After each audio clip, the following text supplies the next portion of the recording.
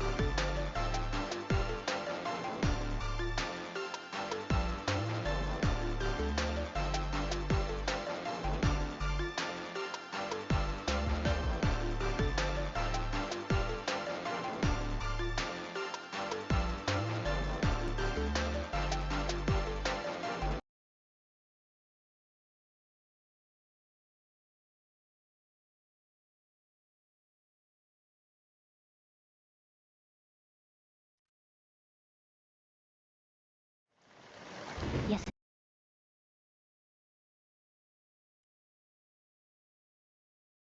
中に眠ってベレッタ敵は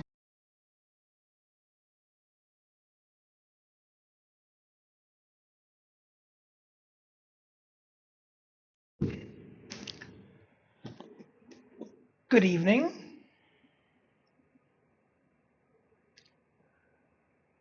Good evening. We are going to begin the evening with a Fat Electrician video. This is the newest one to come out. It is only a day old at this point. I will not be releasing this on YouTube for another day or two. I typically like to let the video get its own views, but I also do want to be one of the first VTubers to cover this. That is a very unfortunate freeze frame, Nick. I am sorry. Okay, so this is the Ministry of Ungentlemanly Warfare's Demolition Man, Robert de la Roquenfeld, if I pronounced that correctly. Let's get on into it. I don't cover non-Americans very often, but when I do, you know it's something absolutely crazy. I don't cover non-Americans very often, but when I do, you know it's something absolutely crazy. Today we're talking about Robert La Rochefoucauld, a boy that escaped Nazi-occupied La Rochefoucauld. Okay. France, made his way over to Great Britain, where he was trained by the British SOE, also known as the Ministry of Ungentlemanly Warfare. After completing The Ministry of Ungentlemanly Warfare. I like the name of that. It's ungentlemanly warfare. We do things in an ungentlemanly manner here. You know, dirty tricks.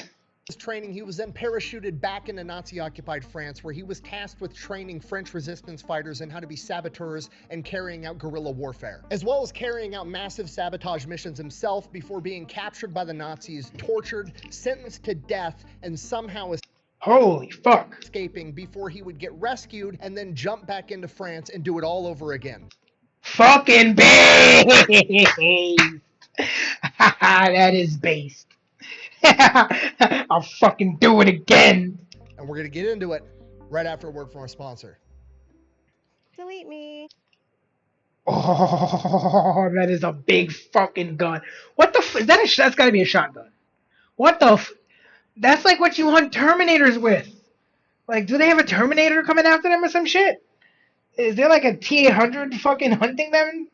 Why'd you give me a shotgun? It kicks too hard. Yeah, I know. I like watching the recoil. Yo, I get it. I get it. What are you talking about? Nothing. Just keep firing. Those who know. Delete me. Why'd you give me a shotgun? It kicks too hard. Yeah, I know. I like watching the recoil. What are you talking about? Nothing. Just keep firing a lot. Preferably in slow motion. Hey, did it jiggle? Did what jiggle? When you fell from heaven. All right, here's the deal. Super simple, straightforward business model. You I love Nick. give them money, they turn around and make sure that data brokers on the internet aren't selling your personal information. What does that even mean? Okay, here's the entire internet and every free service on the planet inside of a nutshell. Okay, there's a saying, if you're not paying for the product, you are the product. What that means is pretty much anything on the internet that you use, that's a service, whether that be Google, Facebook, Instagram, Snapchat, all of it. Okay, it's all an app. So one of two things is happening. They're either going to feed you ads, and that's how that company makes money, since they're Yeah. Every once in a while, I'll get a weird call from a very not American phone number because it's formatted with just too many numbers, and it'll be some not English language shit, and I'm like, ah, fuck, someone sold my information. That sucks. service is free, or they're going to collect your personal information, then turn around and sell it to data brokers on the internet, and then they're going to turn around and sell it to whoever buys it, and next thing you know, you're getting 17,000 robocalls every single day. And that's where Delete Me comes in. They will look through all the major data brokers and find the ones that are selling your personal information and submit opt-out requests on your behalf, and then they are legally obligated to comply. And then they'll continue to monitor these data brokers, and if they get your information again, Delete Me will submit an opt-out request again. Basically, you're paying Delete Me to get rid of all the downsides of all of the free stuff on the internet, which I think is absolutely worth it. If you want to check them out, I'll have a link and a discount code down below. Let's get back to the video. Ad time. Oh, we're out in the sticks. So it's good. It's okay, but it's not super great. So we'll get that out. With strength and determination, you can. And unlike pretty much every Oh, other fuck. World War II war hero I've talked Whoops. about on this channel, he did not grow up in Paris stuff on the internet, which I think is absolutely worth it. If you want to check him out, I'll have a link and a discount code down below. Let's get back to the video. Chapter 1. All right, our story begins in Paris, France in 1923 when Robert La Rochefoucauld was born. He is one of 10 children. And unlike pretty much every other World War II war hero I've talked about on this channel, he did not grow up poor in poverty during the Great Depression. You messed with his eyesight, right? No. And that is because the last name La Rochefoucauld is quite literally French nobility dating back over 1,000 years. This guy grew up in a mansion right next to the Eiffel Tower and spent his summer times going off to grandma's house. And when I say grandma's house, what I really mean is grandma. That's not a house. That's a mansion. Maybe a castle. Hey, Anubis. Ember, holy fuck. Thank you for the raid. Hey. How's it going, everyone? Oh, shit. Oh, shit. Dragon Trucker. Alucevo, thank you guys for the follows. Thank you for the sub, Zeb. Oh shit. Yeah, that's not a house. That's a mansion or maybe even a castle. The space between War Moose, thank you so much for the follows. My name is Kanito sorry, little tongue tied here. My name is Kanito Karkinos. I'm the Crab King of the Coral Kingdom. I'm also a member of Ember's community. I was in her chat just a few minutes ago before I decided to go live myself, and I'm pretty sure everyone in Ember's community is very familiar with the Fat Electrician. It's one of our favorite things over there, and I decided to check out the the video before Ember did, so I didn't get spoiled. I had to do it before her to avoid spoilers, because I'm always in her. I was afraid she was gonna do it while I was like driving to work, listening to her, and I'd have to hear the whole thing. Oh, thank you for the the compliment on my new model. I was working on this a while back, and then I just kind of stopped for a bit, and then I felt the urge to complete it, and I wound up just like banging it out in like an hour, because it was mostly done. I'd gotten frustrated with something, and I figured out how to fix it, and got my new model all souped up. So now let's find out about his grandma's house, which is like an actual fucking castle. No problem. Have a good one. If you got a raid and run, it's no problem. Have a fun night. This is the last night of work before I get a day off. So my Monday is actually it's not my weekend, because my weekend is actually Wednesday, Thursday, but my Monday is a little rest day. So this is just a little 7-hour shift, and I'm going to do some reacts and some gaming during it. Thank you again, Ember, for the raid, and thank you all you strays for the support. Let's check out this video. Grandma's castle that had 30 bedrooms. How did he get to Grandma's house every summer? Great question. He took the family's private luxury train. Christina. Private train. How do you have a private train? Do you know how much money you have to have a private train?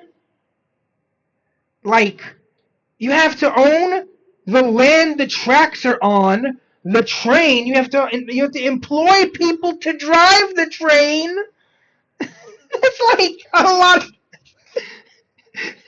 You think a private plane is expensive? Imagine having to own a private plane and the airport. Homie did not have a normal life, okay? He was going to fancy private schools, had everything served to him on a silver No problem, platter, Zeb. literally learned 3 languages by the time he was 18. Have a good one, Zeb. That being said, we do need to understand the culture of the broader society that he grew up in. While he individually may have been living any life... Well, then you still have to pay the government to use their tracks. They're not just going to let any Joe Schmo be like, hey, can I put my train on your tracks? Like, yeah, I would rather have a private plane too. I think it was the Osprey. There was one plane that had vertical takeoff landing, and I was like, I bet with practice I could get that in a conventional parking space. That's still very expensive. A train engine, in order to run a train back then, in order to operate a train back then, you needed like a crew of at least like 3 or 4 people. You needed someone to drive the train and look at the direction. You needed people to shovel the coal into the fire of the train and keep it running. You needed someone in like the middle of the train to keep watch over it. You needed a lot of manpower. Nothing about that was cheap. It's not like having a car. Oh. of luxury, the rest of France was still rebuilding its country after World War I. During World War I, France lost approximately 20% of its male population between the ages of 18 Thank you for the and follow, 50. Prophet by Literally think of name. 5 men you know, and then imagine if one of them died, and then extrapolate that out through the entire country you live in. This obviously has enormous ramifications for the entire country and culture, and leads to quite a bit of animosity towards Germany. Because of that, in the La Rochefoucauld household, they were not allowed to have any products that were made in Germany, and despite the fact that he had learned 3 languages, he was not allowed to learn German because, as his mother said, he was not allowed to practice such an indelicate tongue. Sounds just like something a French aristocrat would say. An indelicate tongue. Oh, God. On top of that, his father served in World War I and was injured and had to use a cane for the rest of his life. So there was a lot of animosity towards Germany in the broader French culture, as well as in his household specifically. And that animosity got cranked up to about 1,000 when he was 16 years old and Germany invaded France. When Germany invaded France, Paris was considered an open city, which basically meant we don't want you to destroy the entire city. There's a lot of history there. There's a lot of people there. So we're just not going to defend it. You can roll in, occupy, seize that territory, and we're not going to put up much of a fight, which is exactly what happened. And within days of Germany occupying Paris, they started rounding up people they thought could potentially become an issue. And one of the people that came to mind was Robert's dad, who was a World War I veteran and French nobleman that was obviously loyal to France. So they threw him in prison. Because of this, Robert, his mother, and his siblings all fled to Grandma's castle. We make for the refuge of Helm's Deep. While there, he began listening to the radio where Charles I love the little snippets that Nick puts into his videos. de Gaulle was speaking. Charles de Gaulle was a general in the French military that, after France fell, fled to the UK, and he was basically declared the leader of Free France and was going on the radio every day encouraging the French to fight and advocating for France to fight back and reclaim their home. And being a 16-year-old teenager who had a ton of pride in his home country of France and grew up in this family of nobility with all these famous great men that came before him that did incredible things for the country, growing up in a society that already didn't really like Germany, not liking Germany himself, and having them roll in and imprison his father, naturally he ate that shit up. And it gets even worse when the situation in Paris stabilizes, so him and his mom and his siblings go back home and find out that Nazis have occupied their house. Upon their arrival, the Germans agree to let them live in the house, but they're still gonna live in the house too. So now he is quite literally a 16-year-old who does not like Nazis that is being forced to be a roommate with a bunch of Nazis. That is... Yeah, he is not. He is going to be bred into having what's the word? Shit. Like a rebellion. He's gonna be rebellious. Like they're setting him up to be rebellious. The bloat, the fog, slow metabolism. Is this just how it is? Oh. I'm Dr. Sarah Rahal. A 16-year-old who does not like Nazis that is being forced to be a roommate with a bunch of Nazis. Oh yeah, German. One of the stereotypes of German is that it always sounds like an angry language. I mean, it does have a very aggressive tone to it. It's one of the reasons I want to learn it. Imagine getting in a road rage incident and getting yelled at in Russian, German, and Japanese.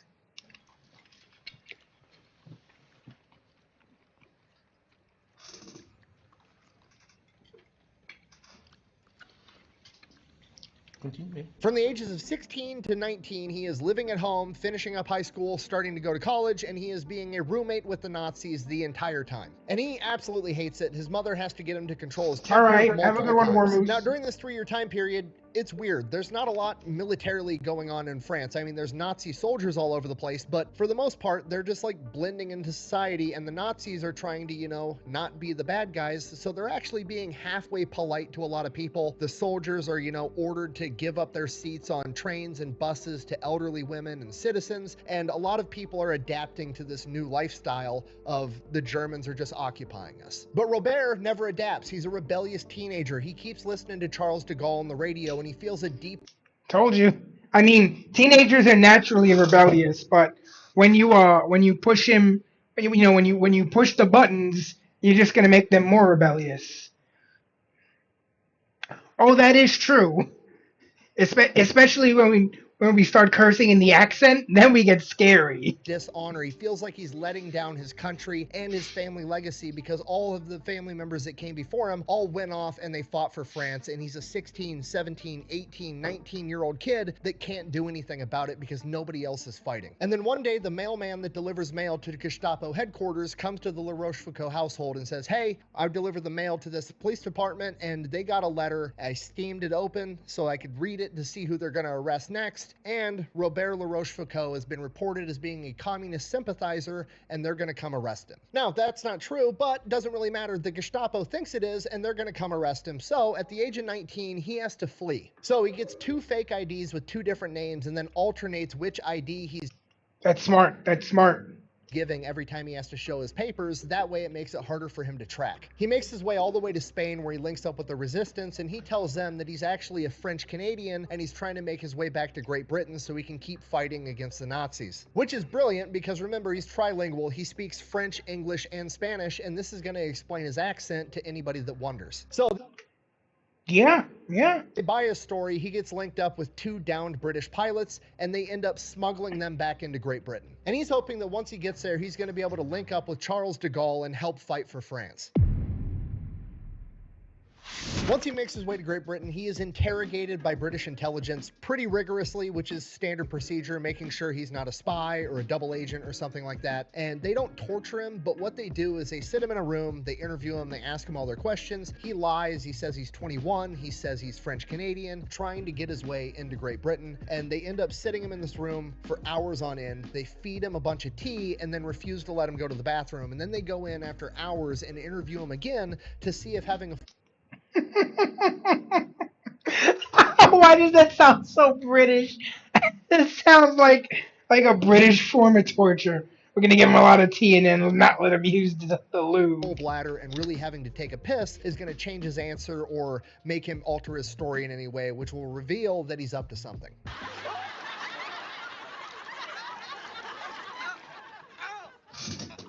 At which point, he basically just comes clean, tells the whole truth. He's 19, his name's Robert La Rochefoucauld, and one of the interviewers recognizes his name as French nobility. At which point, nepotism kicks in. They're like, oh, French nobility is not going to be a spy. Of course, nepotism kicks in. Cool, we're going to send in a guy that'll talk to you if you really want to go fight the Germans, and they send in a guy by the name of P.K. Wicks. And he's an officer in the British SOE, the Special Operations Executive, that Winston Churchill created to, quote, set Europe ablaze. He also gave them the name the Ministry of Ungentlemanly Warfare. Guilty as charged. Nice. Basically, these guys are the inspiration for 007. PK Wicks comes to him. He's like, hey, you're French nobility. We want you. If you'll have you, here's the thing. You got to pass this super rigorous training. But if you pass, we'll jump your ass back into France and you can take the fight to the Germans. Robert is immediately interested because he really wants to fight the Germans, but he still wants to talk to General de Gaulle first to figure out if there's something more he could be doing. So PK Wicks organizes a meeting between Robert La Rochefoucauld and General de Gaulle. They have a meeting. We don't really know what's said, but when he comes out of the meeting, he agrees that he's going to try to be part of the British SOE. From here, they ship him off to training. In the first 3 weeks, his basic training is basically one giant smoke session, running, push-ups, beating these guys up, making them swim when they're tired, making them cold, making them...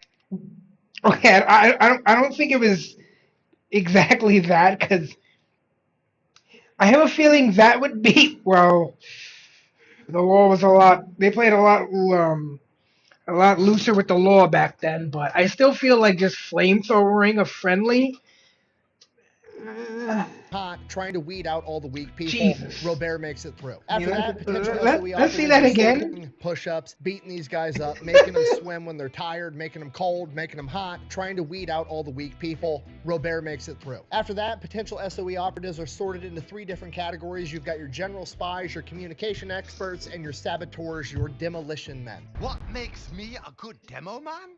If I were a bad demo man, I wouldn't be sitting here discussing it with you, now would I? From here, he learns everything about sabotage. He not only learns how to make bombs, but more importantly, how to disarm them and use them. Utilize those bombs to be most effective. He learns where to put them on a bridge to destabilize the entire structure. If he's going to take out... He learns advanced bomb theory. He learns how to maximize the damage. This is gonna get fun. He's gonna wreck up some enemy infrastructure. I love it when the guy going to war against the enemy already has a huge grudge against the enemy, because you know they're gonna be like heavily motivated to fuck shit up, and then they get the training to really fuck shit up, and it's like the ice cream and the soda meeting and becoming the ultimate thing. This is the factory, he React. learns how to identify the most important components of the factory to take that factory out of commission for as long as possible. He learns that you shouldn't just attack power lines, you should attack the transformers that feed them, because that's what's going to take longer to replace. He learns that you shouldn't just target a railroad or a train, you should also take out all the cranes and heavy equipment that's going to be needed to clear that wreckage to repair it as well. After that, he learns how to be a paratrooper, and then the real spy training starts. You know what, sir? I can't say that I am shocked, because I felt very good about this year's test. The SOE brings in a guy by the name of Eric Sykes, who's regarded as like one of the best combat shooters in the world. He's going to teach these guys how to use guns in actual combat, not just go set out on a range and shoot at a static target. He's going to put them through full-on shoot house training, and he's going to learn from the best. After that, they bring in Eric Fairbairn, who's one of, if not the best hand-to-hand combat experts at this point in time in the entire world. This guy was former British military, and then after that went off and became a cop in Shanghai, which was one of the most violent cities in the world at this point in time. While he was there, he was jumped by a gang and stabbed 12 times. That's like 50 Cent getting shot a bunch all those times and still not dying. That's Just a flesh wound. Somehow he managed Yeah. to survive, and then decided that shit's never going to happen again, and decided he was going to learn every single martial art that he could. This guy studied jiu-jitsu, became a second-degree black belt in judo, studied boxing, kickboxing, savate, wrestling, knife fighting, and anything else he could get his hands on. While he was still being a cop in Shanghai, his official police record logs over 600 real-world fights, and he helped found the first ever SWAT team in world history. So between Sykes and Fairbairn, they basically turn him into John Wick. Damn, the first ever SWAT team. In a fighting system that they refer to as gutter fighting. Yeah, because in the streets, it's essentially, I hate to say it, but it's kind of kill or be killed in a street fight, because there's no referee who's gonna break shit up when it gets too nasty. It's just it's two people and the weaker at the mercy of the stronger.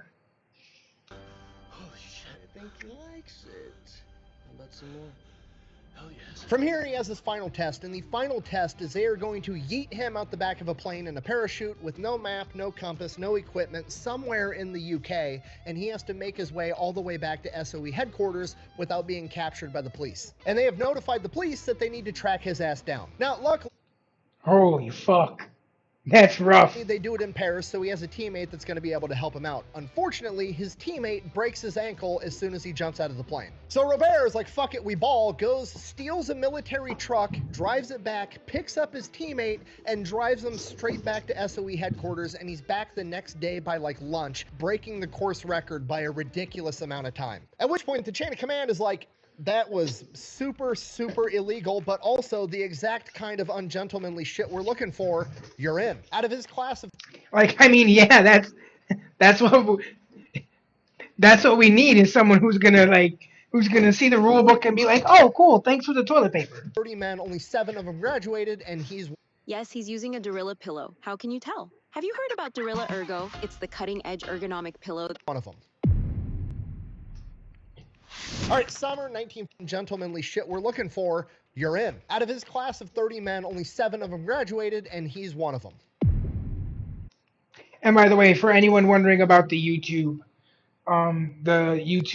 layout, I am on an iPad, and I'm using this little Bluetooth remote that has like a little touchpad thingy here, and a play pause button.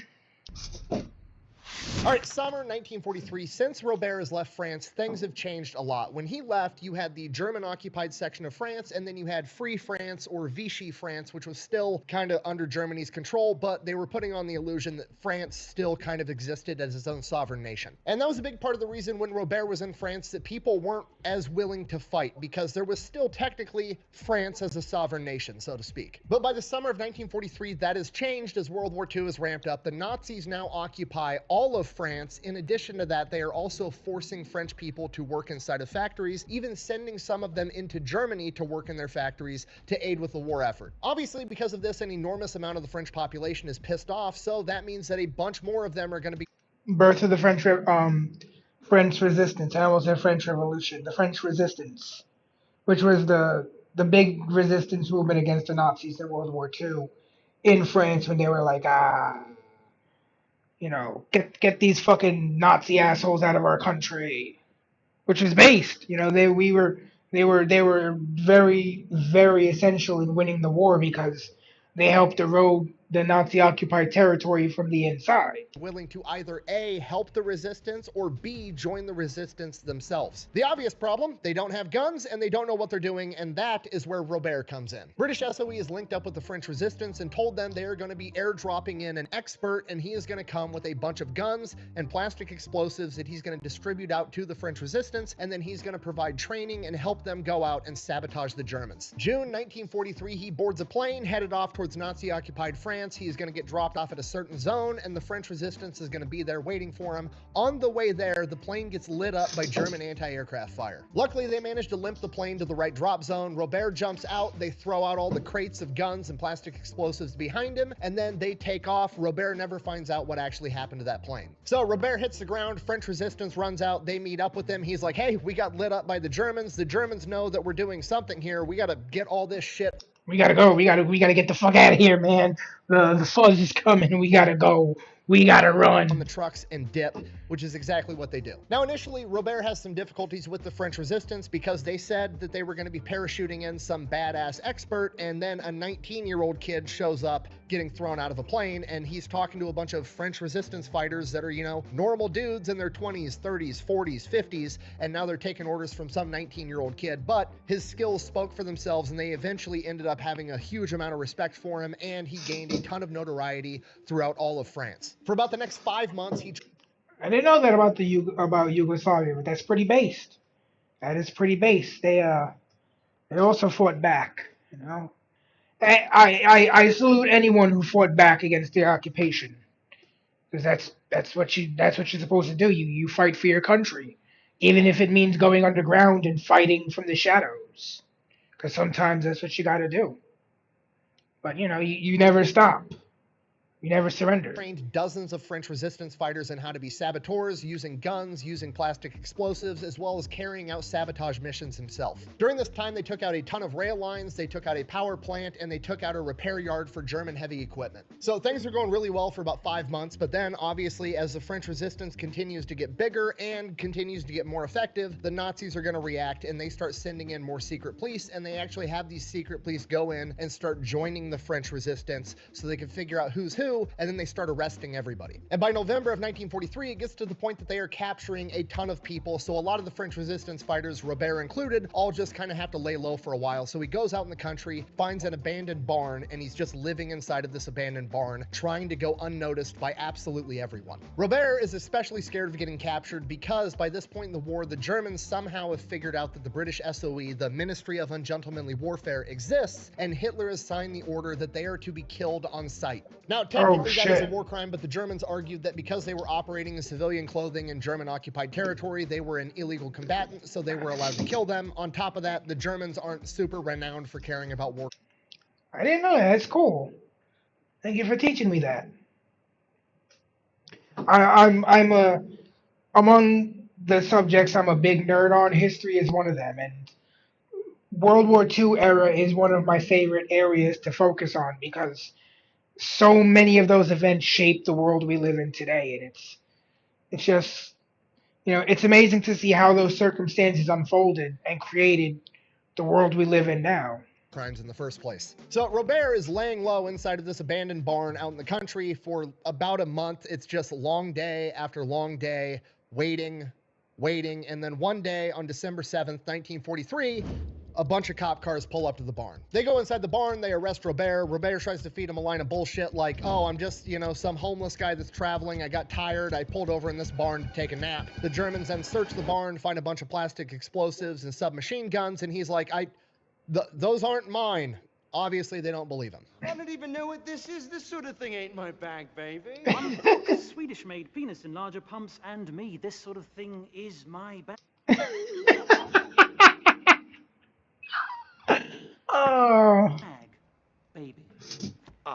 At this point, Robert is like, okay, well, I'm dead. I'm about to get shot in this barn right now because I'm British SOE. But that's not what they do. They handcuff him, they throw him in a car, and they start taking him off to prison. I will definitely look that up because the whole, Stalin was. Everyone likes to talk about how bad Hitler was, and Hitler was bad, but people don't realize Stalin was a real monster in and of himself. He was a terrible, terrible man. And in fact, he died mostly because of his own paranoia. He died because his own doctors were afraid to see him because they were afraid that he might get executed, and he didn't get treatment. So, kind of made the bed he laid in.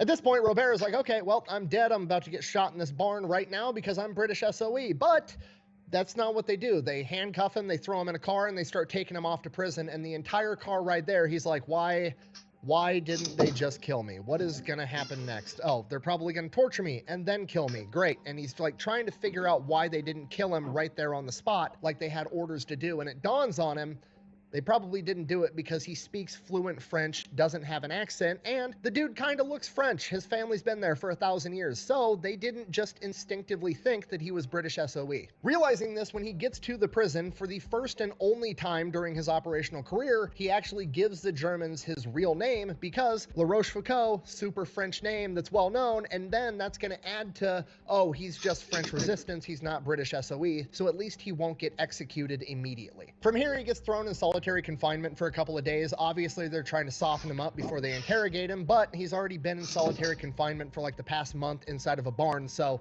it doesn't really affect him. Boy, they went all out on this one, huh? From here, they take him in, they interrogate him. It becomes pretty obvious to Robert that they think he's a communist, so he kind of like goes along with it, not by saying that he is a communist, but by refusing to admit that he's a communist, trying to get the Germans to prove it, and then that way it kind of like gives them tunnel vision that they're trying to prove that this guy's a communist. Basically, he's doing anything and everything he can to not get identified as British SOE. After the initial interrogations, they throw him into a normal cell, and he has a cellmate with him, and within being in the room with the cellmate for like 20 minutes, the guy has an epileptic seizure, falls onto the ground. 2 guards rush in, they start freaking out, they don't know what to do. Robert's just kind of sitting on the bed watching this whole thing go down. The 2 guards... Is he going to do what I think he's going to do? Are helping the guy having the seizure. The door is wide open, and he's just like, huh. They end up taking the guy to the infirmary. Robert never sees him again.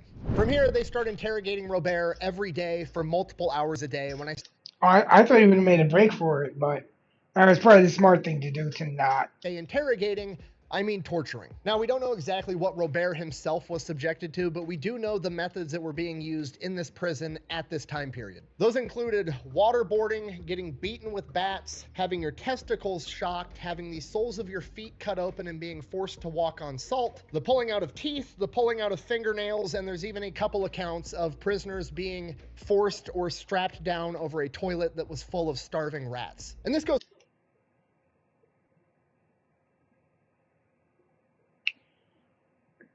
Jesus fucking Christ. That last one. Let's go back. Salt, the pulling out of teeth, the pulling out of fingernails. I mean, those 2 things are pretty fucking bad. Especially the teeth is bad. When a fingernail comes out, that is a fucking pain and a half. And there's even a couple accounts of prisoners being forced or strapped down over a toilet that was full of starving rats. And this goes on every day for months. Robert never says shit, or at least never says anything true or that's actually helpful to the Nazis. He keeps leaning back on his training. He keeps getting angry at the torturer. He's yelling at the guy. He's just making it not fun. You know what I mean? I've never tortured anybody. Don't really want to, but I would imagine if you've tortured 100 people and they're all, you know, begging you to stop and crying and being sad, and you've got one guy that's... Hold on. So, stop sending people to kill me. We've already captured 5 of them. 1 with a bomb and another with a rifle. If you don't stop sending killers, I'll send 1 to Moscow. And I won't have to send a second. That is so bad. And I won't have to send a second. You've had to send 5. I'm just gonna have to send 1. So if you don't want to find out, maybe quit fucking around.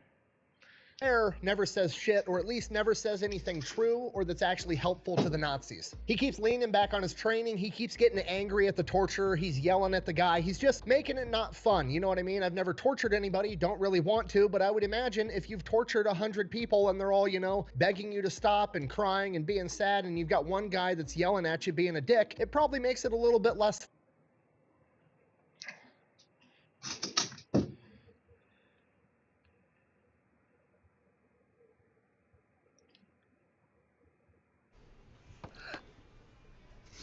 Sparkle is here to save the day and save you money. See? Where did you get those relics from? 100 people and they're all, you know, begging you to stop and crying and being sad, and you've got one guy that's yelling at you being a dick. It probably makes it a little bit less fun. Where did you get those relics from? The Schauferan's garage sale? No, I don't think you want to be tortured. I don't want to be tortured. You're just like taking all the fun out of it. During this entire time, the only good thing that happens is, for some reason, I have no idea why, the Germans are still allowing the prisoners to receive mail. And there's somebody from inside the local community that is sending in care packages to just random people. And Robert keeps getting these care packages with like chocolate and food and bread and shit. And that's what keeps him going. Other than that, it's just day after day of getting tortured for hours upon hours. And this goes on for months. December, January, February. By March, he's really starting to lose hope. He still has his cyanide pill hidden on him, and he's really starting to think about using it. And then on March 7th, he ends up getting pulled from his cell and sent into a tribunal, basically a kangaroo court, where he is going to go on trial for his crimes. So Robert finds out he's going on trial. He's like getting ready to argue, getting his story straight that he was just some random dude passing by. He had no idea that there were weapons inside the barn. He goes inside this military tribunal, doesn't really even get to say anything. They're just like, yep, he's guilty. Sentence him to death on the spot. They take him out, they load him in the back of a truck, and the truck takes off. So Robert is now in the back of a truck, moving down the road with a couple of other prisoners, a couple of other guards. He has no idea where they're going, but he knows what happens when they get there. They're gonna kill him. Now remember, the Germans never figured out that he was SOE. They have no idea that he's been trained to, I don't know, kill people with his bare hands or any number of other things. So they decided that he was just some other French guy that they'd tortured for 4 months and is probably broken, so they didn't bother to throw him in the truck with handcuffs, just like... Oh, no, they didn't. Oh, they fucked up. Remember what I said about finding out after you fuck around? Well, they're about to, the FO is about to meet the FA. Any other type of prisoner. So Robert hits one of the guards and jumps out of the back of this moving truck, tucks and rolls, and takes off running as fast as he can. The other guard stands up, starts shooting at Robert, but only for a second, because after the first couple of bullets, which missed, the driver ends up slamming on the brakes because he hears gunfire, not knowing what's going on, ends up knocking the guard down, and it gives Robert enough time to make it to the corner. Oh, God. What do they hire the fucking... They hired some people from Hogan's Heroes? And turn it so he's not in their direct line of sight. From here, he just keeps running as fast as he can, taking every single corner, every back alley, trying to lose the Germans. After a couple miles, he hasn't heard the truck behind him in a while, and he's finally starting to think to himself, okay, cool, I managed to lose that truck. He turns one more corner and runs smack dab into a Nazi headquarters building. Nazis. I hate these guys. At this point, he's like, fuck, what do I do? Because if I turn around and run the other way, that's going to look suspicious. There's guards in front of this place. Okay, I'm just going to play it cool. Stops running, starts walking, acting and pretending like he's supposed to be there. The problem is, he's still wearing his clothes from... Don't be suspicious. Don't be suspicious. Don't be suspicious. Don't be suspicious. 4 months ago when he was captured. He's got a beard. He looks like shit. He smells terrible. Whatever. We just got to... Fuck suspicious. With it, and he keeps walking towards this Nazi headquarters building and goes to walk right past it, and right at the main gate there's this big fancy Nazi limo with little Nazi swastika flags on the side, and he kind of looks inside of it. There's keys inside the limo, looks across the street. The driver is clearly waiting for somebody, smoking a cigarette. Press triangle to enter a vehicle? Right across from the limo, and he's like, fuck it, jumps in the limo, turns the key. Press triangle to enter a vehicle. Peels out. What goes around comes around. The driver across the street Yoink. pulls out a pistol, starts shooting at the car, doesn't do any real damage. He turns a corner. He's doing the same thing now, but inside of a car, just speeding off, taking corner after corner, not knowing where to go, not knowing what to do. And then he sees a sign, Paris, that way. And he's like, okay, well, at least I know people in Paris. So that's where he goes. Makes it to the outskirts of town, runs face first into a Nazi checkpoint. Again, can't just, turn around and try a different route because that's going to look suspicious, especially if they've already radioed to look out for this car that he just stole. So he just kind of joins the queue. He gets in line with all the other cars waiting to get their papers checked and get waved through, and he just waits, and then he's up next. Act casual? Germans start walking up. There's no cars in front of him. He just floors it and drives through the barricade. Or you can go with plan B, just brute force it. I think I like that plan a little bit better. Germans start shooting up the car. They hit the car a ton, but luckily they don't hit him. From here, he drives the car as far and as fast as he can until there's black smoke just coming out of the hood of this car. And he's like, okay, gotta ditch this thing. Finds an abandoned quarry, drives it into the abandoned quarry off of a cliff. It explodes, and now he's just out in the middle of nowhere with absolute... That's some Grand Theft Auto shit. Just walks away. Nothing. And from here, he does the exact opposite of what you would expect him to do. He goes out into the woods, sleeps overnight, and then in the morning, walks back into the same town that he just escaped. And his logic was the Germans last saw him heading as fast as he could out of town. They're probably not going to be looking for him too hard inside of town, so that's exactly where he goes. And he decides he's going to go to the only place he knows where somebody kind of sort of might actually like him, and he goes to the return address that was on all those care packages that he got when he was in prison. It ends up being a Nazi-occupied hotel, and the guy that was sending all the packages is the guy that runs the hotel. So he goes there, that guy takes him in, gets him cleaned up, feeds him, lets him stay there for a couple of days while he gets him fake papers, and then he smuggles him out of town in the back of his truck in a giant pile of hay. And as they go through the Nazi checkpoint, the guy's like, oh, I'm just, I run the hotel in town. All the Nazis know who this guy is. He runs the Nazi hotel. He's like, I'm going to feed all this hay to my sheep. The Germans go in, they stab the hay pile with bayonets, somehow missing La Rochefoucauld every single time, and then they make it out of town. They go. I bet he was fucking wigging out when that shit was happening.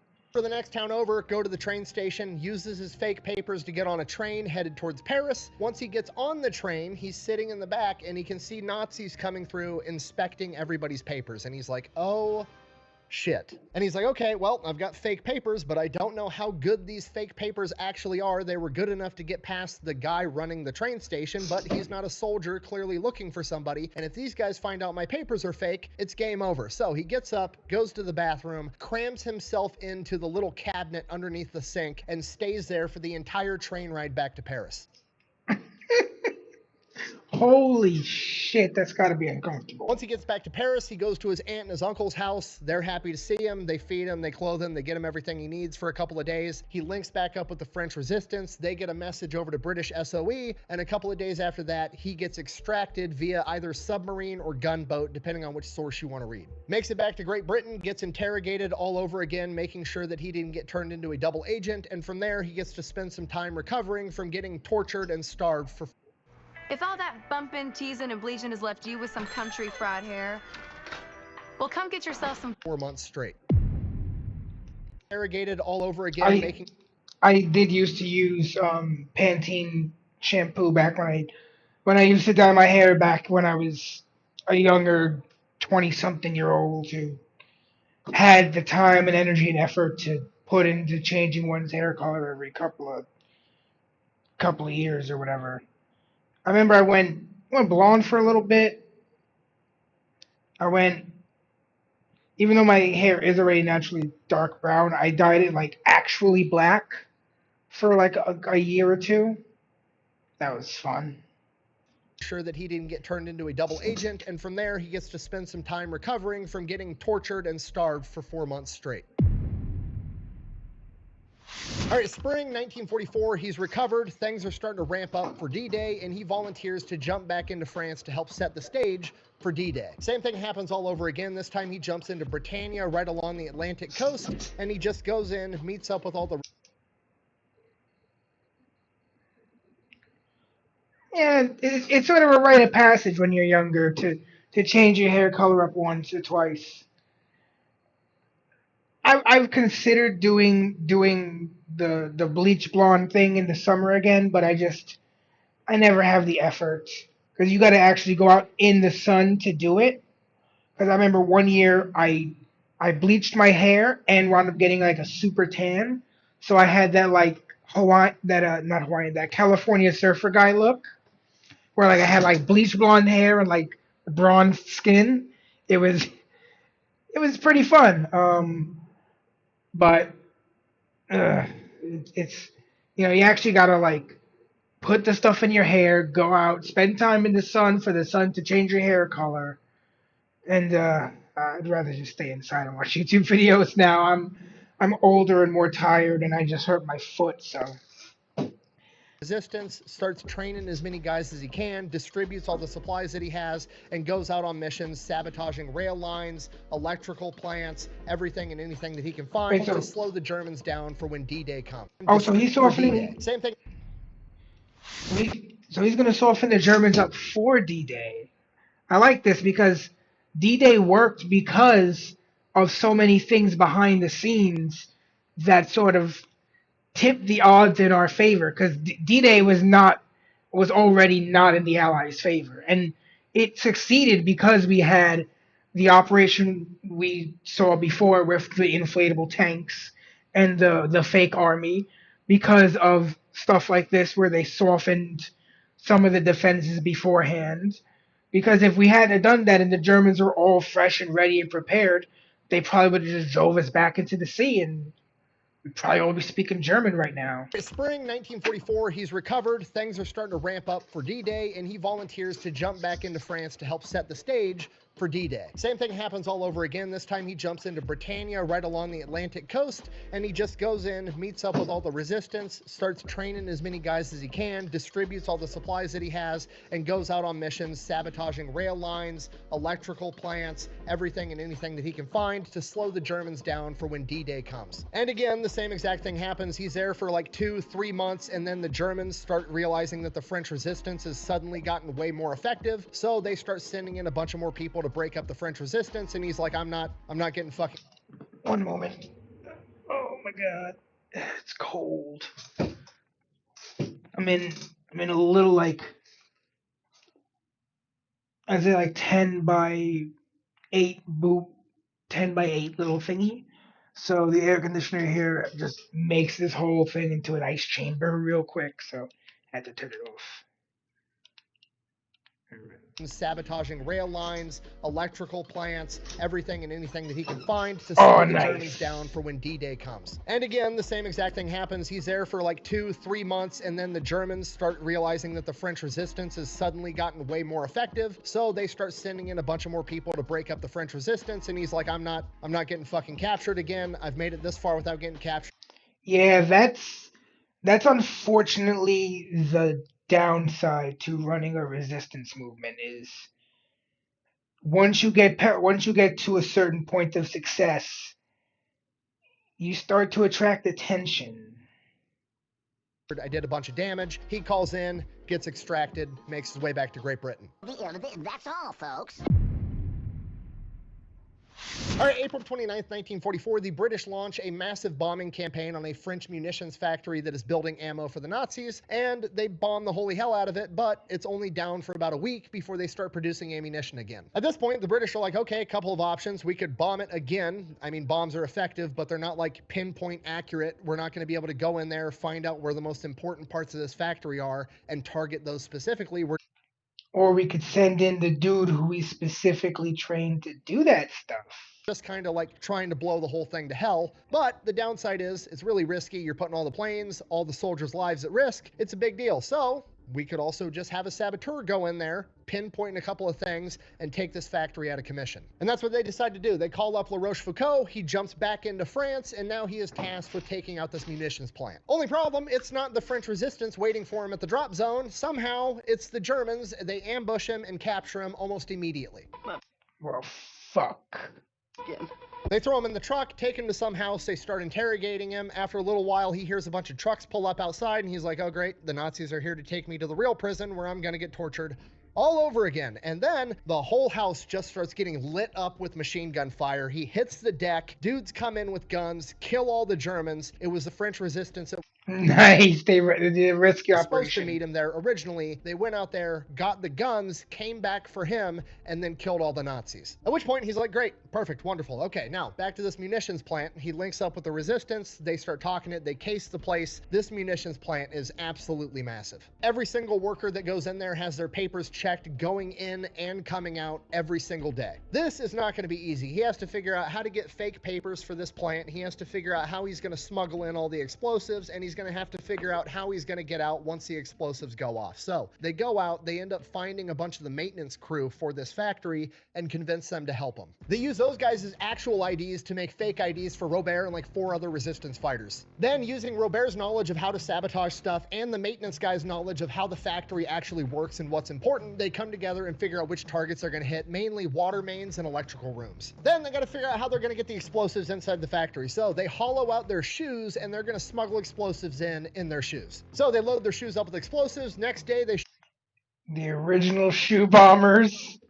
show up to work. They all kind of stagger throughout this line. And like I said, this factory is huge. There's over 5,000 employees, right? And there's only like one checkpoint. So the Fuck, 5,000 employees? I mean, I don't know how many people work here, but it's a lot of fucking people. dude that's checking papers is not like heavily scrutinizing. He's like, good, go, good, go, good, go. It's not real in-depth. Robert didn't realize that. He gets to walk right through. They get inside, they actually go to work. They work a full shift. At some point during the day, they go to the bathroom, hollow out their shoes, get all the explosives out of it, and then go stash it somewhere inside the place. And then tomorrow, they're gonna come back and do it all over again. After that, they finish working their shift, quitting time, the horn blows, they all go home, they go back to the hideout, they have a big party because the plan is working. But Robert is like, okay, these guys aren't checking us that heavily, and I wanna hurry this shit up and blow up this munition plant because every day we're making more ammo, you know, we need to stop that. That's the whole point of the mission. So I'm gonna predict they're gonna hide the bombs in the lunch boxes. Because for some reason lunches are like almost never checked. Even to this day, food is like almost never checked. he needs to figure out how to get more explosives in every single day because at this rate, it's going to take forever. So he figures the only thing you're really allowed to bring into this factory is your lunch. So we need to figure out how to get more plastic Told ya! explosives inside of our lunch boxes. It's literally the opposite of the Johnny Cash song where he steals a Cadillac one piece at a time and it didn't cost him a dime, except now Robert is smuggling in plastic explosives to blow up the entire factory. So what he does is he goes down to the grocery store, buys a baguette, a loaf of bread, cuts the end off, gets a spoon, hollows out. I mean, if you've heard the stories of French bread, it in and of itself is a weapon because from what I heard in ancient France and like the way traditional French bread was made is it was made like twice a year and then just stored. So by the time it was eaten most of the time, you had to put it in soup because it was fucking, you could break your teeth on it.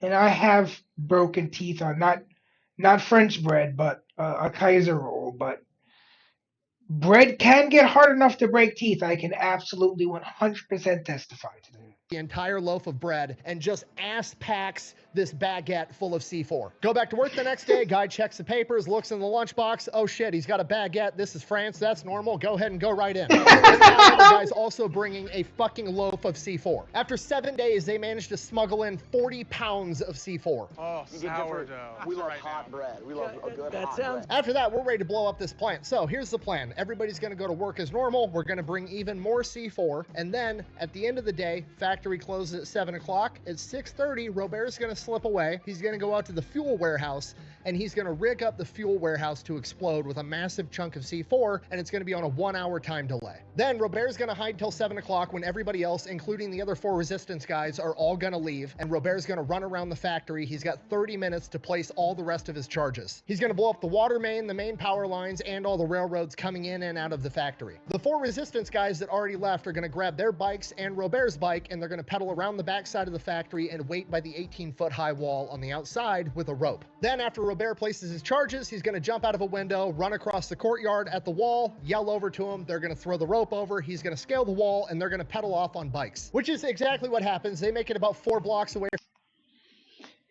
That is the most French. That is the most stereotypically French operation in the history of operations. The factory before there's a massive chain of explosions, and then they make it back to the safe house, have a humongous party, and get completely shit-faced. From here, Robert radios over to British SOE, says mission successful. They radio back a single word: congratulations. That munitions factory was then out of commission for 15 days straight, and it's unclear how effective they were after they did start manufacturing more stuff at the location. Buh! It was only out of commission for 2 weeks. I don't know why you're making such a big deal about it, like that's a huge deal. Buh! It's a massive deal. If that munitions factory produced 10,000 rounds a day, that is a massive amount of bullets not going in Allied bodies because they weren't made. First of all, when you're playing Who's Got More Bullets with America and your factory goes down for 2 weeks straight, it's a fucking problem, okay? Second of all, a British Lancaster bombing formation only managed to put this factory out of commission for 7 days, and Robert La Rochefoucauld went in there with a loaf of bread and did twice as much damage, okay? That's gangster as fuck. Sorry, anyways, from here, Robert's just pretty much waiting to get extracted. He needs to get the orders of when and where to meet for his extraction, so he's hanging out at the safe house for a couple of days. The orders finally come down. Hey, tomorrow night, we need you to meet us in this next town over at this location. So he spends the next day memorizing the exact route he's going to take, and he's going to ride his bike there at night in pitch darkness. So he wants to memorize the route so he knows every little curve of the road so he can ride there in the dark. And that's exactly what he does. Starts riding his bike. It's pitch blackout, can't really see shit. He hears a car coming up behind him, jumps in the ditch, waits for the car to pass by, comes back out, makes it a couple more miles. Another car coming, jumps in the ditch, hides, waits for the car to pass by, comes back out, riding his bike in the dark, can't see anything, and then all of a sudden, he just runs into something. And it's a German checkpoint. He literally rode right into it because, well, that wasn't on the map. And now the Germans have him at gunpoint, and there's a curfew, and he's not supposed to be out at this hour, so they start asking him questions. They're like, hey, what the fuck are you doing? And he's like, I'm getting exercise. And here is where being in the military from the age of 19 really shoots him in the foot. Okay, you gotta realize, Robert is like 21 years old right now, but he's had a really weird life between the ages of 16 and 21. Everything after the age of 16 has been like building up to do 007 type shit. So in a lot of ways, socially speaking, he's still a 16-year-old. So when he's asked, what are you doing out past curfew? The 16-year-old social skills kick in, and he's like, I was out in the woods making love to my girlfriend.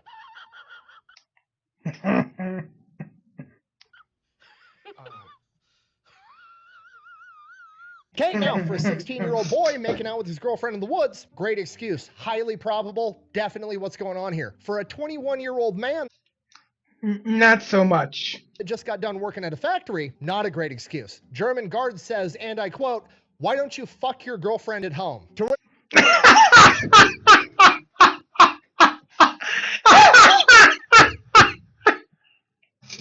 is like, From here, they take him to Fort Duois prison, throw him in a cell. He's informed that he's going to start getting interrogated in 2 days when the head of secret police gets back in, and that guy's name is Friedrich Wilhelm Doza. Robert knows the name because Doza is like one of the best secret police the German has, and he has been responsible for arresting hundreds of French resistance guys. He's always infiltrating the French resistance and breaking them up and arresting everybody. So at this point, Robert's kind of freaking out, like, okay, I might have met my match with this guy. I can't let him know what my real name is. If I give him my real name, he's going to track down my family. He's going to hurt them next. And for the next 2 days, he considers taking his own cyanide pill just so he doesn't accidentally give up his name to protect his family. And really, over the course of this time period, he just comes to accept that, like, he's going to die soon, but he can still determine how he dies. So he figures, you know what? I might as well try to escape. If I end up getting killed or if I end up getting recaptured, I'll take the cyanide pill, or they'll kill me when I'm trying to escape. I'm dead either way. I might as well give it a shot. And then, I mean,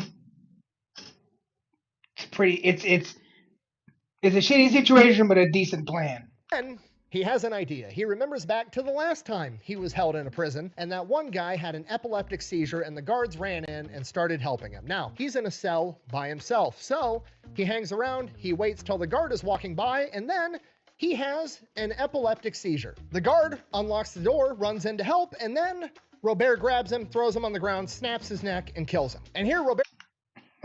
Fucking nice. It's just kind of like, That was easy. I just killed a guy. You should find yourself a safe house or a relative close by. Lay low for a while because you're probably wanted for murder. And then he kind of like snaps out of it like, okay, gotta move fast, looks for the keys to get off of like the block that he's on. He has keys to his cell, but he doesn't have keys to get out of the section of the prison that he's in, and neither does the guard. So he's like, shit, what do I do now? So he decides that guard's roughly the same size as me. Yep.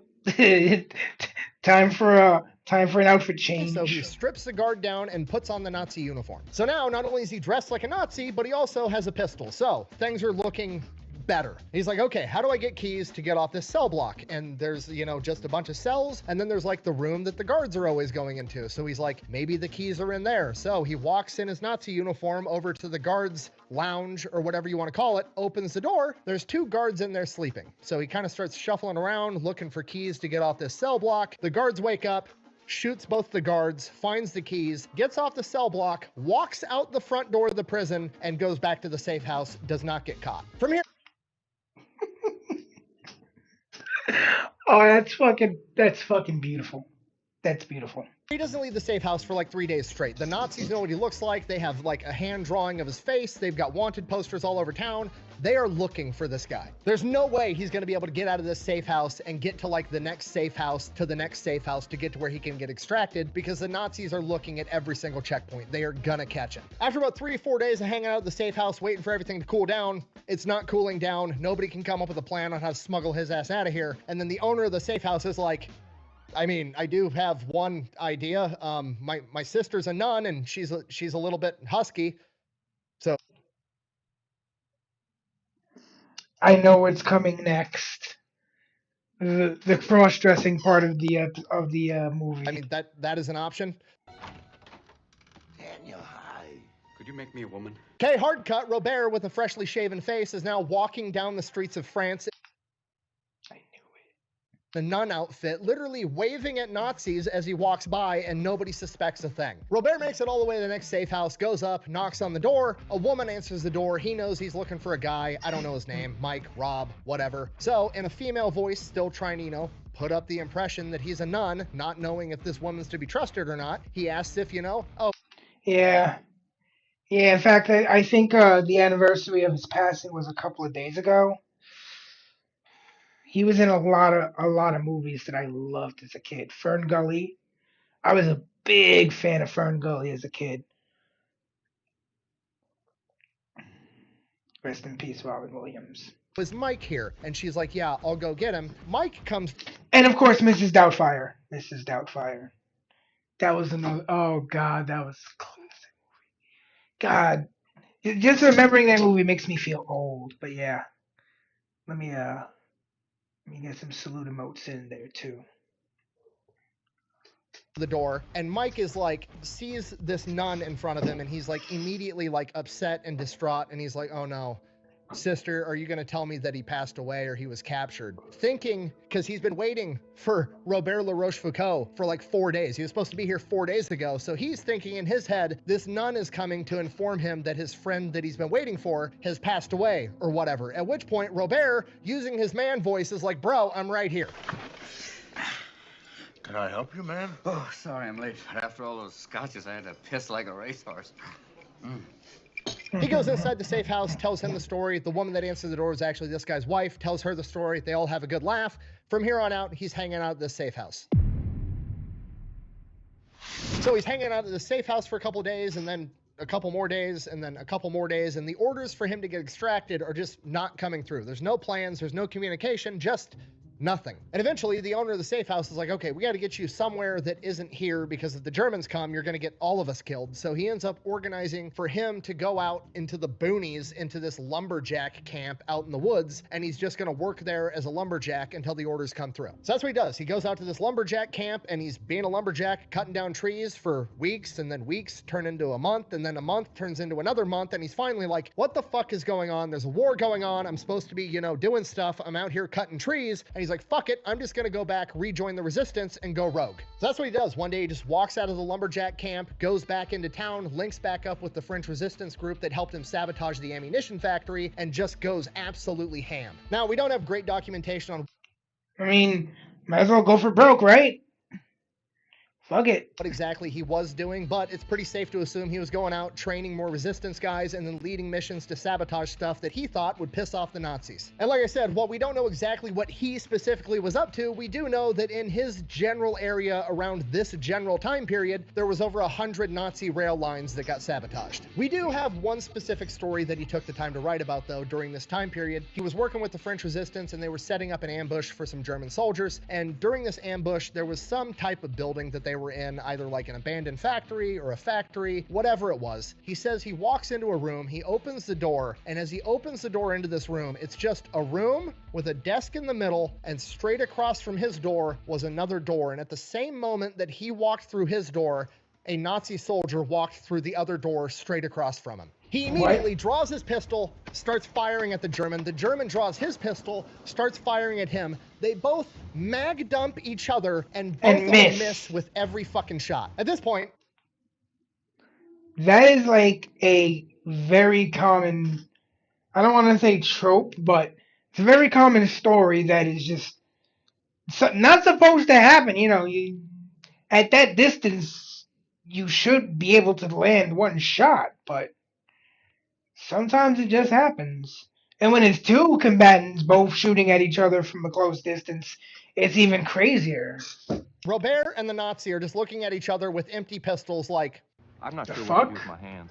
Be good just to hold him down by your side. Yeah, great. Like, what is the protocol here? Do I hurry up and try to reload faster than him and then shoot him and hopefully I hit him this time even though I didn't with the last 7 bullets? Or do we just have a fist fight to the death? What's the plan? So Robert and this Nazi are both just kind of looking at each other, probably for like a split second, but I bet it felt like forever. And they're both just like... Oh, it definitely felt like forever. A perfect sandwich symphony. Nothing could be better. Okay, it just got better. And they both, at the same time, turn around and go out the door they came in and shut the door behind him, never go back. Robert never saw the guy again. Fuck it. We tried. So he goes rogue for a couple of months, has a bunch of missions, presumably, does a bunch of stuff, trains a bunch of people, whatever, and then the entire landscape of the French resistance changes. Now, when you talk about the French resistance, a lot of people just assume that it's all the same thing. Like there's just one organization, one big entity that is the French resistance or the resistance, right? That's really not how it worked at all. There's a bunch of different factions of French resistance and they were all doing different things and some of them did not like each other and would work against each other. It was kind of a crapshoot. So you had factions of resistance that were loyal to what France used to be. They're essentially loyal to General de Gaulle. They're loyal to Free France. They want things to go back to how they were before the Germans showed up. You also have factions that are communist that want France to get taken over by communists and become a communist nation. And then you have other factions that are like comprised of almost exclusively Jewish people or whatever. So you have all these different factions with different motives and they're not always working together. Well, by this point in time, D-Day has happened. Allied forces are here, they're liberating France, and because of this, General de Gaulle comes back and he basically puts an end to all the resistance that is loyal to him. They're like, okay, we don't need the French resistance anymore. If you want to fight for France, you can quit being part of the resistance and you can just come join the Free French Army and you can be directly underneath me. And because obviously La Rochefoucauld is loyal to General de Gaulle, that's exactly what he does. So La Rochefoucauld joins the French army and the French army is like, okay, we've got this guy that's basically fucking James Bond. He's been doing 007 shit for years. We should probably just give him some orders and cut him loose or put him in charge of some people and get him into the action, right? Obvious thing to do. So naturally, that's what they don't do because the military is going to military and they decide that they're going to send him to officer school in the middle of World War II. So they pull him out of the field, send him to officer training. So Robert hates it, giant waste of his time. He's 21 years old. He's showing up to these officer training classes, getting taught by people that know less about what's going on than he does. They're less capable than he is, but he's, you know, learning from them. So he's basically just shows up, jumps through all the hoops, graduates at the top of his class, and then he goes and joins the French army and he gets assigned to a commando unit because, well, at least that makes sense. Now, by this point in the war, Germany is pretty much pulled out of France. The Allies are there. They're retaking France. But there's a couple of locations where they left a bunch of soldiers behind and they were going to try to hold them, mainly submarine bases on the Atlantic coast. The one that we're going to be talking about today is right outside of Bordeaux. These German submarine bases were basically impenetrable. They had bunkers, pillboxes, casemates, hundreds of thousands of mines around them. And then the concrete was so thick, they were basically immune to Allied bombing. And Germany wanted to keep them running as long as possible because they wanted the U-boats out in the Atlantic harassing Allied shipping, which is going to hamper the entire war effort and make it harder for the Allies to push into Germany. So Robert and the commando unit that he's in have been tasked with taking out this massive sub-base right outside of Bordeaux. And this is called Operation Venerable, and it happens on April 14th, 1945. Now, like I said, these submarine bases are basically impervious to Allied bombings, or at least conventional Allied bombing. So the Allied forces decided they were going to use a different type of bomb. Unconventional. Napalm. You know, jungle jelly, sweet, sticky fire. If we can't blow you up, we're just going to slow roast you alive, was basically the plan. So they go in, all the commando troops get ready, they get staged, they napalm bomb the holy hell out of this place, and then... I mean, you know how the song goes, right? Napalm, napalm, sticks like glue. They're getting ready to launch their attack. They sticks to the Nazis and the commies too. And scouts forward, scouts come back, and the section that the commando unit that Robert is supposed to attack didn't really get hit by napalm. Okay, the problem, this section also has a massive casemate with a humongous gun, you know, like the big tank turret inside the concrete right there, and it's completely unscathed. And if that casemate stays intact and they launch this attack, that casemate is going to take out all the tanks, and then once the tanks are out of play, they're not going to be able to provide cover for all the ground troops, and the ground troops are going to get absolutely mopped by the machine gun bunkers, and it's just going to be one giant meat grinder. So the captain of this commando unit calls his officers in, Lieutenant La Rochefoucauld included, trying to come up with a plan. To which Robert, hearing the problem, is like, oh, you have a very particular piece of equipment that you need eliminated that's very hard to get to, and you need it done quick, easy, and in a hurry? What I do have. Jeremiah was the bullfrog, was a good friend of mine. Oh God, that will always remind me of that regular car reviews video. The Dodge Avenger regular car reviews episode.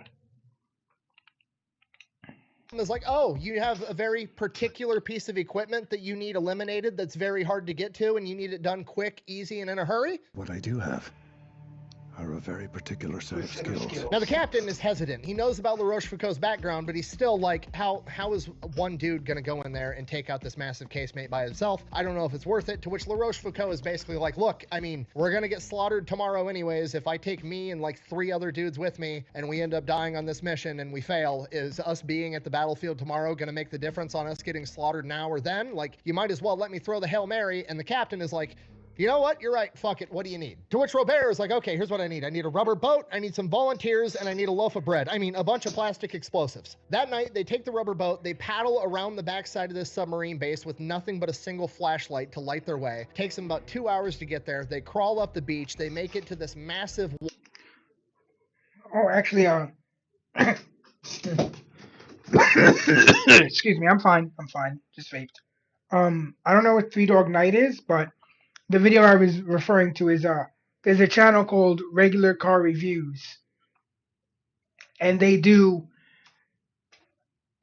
comedic reviews of regular cars, and it's just there's a few of them that I always watch and just make me laugh because one of the hosts has just some of the absolute funniest jokes. In fact, I think I'll react to one of the new ones soon. All around this submarine base. At this point, it's starting to rain, which is actually a good thing because that's going to drown out any little bit of noise that they make. So they get up to this wall. Here's the plan. Robert's going to scale the wall, does that. Now, there's the wall to the submarine base, then there's like a courtyard, and then there's the big bunker with the casemate in it. And in between the wall and this casemate bunker is cobra netting, that camouflage netting that's kind of like spanned between the two, so aerial reconnaissance can't see what's going on inside that courtyard. Now, Robert, sitting up on this wall, can see that there's a single German guard patrolling this courtyard, just going around in circles all night long. So he takes out his knife, cuts a man-sized hole in this cobra netting right where he's at, and he just waits till the guard is reasonably close to that spot, jumps through the hole, lands on top of the guard, slits his throat, then leans him up against the wall and tries to make it look like he's sleeping. That is so fucking cool. Oh.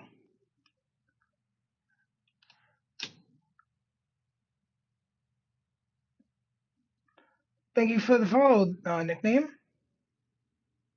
Oh, that's the name of the band that did that song. I'm gonna have to download the song eventually. But that is so cool. He cut a hole in the netting, slipped through, and just slid. That's like some. That's a stealth mission. Some stealth mission shit. It's not exactly my cup of tea in gaming, but it can be fun when it's just like sneak around, kill a dude, hide the body, walk around, don't get noticed.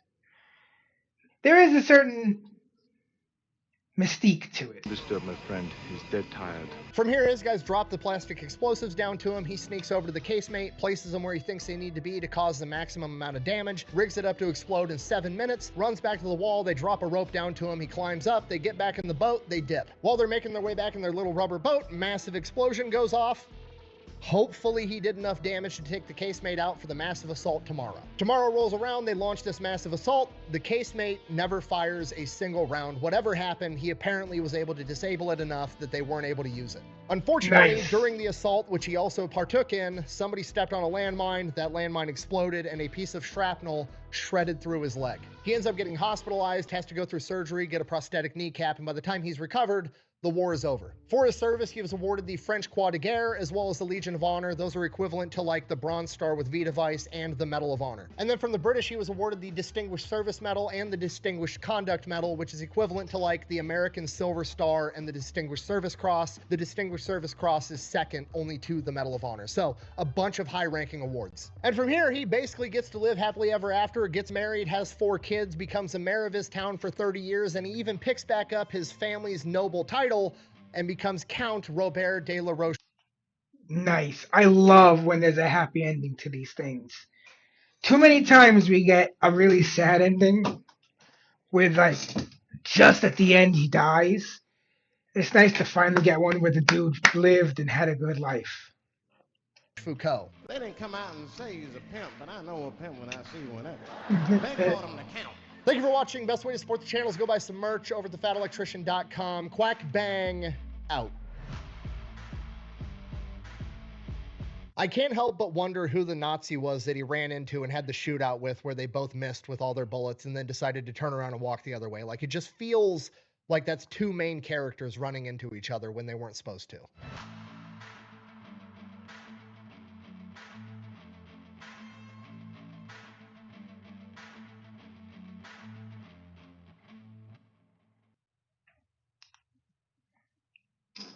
All right.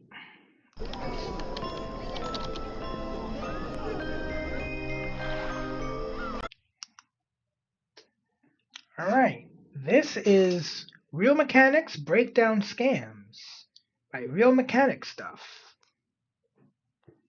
Let's see what kind of scams they're trying to hit us with now.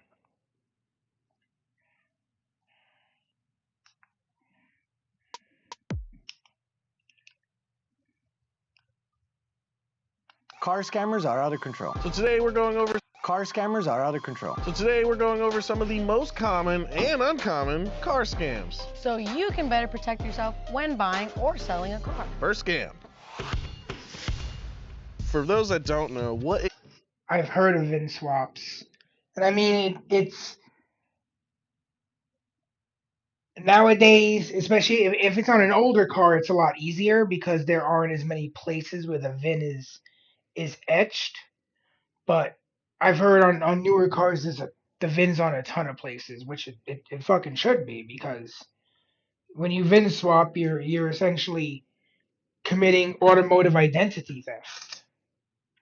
Have a good one, Crab. I mean, sorry. Have a good one, Gray Matter. Ugh. exactly is a VIN number? Well, VIN stands for Vehicle Identification Number. It's basically to ensure, all right, this car is identified with this number. All these pieces go to this car. This car is accounted for. It's like a fingerprint Mm-hmm. or DNA. Something that can't lie, but it's just a number. which is why people can swap them. A VIN swap is, usually they take a 2022, like newer cars. Let's just say a brand new car, right? Something new, okay. And they just transfer numbers. They could do it in several ways. They could have a chop shop. So when a car gets hit on the side, say it's right there on the pillar and your VINs are right. There's one place where it is. Obviously, the most notable place is most vehicles will have a plaque, a little VIN plaque, in the like right by the windshield on the top of the dashboard, so it can be seen from the outside. It's a little metal plaque that's like mounted that has the VIN number. It'll also be on a sticker on the inside of the driver's door jamb, and I know it's etched into, at least in certain car models, it's etched into like the frame in some places. There, you could order them. Let's just say your car was in an accident over there by Seattle, right? Okay. So somebody goes to that shop and they need to repair that pillar where the VIN's at. Now, they could order 2 or 3 VINs because they're saying, you know what, like it got hit on this side. So what they'll do, they'll order 3 VINs, and from those 3 VINs, say they stole the car, they'll grab those VINs and put them on the car. So they're using the legit car, and now what they're doing is just swapping VINs, and then they'll just copy the paperwork. So that's a VIN swap. I came to some of those vehicles. Let's just say what exactly happened to us at the shop. So a truck came in, the insurance came, and it goes, hey, you know what? Like, this car is registered somewhere else. But what's it doing all the way over here? And I was like, well, I don't know. It's here because of an accident, right? So I immediately call the customer, just be like, hey, what's going on? Like, hey, everything's good? You know, I'm just trying to like see what's popping. Like, I want to know the vibes. What's the deal? Yeah, I want to know the vibes. So like, are you a criminal or not? Or like, what's going on? You know? And he ghosted me, didn't answer, and then I'm like, all right, cool. So this guy goes like, hey, you know what? It's kind of funny because I bet you they check. Where else would it be? I know there's a couple of places. I don't know exactly where, but I know there are a couple of places on like the bodywork of the car, like not the body panels, but the actual like structural body part of the car, where the VIN will be. That car was somewhere else. Just recently. Somewhere else is in a different shop or a different Yeah, it was state? in a different shop that got another fender bender. Oh. And I was like, well, why would this fool call the insurance, his insurance, to come and check this car when it's covered by 2 places? The truck was stolen, but the VINs were legit. So whoever had the other truck was paying insurance from another company, and then it became a big deal, and they took the truck, and they were like, so what's cracking? I'm like, I don't know. I'm like, I have the customer's information right here. Yeah. And that customer never answered. Or he was the criminal. He probably was. When I hear VIN swaps, one of the things I know is like resto modding, essentially. So if you have like a first generation Ford Bronco and it's just gone, it's degraded, it's all that's left are the VIN. I can see this right here is a legitimate reason for doing it. When you have like 2 cars and they're both fully fucked, and one has like a dirty title, and so you're franken-carring 2 cars together, especially because a lot of these like 80s and 90s cars were very Lego, and you could do a lot of that shit. You know, you want to get it back on the road, and I'd rather mush 2 cars together. Oh fuck. I'd rather mush 2 cars together and get one usable car than sacrifice 2 cars. Which, goddamn, that car is probably really far gone. VIN plates, you can get a new modern resto Bronco body and put those VINs on. Yeah, you could. Is that illegal? Not if you're getting it from the DMV. The DMV, right. And they're going and verifying that plate's going over there to that car, and you're doing like a resto, and you're the owner. You show that you're that's like you're doing it legitly. That's what a VIN swap is. It's really difficult to catch in older cars. It's just rivets. Yeah. On the older... it's just rivets. Yeah, that's the plate I'm talking about. Yep. It's just rivets. It's seen a lot, and it's something crazy that goes on when you're buying a car. It's like it's a trip. It's a trip. Like VIN swaps is a trip. All right, so let's say I'm trying to buy a car, but I'm a little skeptical. What are the red flags that I should look out for? Usually look out for the VINs being tampered with. Let's just say the one on the window. If it looks like it's slanted or the rivets look like they've been tampered with, then that's like a flag. Okay. If you see welds on... Yep, see driver's door jamb. See, front end of frame, front of engine block under hood. See, there's several locations where the VIN will be. The VIN of the chassis or the sticker doesn't look placed right or it looks like homemade. Then start questioning. If any VIN looks homemade, maybe don't get the car. Yeah. If it looks questionable, because some people say, you know what? I was painting it and I taped it and ripped it off. That thing does not rip off. I mean, you have to rip it off. Thanks to today's sponsor, WD-40 brand, and their WD-40 Specialist Penetrant Easy Reach for making our lives easier and helping us get those rusty bolts free. WD-40 Specialist. And yeah, that VIN sticker does not come off because the one on my car is a little scratched up because, like, every once in a while, my seatbelt won't retract all the way in, and it'll get caught in between the door and the thing, and it's scratched up the sticker. But that sticker will not come off. Like, if you try to peel it off, like, you've got to fucking put some rubbing alcohol down and get like a spudger or some shit and really fucking work at it to get that bitch off. Penetrant Easy Reach is fast-acting and deep penetrating, breaking up rust in tight crevices to loosen up stuck parts. The flexible straw holds its shape, making it easy to reach through tough angles and hit your target with precision. WD-40 Specialist Penetrant Easy Reach works well on nuts and bolts, locks and chains, and gears and hinges. It loosens WD-40 is based. them up immediately upon contact and leaves behind a protective layer to keep rust and corrosion at bay.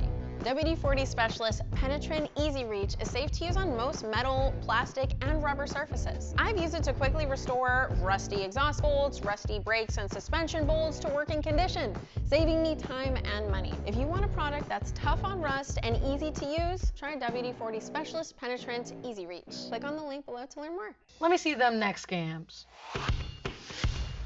So another type of scam you have is chassis swaps, which is usually more considered into classic cars than newer cars. You see it more often. How does a chassis swap work? So VIN swap, you're taking the plate or some numbers and or stickers or whatever, and you're switching them over. How do you swap the whole chassis? This is just the whole car. I mean, if it's a body on frame car, you can just unbolt it from the frame, and sometimes you gotta swap in a new body or swap in a new frame if your frame gets rusted. At that point? Not really, because sometimes, let's just say you have a 1969 Chevy Nova, right? And the chassis is giving out because of rust, right? Let's just say these guys found one super cheap on the marketplace. Okay. And it's stolen. Oh. Straight up, it's stolen. Nobody knows. And he says, oh yeah, I got fake paperwork, you know, and he shows you the fake paperwork and you're like, oh cool. You grab that chassis and put it in there, but then you go to the DMV and they know where to look at. Perfect example again. I had a classic car that I took to the DMV to inspect for one of my customers. Well, the body was 1988 on the VIN, and the chassis was 1976. Oh. And the chassis was from an older Chevy, and then the body was from a newer Chevy. Those numbers didn't match. So what they do is they just grab the chassis from the older car, slam it in there, and then they put the other one on top. And at that point, can the DMV give you back just your top? Think about it. Yeah. So they were gonna tell me, hey, we're gonna charge you to take off. Yeah. So you got to split these two in half now because we have to return. We're gonna to this that one. chassis is not right, and then the other one's yours. So you're gonna get just you're gonna get. So then screw me, and now I don't have a chassis. Yeah, no, and then screw you. Yeah, because someone used stolen parts to fix your vehicle. It happens a lot on classic cars. You see it a lot. But this only matters if it's stolen, right? If you bought two cars and you fixed one with the other and had to swap the whole chassis like that, that's okay. That's okay. How do you report that, though, as long that you as, had to switch it? As long as it comes out of the DMV that it wasn't stolen That or it wasn't anything. stolen. Yeah, there's certain paperwork. If for example, if you engine swap your car, and let's say it's a registered car and you drive it on the roads and it's got a plate and everything, you have to notify the DMV, hey, this car no longer has this engine, it now has this engine. Because if you look at your registration, at least in New York here, like on my car's registration, it says 4-cylinder. Now, if I were to drop a LS in my car, I'd have to go and tell the DMV, hey, yeah, it's not a 4-cylinder anymore. You gotta tack on 4 more.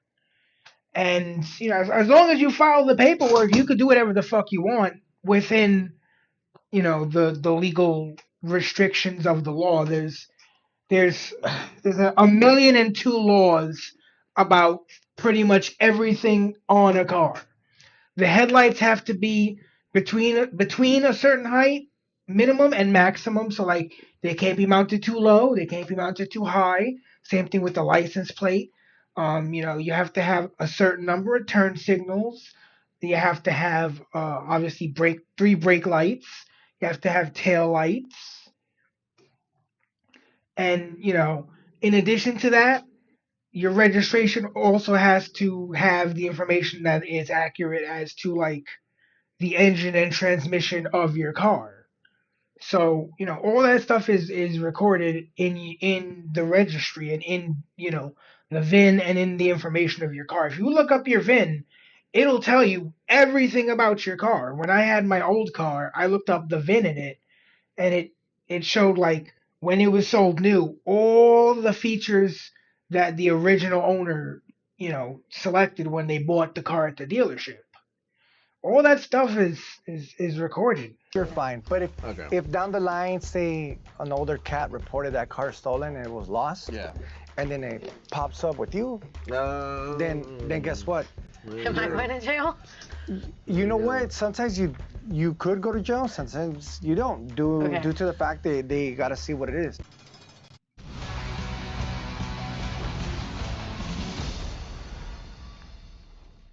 Same old phone? Nah. Upgrade to the new Galaxy Z Fold 7. All right, cool. Well, that's a very interesting thing we've just learned. So make sure you do your due diligence with old cars and get every VIN checked. Let's see that next scam. And yeah, as someone who dreams of, there's a couple of, it hurts to call cars from the early 2000s, beginning to become classics. But there are a couple of cars from like the late 90s, early 2000s that I want to obtain and fix up and customize to my own specifications. And that's something I'm going to have to watch out for, is to make sure all the parts I get, if I buy a parts car, that it's got a good history. And then I'm not buying something stolen. Again, thank God for junkyards. So the next thing that we're going to be talking about is false paperwork. Here's the title to the merch van. Oh, very valuable. And the dodgy van? Yeah, the one you. Yeah, the title is the deed to the car. It's legally who owns the car. Wanna touch with. And here's another title to the merch van. Okay, this you gotta be careful with. They look identical, right? If you look at them at first sight and somebody shows up, and then first thing you gotta look at, you're in the sun or in the light, is this. So if you go like this, you don't see the bears, right? Usually the bears will travel. They're from California, so there's probably the California state flag watermarked in the paper of the title. Because I'm almost certain the California state flag has a bear on it. All the way. Bears are for California. Yeah. Told you. Yeah. And then on this one, there's a lot of bears. There's a lot of bears. And they go all, they go all the way to the top. There's 7. So there's a bunch of bears right there. Oh, and shit. Also, in this right here, these lettering, you can feel it. It's like stamped in there. You can feel that. See? Touch. Let me see. That's flat, Touch. yeah. Oh, wait. Texture. OMG, I love texture. So, right here, the bears, if you see them without putting in light or anything, and they're like visual all across, false paperwork. Bullshit, because that's how it comes through from a Xerox. If you can't feel this down here, false paperwork. Also, if they give you, say, a duplicate title, because it does happen, and that's scary. Some of those cars don't sell because of duplicate titles. Yeah. They stay there. Let's just say you have a friend and the DMV or the mom and pop shops that you could pay them like $30 and they could run the VINs for you. Be like, hey, you know what? Where was the last place it was registered? And is this car stolen? Before you purchase the vehicle. It saves you from buying a stolen car. Because then when you buy a stolen car, you just gave away your money. Because the cops are going to take it and they're not going to reimburse you for shit. Nope. You're asked the fuck out if you buy a stolen car or even stolen car parts. If it's stolen, you asked out. Nothing back. Nothing. Shame Absolutely on you. nothing. You don't get nothing back. You actually.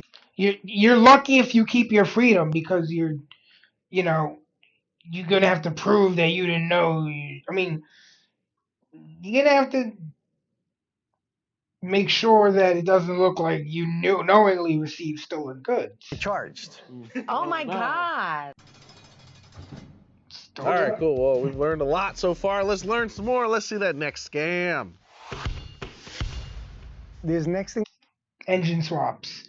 I read somewhere about someone renting like a U-Haul van and taking the engine out of it and putting it in like their shitty like 4-cylinder GM product and like swapping out the engines because the U-Haul van had a better engine. And I think I'm pretty sure they got caught eventually, but that's just it's absurd that someone would think about doing such a complex procedure. But people do it. What we're going to talk about is engine swaps. How they scam that too. I have an engine swap. I have an engine swap. Chevy Silverado HD. America's most dependable heavy. And, another engine swap scam is going to be, oh yeah, this Mustang is the V8 and it's a V6. So this is a big thing. Engine swaps that are stolen, it's huge, like big. It's happened to me. What? Someone stole your engine swap? No, I bought an engine from a junkyard. And it was stolen? And it was stolen. From a junkyard? Oh. From a fucking junkyard? Oh shit. And they went to the shop. And they got you in cuffs. They're like, oh, we're here to do just an inspection and check your VINs. And I was like, well, go ahead, run it. So I'm over here thinking like, I'm good, I'm chilling. And he goes like, whose car is that? And I'm like, which one? He's like, that white car right there. And I was like, man, that'd be me. That's my car. That's mine. That's mine. He's like, all right. Is this the Civic? Yeah. Oh no. Oh no! Honda Civics are like the most stolen car ever. No, you just finished that swap. So he goes like, your engine's stolen? I was like, no, I did not. And he's like, do you have paperwork of where you bought it? And I was like, straight up, I bought it in the junkyard at Pick-a Parts. And I'm like, no. Yeah, they're supposed to verify that stuff. Or they verified the Yeah. car and the... That's why I was so shocked because, when a car goes through a junkyard and goes to a pick-apart, I'm almost certain they do like at least some form of inspection on it. It was already stolen. Mm-hmm. Oh no! And they were trying to get rid of it, and you were the sucker. Yeah, from back in the day, they never checked. So when I was in handcuffs, yeah, they didn't check nothing. Okay. And it happens because let's just say you buy a swap and you just buy and you're like, oh shit, I want the swap. That's it, you bought it. But you don't think about running that number. You don't. You're supposed to run the number to find out if that engine is stolen or not. So, since I have paperwork for my engine, I should be okay. If you have paperwork from the engine, then you're good. Dope. But a handshake is not enough. Right. A handshake usually is not enough. You gotta be careful because even on new cars and old cars, it's notorious. Let's see that next scam. So if you ever got a ticket from a different region or state. Yeah, because they stole your fucking plate. And that's one reason I'm glad I put a bunch of stickers and shit on my car. Because they're like, oh, some gray Hyundai got tickets in Minnesota. I'd be like, cool. Are there a bunch of half-naked anime girls on the back? No. Then it ain't my motherfucking car, bitch. Somewhere else. Don't just ignore it. Because we all do that. We just grab it and throw it away. Pay attention to it. Because it could be that somebody stole your car identity and they're using it. You do not want your car to get picked up and you picked up. So pay attention to your information. So now we're going to be talking about ghost or clone cars. What's a cloned car? It's like you and your brother. I have a twin brother, if you don't know. Clone. So we're very identical. How do we look? Oh, shit. We look exactly the same. Say you take a picture of your car. It's, let's go back to Tahoes, because it's more common. They're everywhere, right? So somebody stole. And that's why I would be worried, because I drive one of the most common cars on the road. Like, I literally pass by like 2 or 3 of the same model of my car every day when I drive. Car from a rental place, right? Once again. And then you have same color Tahoe, black, same year, and you've been posting pictures of your car, your plates, and say you get close enough to take a picture of the VIN. Perfect. Oh, fuck, So no. what these guys do, now they have the new truck, right? And they have pictures of your stuff, and they see you're a legitimate guy, and they're like, you know what? These numbers will look perfect right here, and nobody's gonna find out. So we're back to a VIN swap. Exactly. Okay. So what And a they'll plate, do is and a they'll copy plate everything, card. and now since there's paper plates. Yeah, I see a lot of those in LA. Yeah. And you don't even need paper plates. You can get quote unquote novelty plates on Amazon that look extremely legit. Especially from the distances most people are going to check them. Most people are just going to look, oh, okay, plate, oh, matches veggie, all right, it's good. Because I've seen some plates where I'm like, that is absolutely a fake plate. I can fucking see. Your letters are flat. Your fucking letters are flat. I can tell it's a fake plate from a half a car length away. Your numbers are flat. Your plate is fake. But most people wouldn't even know to look at that. Yeah, there's a lot of them in LA. So you gotta be careful for stuff like that. Like say you're posting up a picture of your vehicle and somebody decides to use your numbers. Guess what? That car is getting used on a daily and nobody's gonna track it. Okay. So only paper plates, not solid plate. Even solid plates. Even solid plates. You know what? It gets really tricky because I've seen cars that have been stolen with new plates because since they have all the paperwork, they could ask for a duplicate title and plates at the same time. As if you like left your vehicle somewhere. Yeah, or and lost somebody it, stole it. Or mechanically. Yeah. So you gotta be careful for that. If you're spending all this money on a car, go with a scanner. You plug it in and it'll read. The VIN right away. Right away. And if that VIN didn't read or it didn't match the car, then grab your dough and take off. If this guy doesn't want you to put the scanner in there, run. If you're buying a car and they don't want you to put a scan tool in it, don't buy the fucking car. Because if they don't want you to put the scanner in it, they got something to hide. And they're telling you, oh, no, don't scan the car. You should scan the car. Because it could go south. And don't ever tell anybody, hey, you know what? I got the cash right there in the back of the car. No, that's a rookie move. Tell them, hey, you know what? I like the vibes, and now I got the cash. We're good. We're vibing, you know? We're over here chilling, open sandals, flopped out, hamburger meat sticking out. We're all kicking it, you know? So this is a customer story that a customer told me that happened to him. This lady lived in San Diego. One day, this lady gets arrested at her house. Guns drawn, They cloned her car. Full blown. They dropped the lady on the floor. And I'm talking about this lady was old.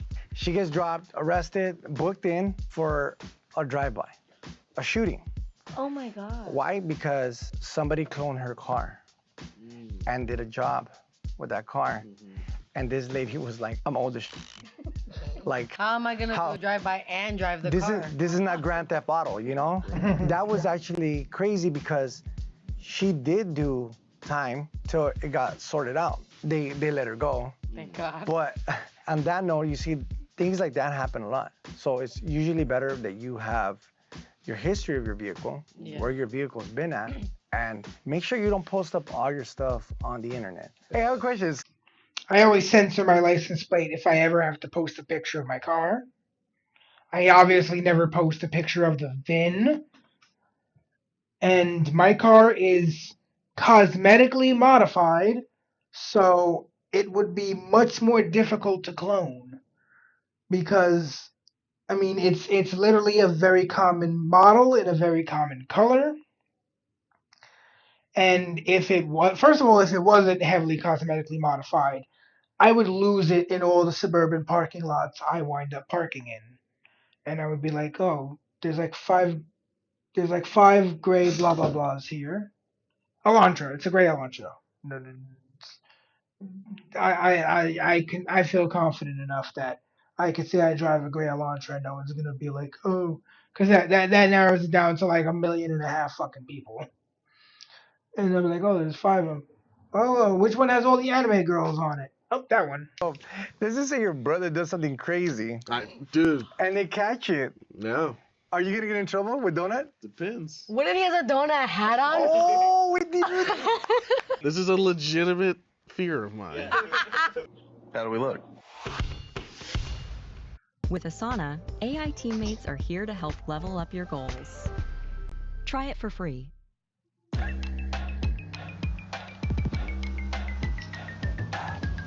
Hey, that's the cousin of the car I drive. When buying a used car, what are some red flags to keep in mind? Let's just say sketchy spot, kind of a red flag. All right. Let's just say he says, hey, meet me up in the park. Okay. There's no cameras at the park. Yeah, meet up in a gas station, step 1. Yeah. Second, when they get there, it sounds kind of weird, but it's like, kind of look at the Size person. him up. Location, if the guy looks sketchy, paperwork looks sketchy, those VINs look sketchy, the color looks like it's been painted several times, and he's like, well, I'm first owner and all that bull. All right. And the price is too good to be true. Yeah. That's all the flags that you need to look at, like, immediately, before even buying a car, before even test driving the car. Because test driving the car, when you're driving on it, make sure that you obviously don't feel no clunks, no transmission slipping, you know how to drive sticks. Yeah, so even at a dealer. If it's a throwout bearing, you know, obviously throwout bearing's normal. Don't buy a car from a dealer without test driving it. You never know. That's true. That's true. Don't buy any car without You test got the driving red it. flags, but what do you do if your car comes up stolen? What you normally do, well, let me tell you a story of what happened to me. My cousin's driving my Prius that I bought at an impound yard. The guy gives me the paperwork, right? He's like, here it is. It was in like a little auction. He's like, here's your paperwork. I registered it. I put it in my name. Everything's legit. I tell my cousin, hey, fool, he had just crashed his car because he doesn't know how to drive. So then I'm like, here, drive the beater around. Just make sure you don't do anything stupid on it. He's like, don't trip, cuz I got it. Okay, so then he calls me in the middle of the night and goes, what the f, cuz? You said not to do anything wrong, but you did something wrong. I'm like, what'd I do? He's like, I'm arrested. He's like, they're arresting me right now because they said the car's stolen. And I'm like, the car's stolen? I have the paperwork. I'm like, I have everything. It's registered in my name. They're like, no, it's registered under somebody else's name. And I'm going to jail right now. And he's under probation. Oh, no. So You set him up, fool. Yeah, it looked like I set him up. It looked like I set him up. It looked like I set him up. It was really bad. When I go to in the morning to the impound yard, I tell him, hey, fool, you sold me a stolen car. And he was like, what do you mean? He's like, I gave you the lien paperwork and everything. The way a lien works on a car that got picked up from a parking structure that wasn't supposed to be there anymore is that the tow truck gets there, picks it up, takes it to the impound yard, right? If in a certain amount of time you don't pick it up, they do a lien on it, right? If you don't pay whatever they're asking for, they do a lien on it. They send out the paperwork to whoever owned the title. Boom, here, this car is here. If you're the registered owner or you want to pick it up, you got to pay X amount of money. If in 30, depending on the value of the car. So the car is worth a lot of money, it's a long lien. But if the car's not worth a lot of money, it's a short lien. So the car stayed there, nobody picked it up. The owner didn't give a f. So now legally, the impound yard owns that car. So they're supposed to sell it. They're supposed to do an auction and sell the car, right? Now I got it, and guess what the previous owner does? Reports it stolen. Yeah, this is where reporting stolen becomes a cop-out. Yeah, so... What a hoe Because bag. now they find out someone else got it, so they're going to report it stolen. Oh, that's such a bitch move. I didn't know anything about it. I never had the car. Yeah. So she reports it stolen. I go to the police station, and I'm over there like, look, this is all my paperwork, blah, blah, blah. Everything's legit. So now the cops looking at me and her. And they think you're Mine a criminal. being like, I don't look Yeah, they think this was a criminal. like a cool guy, right? So the cops like straight leaning towards her, like, guy. Unfortunately. Right?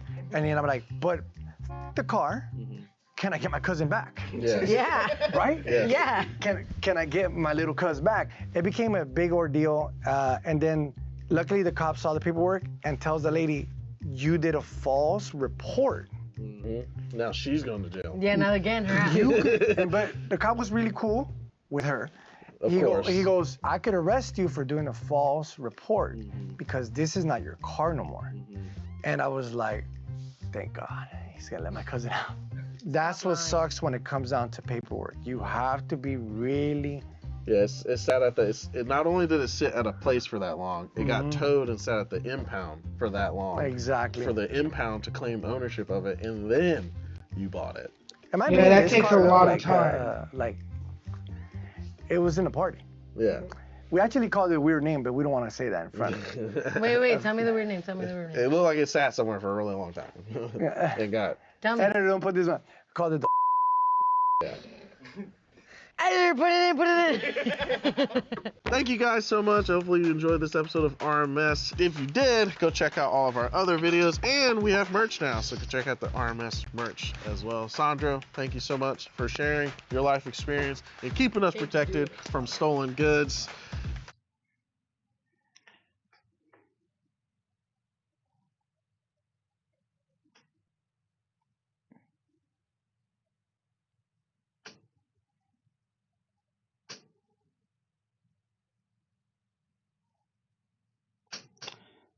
All right, that was... Y'all stay safe out there. That was Car Like and Scam, subscribe. review of mechanic stuff.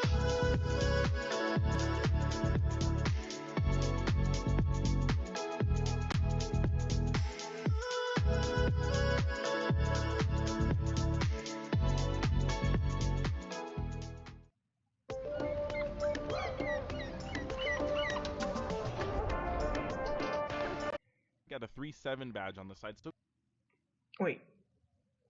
Did I miss one? Yeah, okay. Alright. This is Best of Convenient Cop 2025. Drivers Busted by Police and Instant Karma, Part 6, by Dashcam Lessons. I'll be back. I'm going to run to my car for a second, get something that I think I left in there.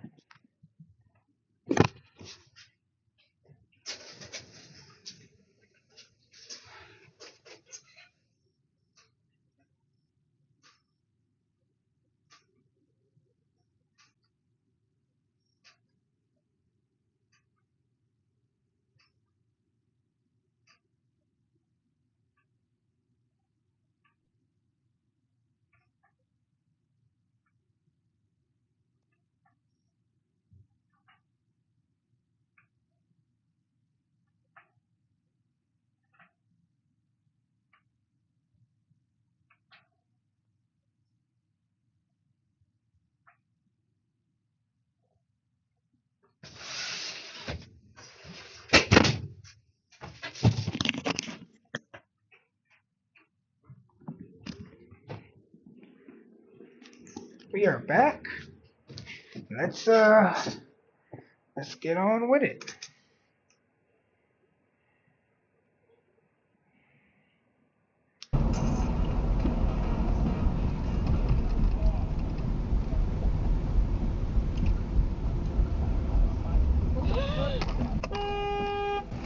supposed to turn.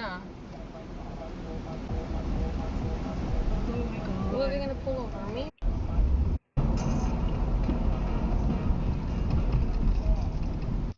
Yeah, it's very clearly a turning lane only.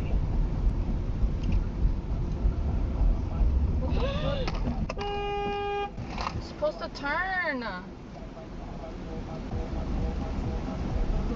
Who are they gonna pull over? Me? That guy? Yes. Got him! God, Good. Good. I'll pull it up. Dude, and I just like, what, man? Why is it? Dude, it scared the shit out of me because I just got into one last time. Yes!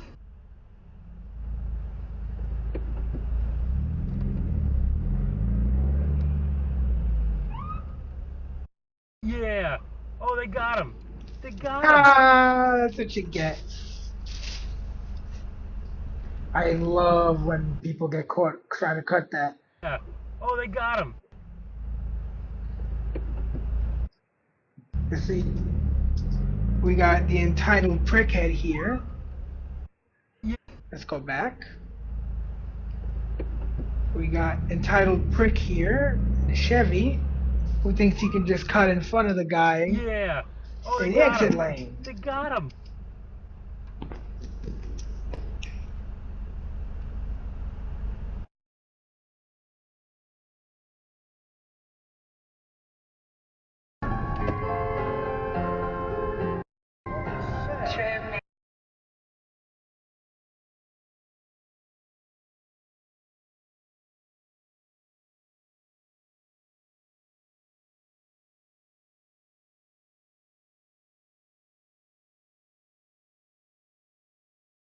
A lot of no's. Buying a new house, car, applying for rewards cards. That's my Kickoffs can turn them into yeses. If your credit is under 600, I hate when people do that shit. you could jump like 28 points in your first month. Kickoff is the best way to build credit fast. No credit. Oh my god. Right by a cop. No dumbass. Yeah, yeah, yeah, dumbass. Stupid ass idiot. Fast. Doofus. Right? 私が野蛮ですってそのうち思い知るわ暴力こそ最も効果的な解決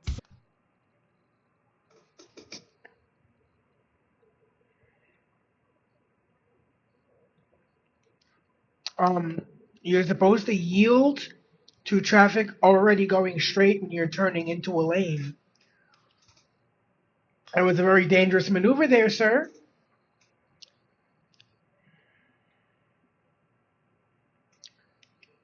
And that's what you get. That is what you get. We are watching the best of convenient cops. Drivers busted by police getting instant karma, which is just something I love to see. So we'll go back for a moment. Mr. Red Pickup Truck here seems to forget that when you're turning into a lane, you're supposed to yield to the traffic already in the lane, which would of course be the camera vehicle.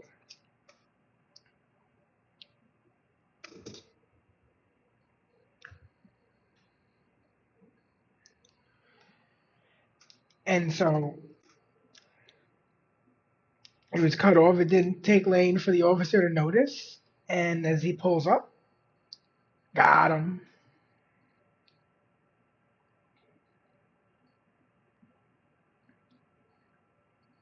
And he got a ticket.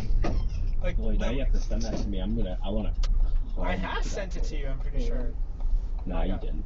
I'm very sure I did. This person just made an illegal left turn in front of a cop.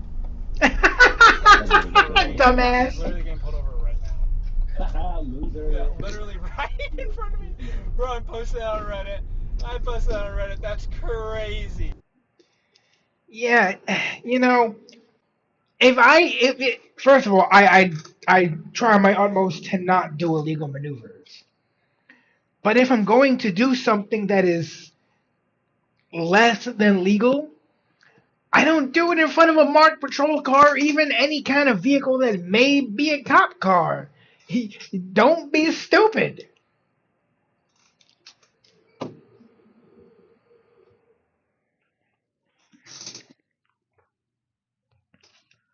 Um, your tailgate is open. That is a major hazard to all the people behind you because it looks like you've got bullshit in the back of your vehicle that could become projectiles.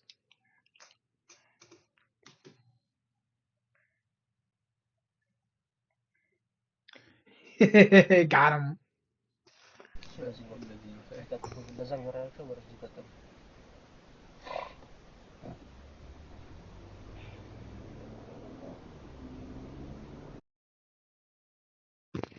I had that exact same thing happen to me. I literally have it on video on one of my other YouTube channels. Some people just know they could save hundreds on car insurance by checking Allstate first. Got a 3-7 badge on the side. Whoops, hold on now.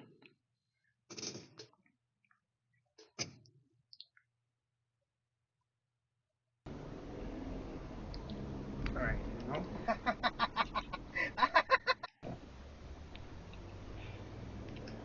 Someone cuts you off at a red light.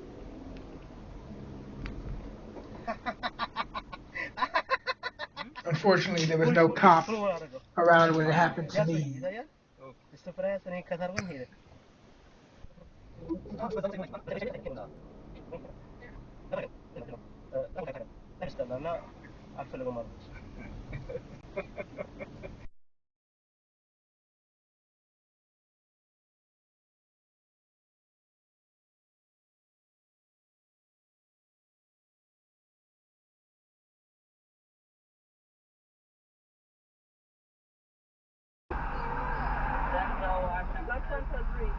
Yeah. Yeah. Denzel Washington. He said that I think after Black Panther he's gonna retire. Okay. Uh-huh. Good for you. Good for you. What happened? Asshole. What happened there? Made an incorrect lane change. Made an incorrect turn. You're supposed to be on the left side if you're making a left turn.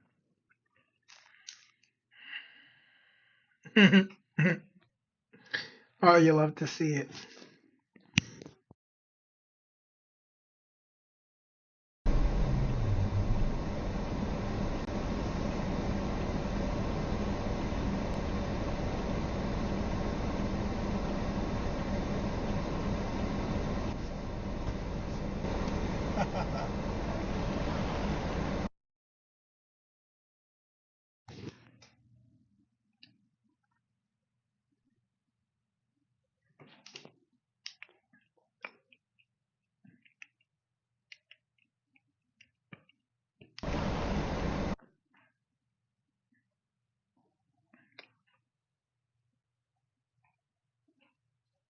That was a very aggressive cutoff.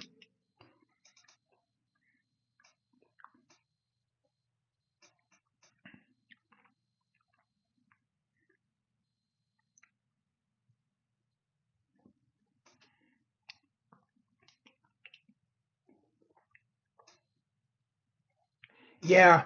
Yeah, I work 27, 28 miles from my house each way. So it makes sense. And honestly, I got health issues where just having my own form of transportation just makes sense. It's more reliable than waiting on a cab or anything or having someone drive me around. It's worth the cost for me, but it's definitely not for everyone. As shown here by the people who clearly don't know how to abide by the rules.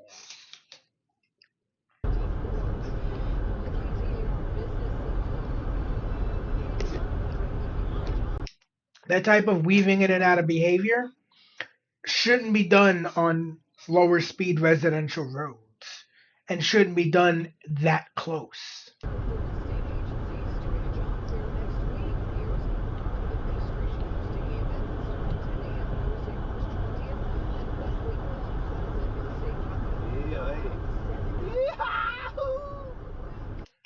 Was it because single occupancy and HOV lane? Yep. Because the road I drive on has HOV lanes, but they're not typically in effect when I drive to work, so I get to use them. But if I were to work a different shift, I would actually have to not take them.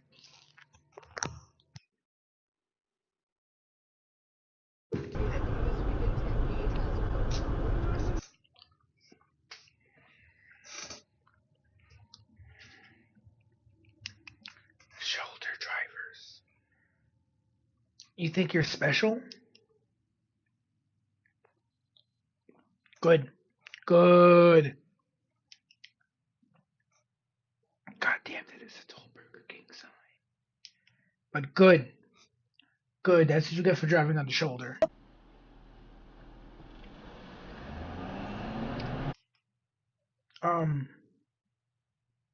Do you not know how a four-way stop works? You're supposed to stop.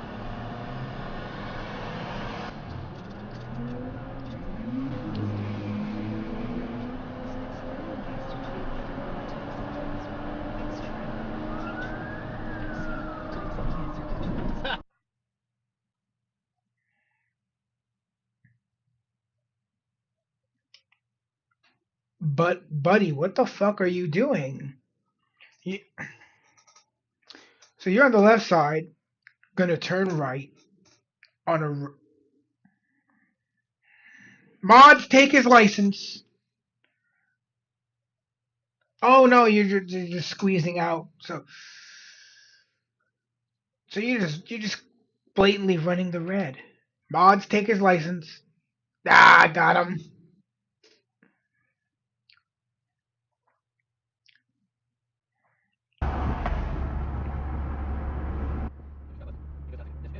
The school zone, people, 30 miles per hour.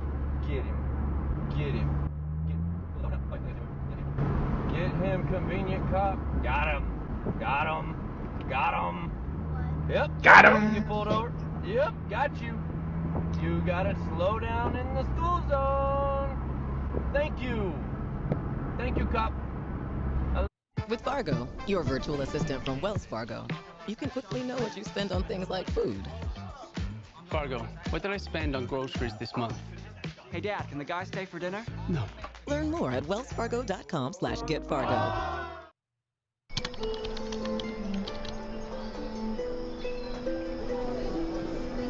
Love it.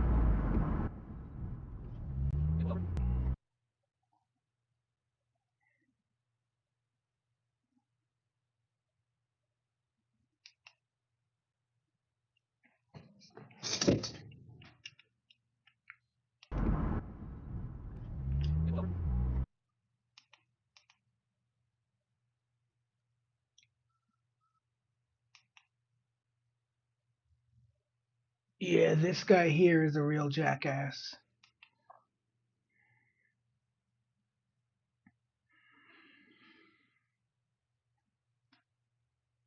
Nah, he cut off a cop. What a dumbass. 125%로 올린다고 했습니다. 이유는 중국이 세계 시장에 보인 전경제로 중국이 미국과 다른 나라를 갈. The closest Long Island Railroad stop to my job would still be like a long ass walk, which I'm just no longer physically capable of doing. Plus, I actually need a car for my job because I have to patrol the area sometimes, and this place is way bigger than like a mile of actual space, so I couldn't do that on foot.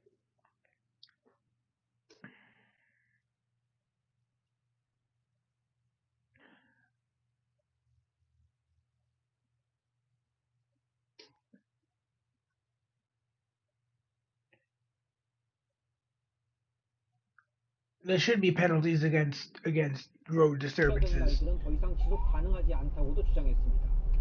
That's why I love videos like this where people get their just desserts. Because if everyone followed the rules, the roads would be much nicer. It's the people who break the rules, especially the ones who blatantly break the rules and do so in a way that cause a problem for others, that make the roads so inhospitable.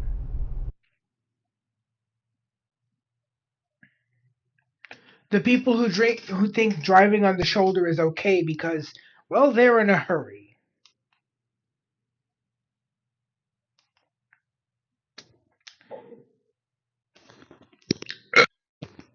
Case in fucking point, right there.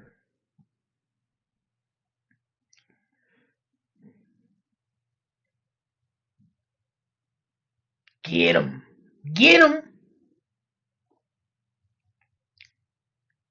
Because all these vehicles are waiting their turn. They're going, following the rules, and you got one guy using a space that's not supposed to be for driving on, cutting everyone else off. Fuck that guy.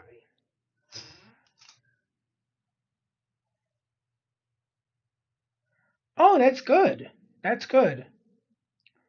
I wish more companies adopted that policy of saying, oh, if like if it's essentially saying if it's out of your control, we're not going to penalize you for it because traffic happens.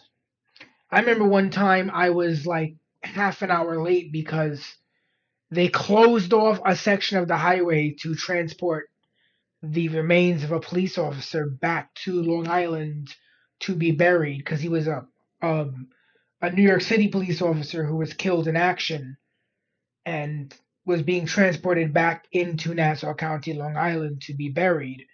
And they shut off a big section of the highway I drive on to go to work, and I had to take the service road, which was slower, and I got to work like half an hour late.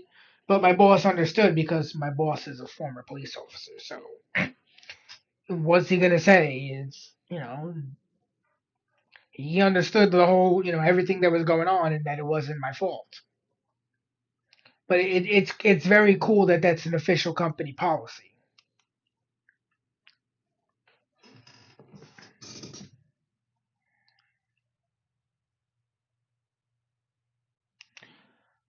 Yeah, that's another thing. I'm so glad that there's a consideration because like that's one thing that I actually have like a bit of a fear of is that one day I'm gonna be rolling on my way to work and there's gonna be a bunch of morons linked arms across the fucking highway and I'm gonna have to you know I would get on FaceTime with my boss and be like, look at this, you see these guys? These guys are why I can't get to work.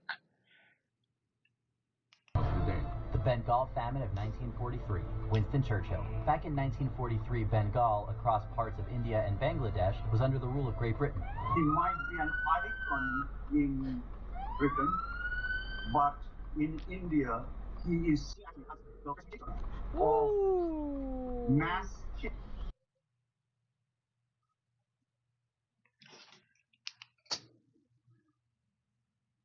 Is this the northern state?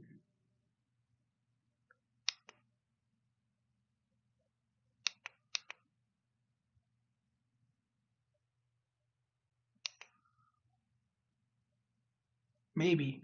I don't know. Oh, let me see that again. Mass.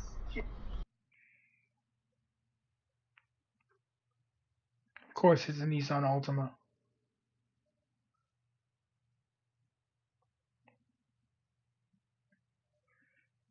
Yeah, that's not the kind of road to be doing that on, dude.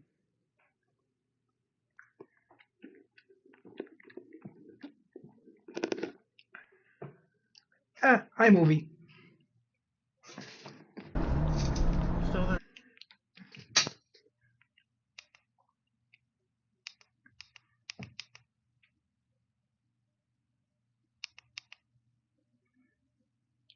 If it is, it's further down than where I go. Still there. Now he's coming back out in the road.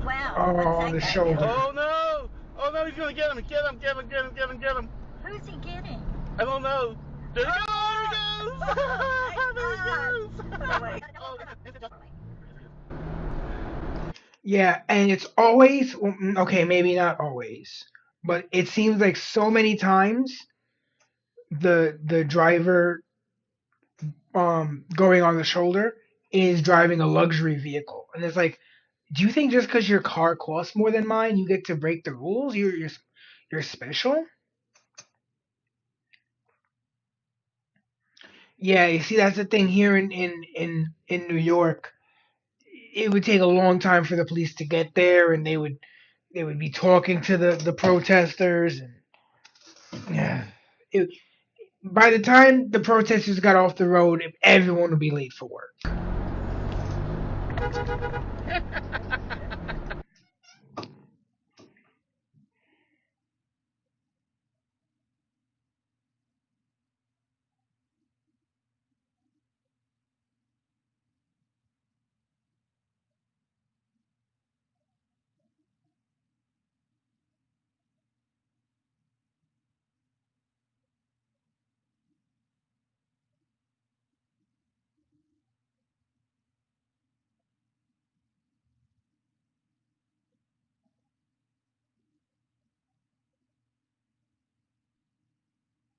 I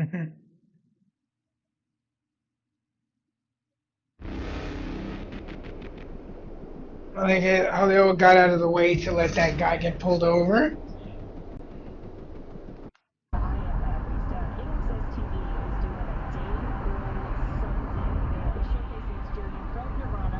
So signal.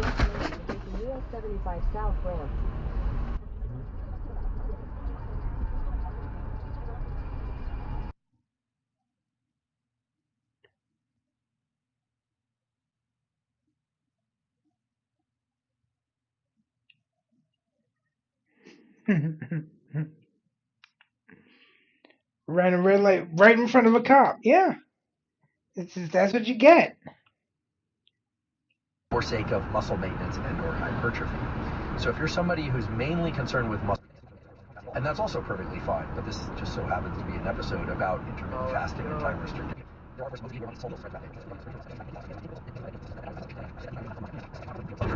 And you're going to provide a transition period in order for that to happen. You should allow your Busted tail light and speeding. Yep, getting pulled over.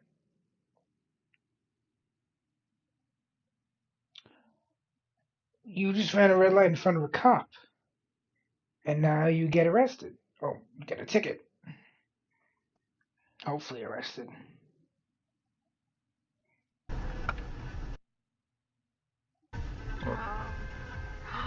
Oh my god. Stupid. Oh, yes, perfect. We heard you like a mile and a half away, cop.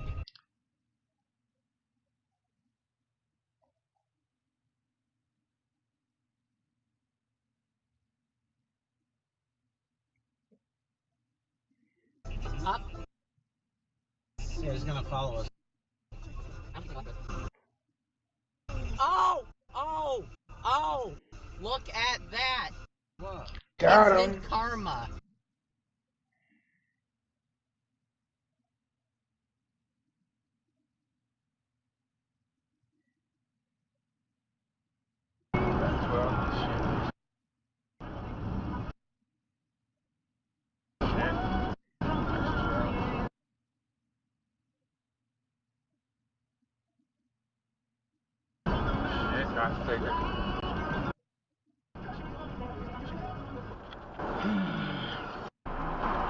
Bridges State Patrol conversations audio, video recorded. Just interesting maneuvers. I'm sorry. Is there a reason for that? I'm sorry.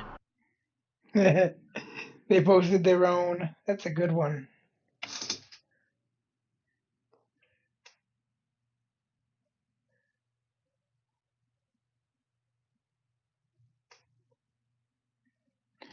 Almost hit a cop. Yeah, that's gonna get you pulled over for sure.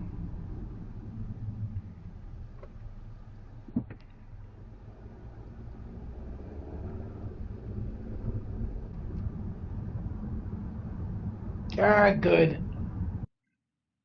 I'm not supposed to turn from that lane.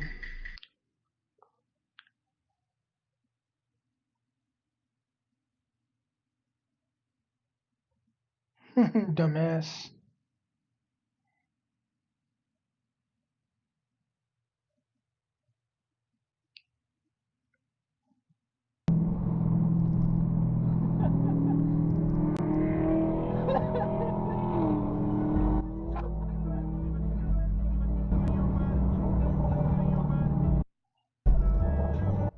Oh yeah, they definitely got a big ticket.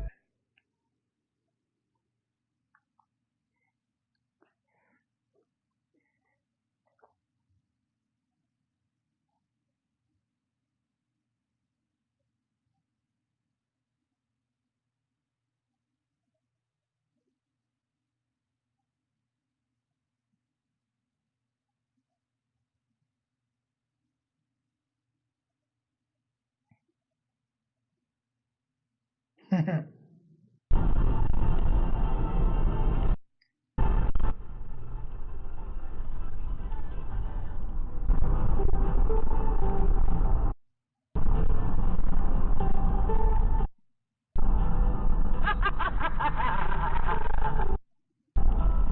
just how we roll.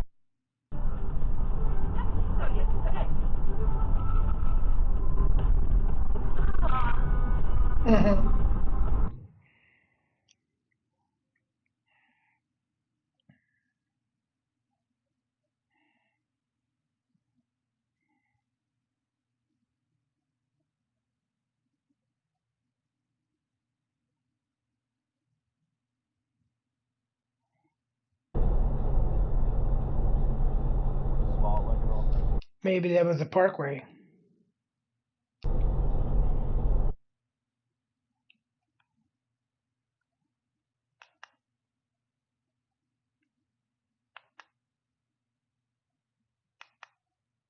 Better than Diablo, cooler than Black Desert. It doesn't even take World of Warcraft seriously. It's Left again. Yeah, and now there's Ah, yes, yay! Woo! Slow down, let him go, let him go. Shitty driver. Good job, cop. Woo! That's what you get.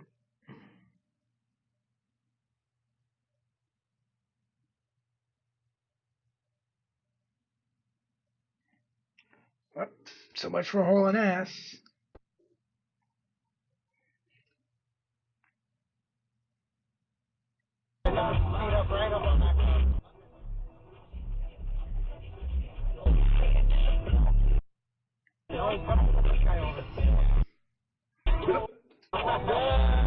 And that's what you get when you're going noticeably faster than everyone else on the highway.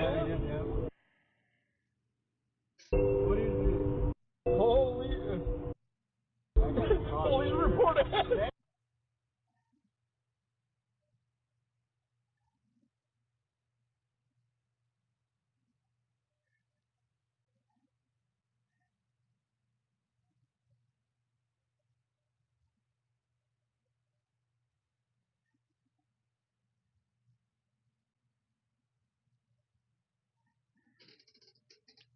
Here goes the police.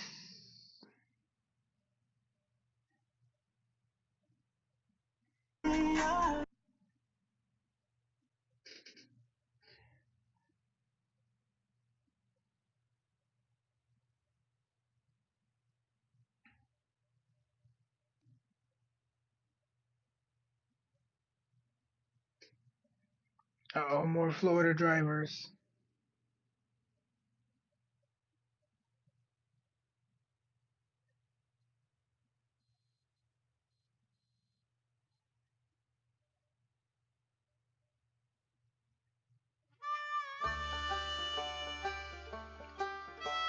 Well, folks, that's all we got for today. Thanks for watching. Until next time.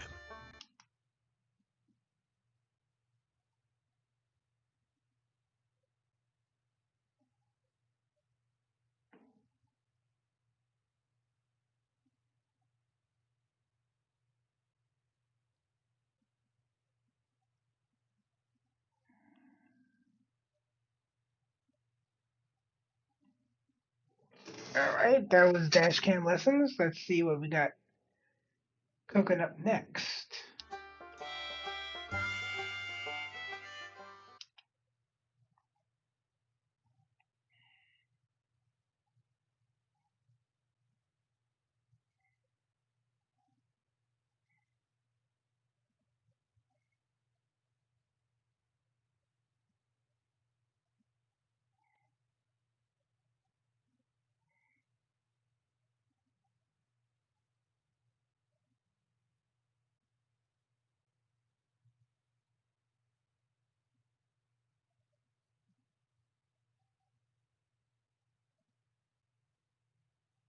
Ooh, I think this is another good one to throw in the mix.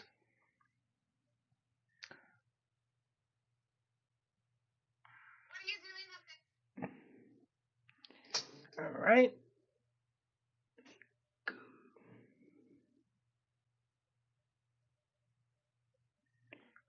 We'll throw this on, and we'll see where that takes us.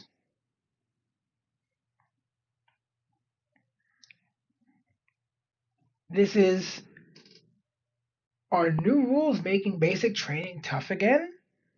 Is the shark attack back? Is it me or is basic training getting weaker?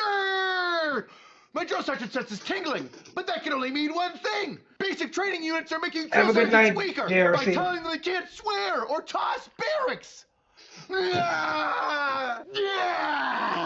Looks like I'm gonna have to balance check basic training and bypass all these bullshit rules. Memos for this, memos for that. So many memos that the Secretary of Defense, Pete Hegseth, had to get involved and say no. Slamming people's in the toilet seat and saying no more of these stupid freaking rules. Oh, but Drill Sergeant, what are these dumb rules? I will show you the way, young private. One of them is there's no swearing anymore. Drill sergeants aren't supposed to swear because it makes them seem unprofessional. Yeah, okay. Get the fuck over here, guy. Yeah, did that seem unprofessional or did it seem scary? Like I added a little bit of pizzazz. We'll break that one down in just a moment. Or how about another memo that says no more tossing barracks, drill sergeants?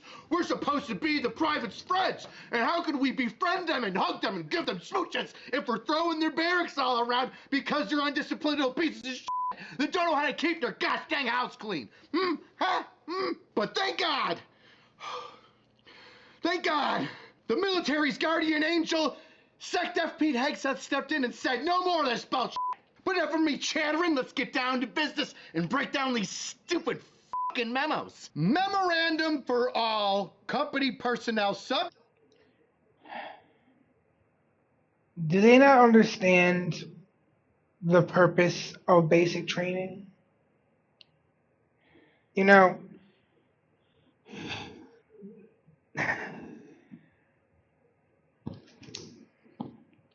I can't wait to see what Rich has to say about this. Policy letter number 8, profanity-free campus. Oh, we live on a campus now. The fuck is this, college? Forgot, we are in college. These are college students. Meant to be coddled and swayed back and forth and not hear any bad words that they haven't already heard on television, YouTube, their gosh dang Japanese anime, tentacle porn shit. The usage of profanity, vulgar language, rude. I feel attacked. Gestures or remarks are strictly prohibited while operating in official capacities during duty hours. Vulgar language? Well, me. Rude gestures? Well, you can off. Such language does not align with the Army's core values and undermines the integrity of our soldiers and our formations. Therefore, it will not be tolerated in the 43rd Reception Battalion. Oh, you're going to tolerate it. You're going to tolerate the shit out of it. You know what? I'm going to read this the way that it sounds to me. Restrictions. Vulgar or disparaging language will not be utilized during meetings, briefings, training exercises, while addressing superiors, peers, or trainees. Vulgar or offensive language will not be displayed on any piece of clothing or personal effects at any time within the battalion footprint. Does this guy know we go to war? Is this dummy? Right? Does he not know we're supposed to harden these people up to go fight for our country? Like, this isn't a fucking daycare, dude. Who wrote this stupid fucking memo that we're barely even halfway through? Does he know what the Army does? We got battalion. Clearly he does not. Mottos like kill them all. Isn't that vulgar? Isn't killing your enemy vulgar, sir? Maybe we're supposed to be a little vulgar. Maybe we're supposed to be a little crude. Maybe we're supposed to be a little crass and offensive because the shit that we do is offensive. Yeah, it's killing people. At the end of the day, it's the Army. Seek and destroy the enemies of the United States. It's supposed to be. You think lighting people up from a minigun inside a UH-60 Blackhawk is supposed to be friendly and kind? These aren't real bullets. Bob Ross. That kill their friendship seeds. Look as they sprout amongst all the men down there. They're laughing and giggling. Look as his arm, not vulgarly at all, falls from his body as he lies dead.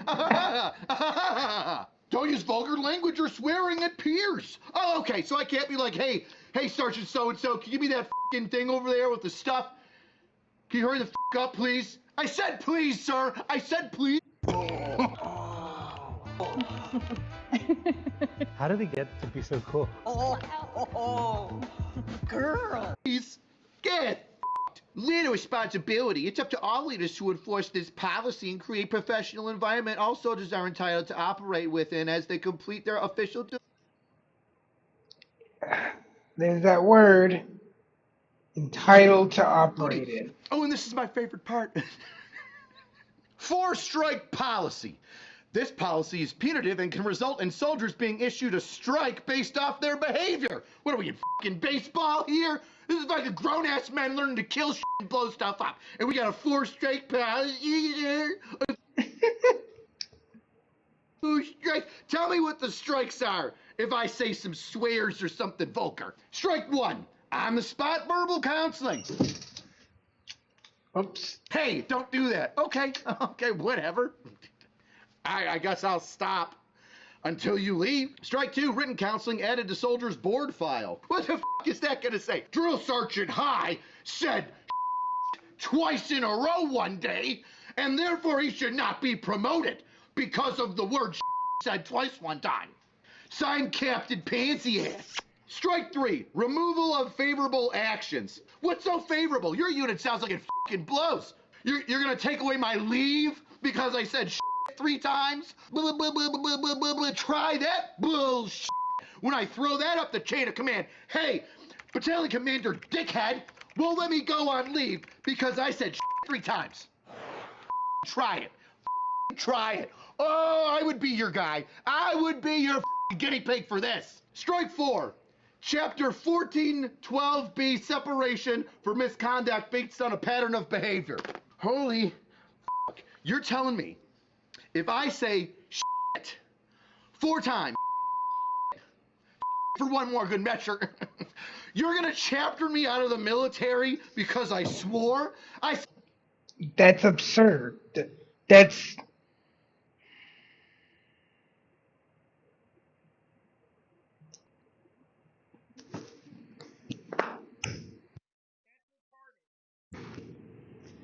Sorry, I had to mute my mic for a moment to say what I wanted to say.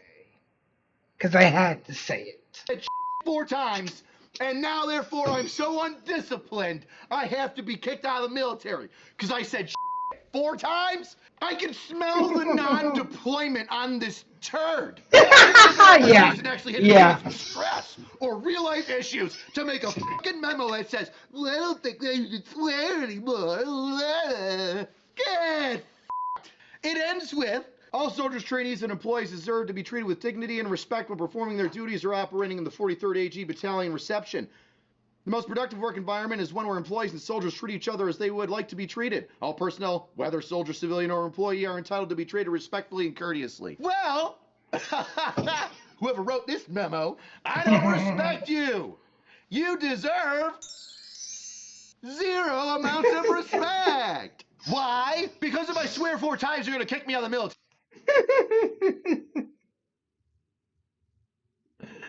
I love Angry Drill Sergeant. You see how fucking stupid that sounds? What kind of brain-dead dip doofus decided to write this and say, that's a good idea? Where's your fucking sergeant major?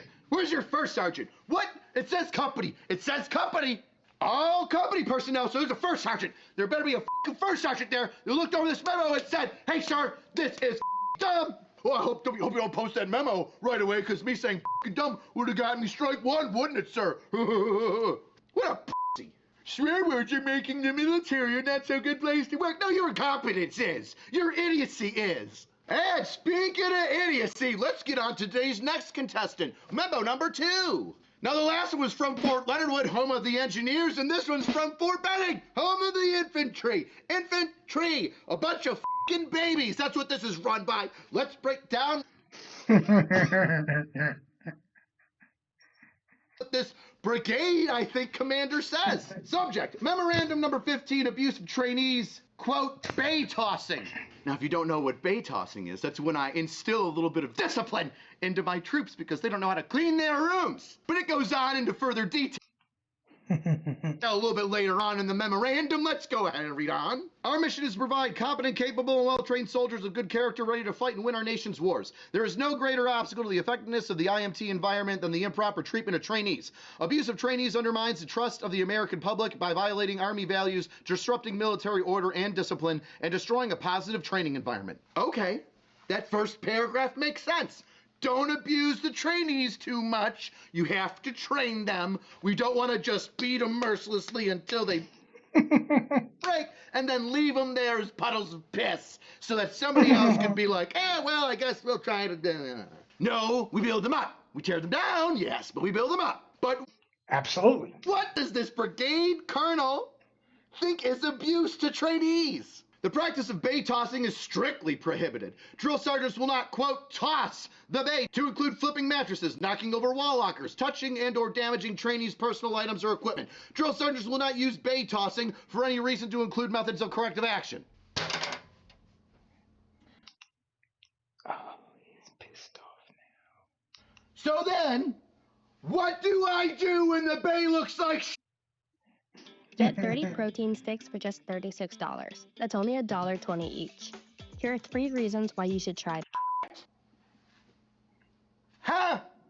Tell me what I can do. So then, what do I do when the bay looks like shit? Huh? Tell me what I can do. Tell me what I can do. You're taking away from me, guy. So why don't you tell me what I can do when the bay looks like shit? When they don't want to put their wall lockers dress right dress, when they don't want to mop or sweep, when they don't want to take out the trash from the gosh dang latrines and there's stains on the inside of the toilet bowl. What do I do then? Do I just write negative counseling for them and say they didn't do anything? Well, off. You actually don't know what you're talking about because negative counselings don't mean dick, do they? You're gonna give like 30 of them for a trainee to get kicked out because of failure to adapt. Oh, you could just put down on paper a negative counseling. They're trainees. They don't even know what that means yet. They don't give a Oh, he's fucking pissed now. That you wrote down on a piece of paper that they suck. They need real consequences that they can deal with. And one of them is tossing the bay. We're 2 weeks into basic training. I've told them the standards and taught it to them numerous times. And yet, a third of the bunks are still f***ed up. They don't know how to make their beds correctly. I've got bloated laundry bags filled with smelling clothing that they didn't wash the night before like they're supposed to. And I do what with it? I do what? I take a little sticky note and I pin it to it and then I say, go, you need to clean this up better. Well, can't swear at them either because they need everybody here in basic training to be. There was one guy on Twitter, the buddy Command Sergeant Major, and his tweet got over 500,000 views and hundreds of comments, and everybody loved it. And do you know what it was? Do you want to know what it was, Colonel? It was hundreds of troops sharing how they got the smoked out of them and their barracks tossed and how they loved it. How they were proud to tell other people they had gone through the gauntlet, survived, had a strong amount of discipline instilled in them, and they carried on for their fantastic military careers. How everybody was braggadocious about who got it worse or who had a more interesting way of getting smoked or having their tossed or having a drill sergeant say something to them. You're handcuffing us behind our backs and it's not fair. Oh, you get to sit there in your high tower and on all us doers. All the doers. We're the doers. You're the sayer. You're the officer. You say do this. And guess what we do? We do it. We're the doers. Stop with our job. And I love how the point of contact for this memo is a Command Sergeant Major. Hey there, Command Sergeant Major. You look stupid too. I don't know whose bright idea it was. I don't know. I don't feel like it's the officers. I feel like it's the sergeant majors. I feel like it's a private hugging sergeant major who says, like they all stereotypically do, you know, when I was a drill sergeant, I smoked the shit out of people, and I broke all the rules, and I made really good troops. But now that I'm in charge, I'm going to slaughter every single one of you who steps even a little bit out of line. In fact, if you follow the rules, but it's a rule that I don't like, I'm still going to slaughter you. You look dumb. What a freaking dumb memo that made everybody with their name attached to it look dumb. Oh, And guess who agrees with me? Nice. SecDef Pete Hegseth. Because just days after this stupid barracks tossing memo came out, guess what happened? They rescinded it.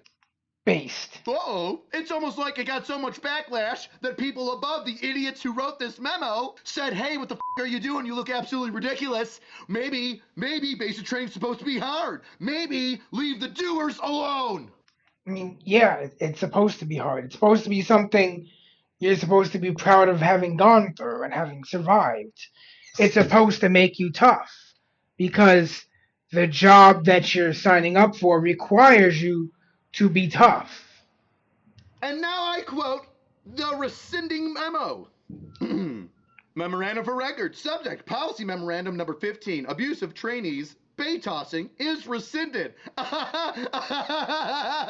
You don't say. The 197th Infantry You blink, you might miss it. We're moving to a bigger space, which means huge discounts on every Alpha Gear smartwatch. We're clearing out our stock. Oh, it's f***ing infantry. Oh, an infantry brigade got told, don't flip the barracks, they're infantry, they're too soft. Oh, you're never going to live it down. Oh, you're never going to live it down. Engineers coming over here up, and the infantry's in their base like, please don't kick my soft shoes and boots across the bay. Please, drill sergeant. Queen of Battle is right. The 197th Infantry OSID Policy Memorandum number 15 is rescinded as of 3 August 2025. And thank frickin' God. Now, it's my understanding that word got all the way up to the SecDef and some other people, and, well, they came down. Higher-ups came down on that Infantry OSID Brigade. And they said, you better rescind that because we're not going to be building pansies on the front line. So how about you take that dumbass memorandum, rescind that scrunch it up real nice and tight, and shove it right up your ass. Way up your candy ass. But did the Secretary of Defense stop there? No, because when you're clearing house, you might as well keep that momentum going, baby. And he added this additional fantastic internet moment, which is make basic great again. Hegseth looks to return Drill Sergeant Shark Attacks to basic training. Oh, he's going to be so happy. Hosted by the man himself. Oh, yeah. Oh, yeah. Coming back up to basic training land. Getting ultra motivated. Oh, yeah. Getting rid of that 100 yards and bringing back the Shark Attack. Oh, yeah. Shark's coming up. Coming up and down. Looking and smelling blood in the water. Oh, yeah. If you think that you can escape a drill sergeant's sense, you will not. Because it is always tingling, Private. Oh, yeah. Now, for some of us, Shark Attacks haven't exactly left. Somebody kept doing them anyways. Well, at least the good ones did. So finally, I have some good news to bestow on all you weirdos. Basic training's coming back, baby. Hotter and heavier than ever. We're going back to the early 2000s. So shine those boots. Make sure they're just right dressed underneath those bunks of yours, because I'm going to be low crawling with my red lens underneath your bunks looking for whoever's passed out on fire guard. See you soon, Fort Leonard Wood. Get back here. Yeah! Yeah! Oh, I got the mustache still. Yeah, that's all right. Bringing back the Shark Attack? How exciting. And you know what else is exciting? Boom! New shirts from me. That's right. You've got your action figure drill sergeant. Comes with knife hand accessories. And barracks party. Speaking of toss in the bay, how about a barracks party? That's what a barracks party can be. Toss in the bay and f***ing it up. Or it's already fucked up and now you've got to unfuck it. Remember the good times and the bad times. Cheapest way to support the channel is leave a comment. What do you think about Shark Attack coming back? What do you think about that? What do you think about that? I'm so f***ing excited. I told you he was going to love it. I knew he was going to love it. Also, what do you think about these memos? Am I right? All right. See you next time, weirdos.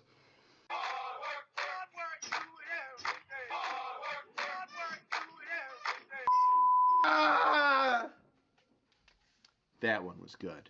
That one was good. There is no limitation. We won't challenge completely.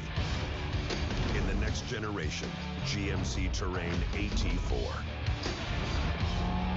We are professional grade. Is it me or is basic training?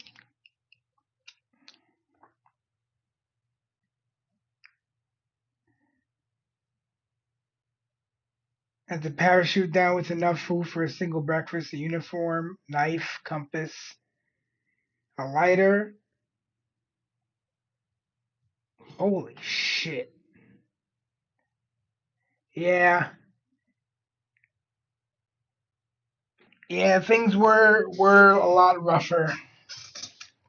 But, you know, at the same time, the equipment we have access to today is incredible compared to what we had 40 years ago. So, all right. Let me find something.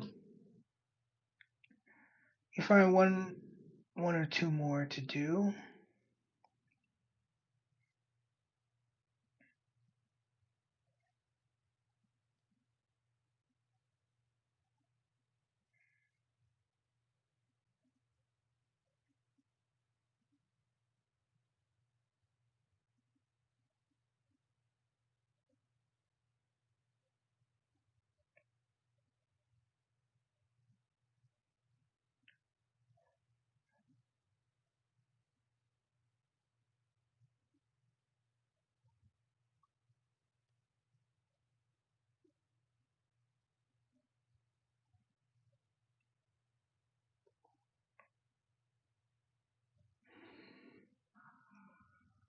All right.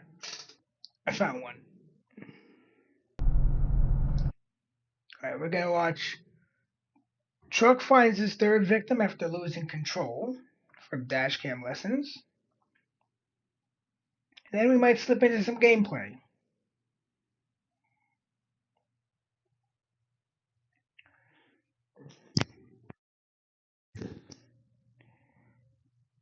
Have a good night.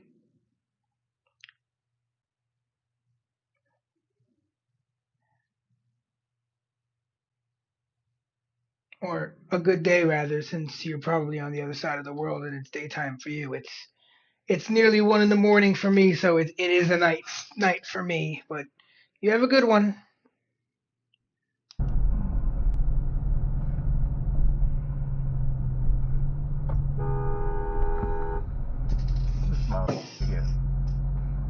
Unbelievable. No yielding. Ought to call him in. SGS.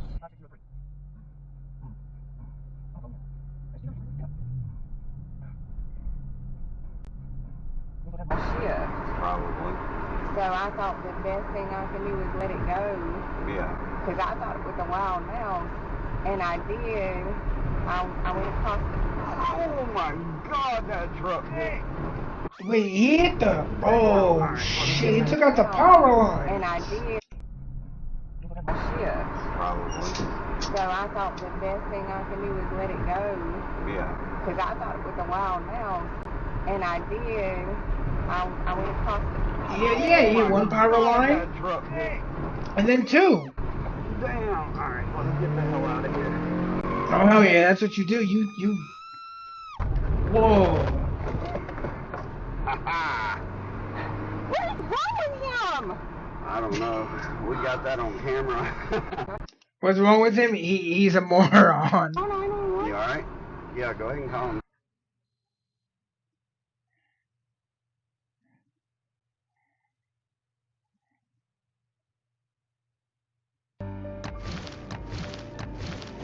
Suffer as I have suffered. Die.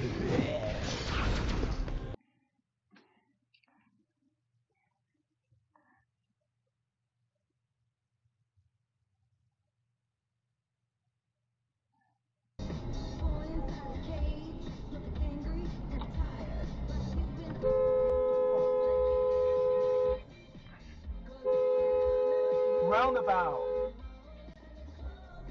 Yeah, you're supposed to yield to traffic already in the roundabout.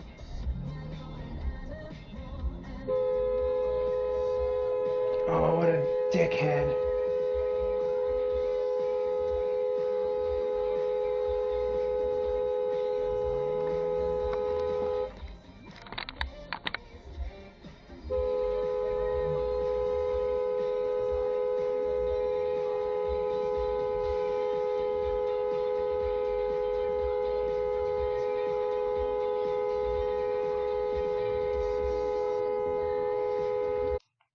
I would do the exact same thing. Except my high beams would also be on, even though it's daytime. I don't care.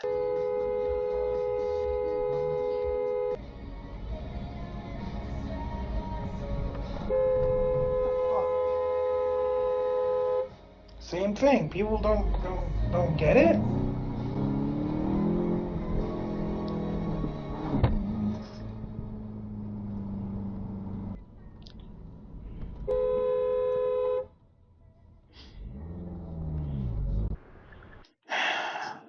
And this is why people think American drivers are fucking morons, because we don't know how to handle. They don't know how to handle roundabouts. I do. Mostly because there are a few I've gone through on a fairly routine basis throughout my drive. So you just learn it. You just learn. Oh, I hate this. The waiting to make a left turn, and you gotta wait for that clear moment. This is so nerve-wracking.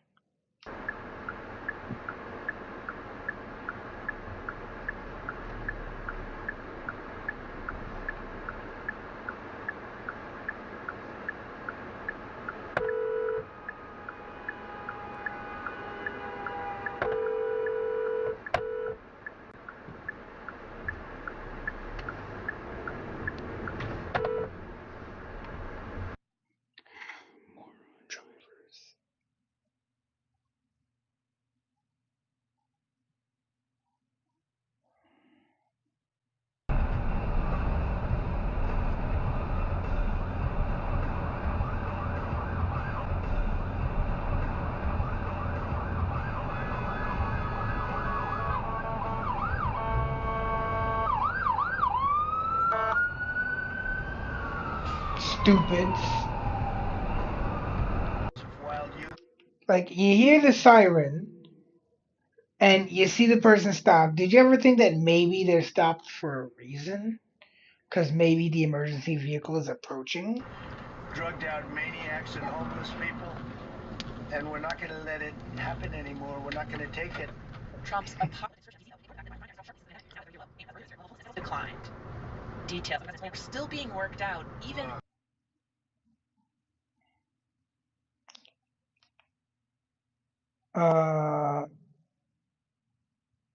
We all know it's gonna happen here.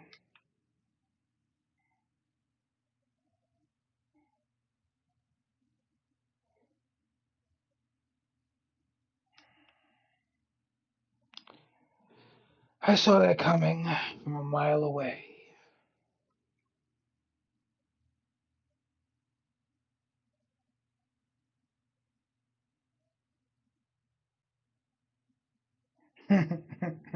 Brought him under attack by his colleagues. His very traditional university distanced itself from it. His once supportive work environment became hostile and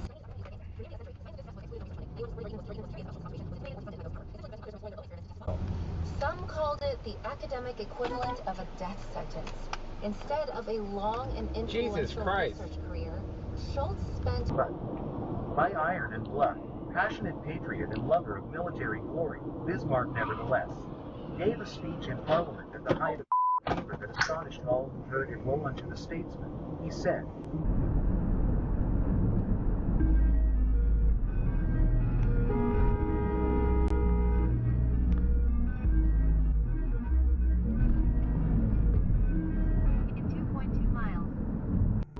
What the fuck is this guy doing?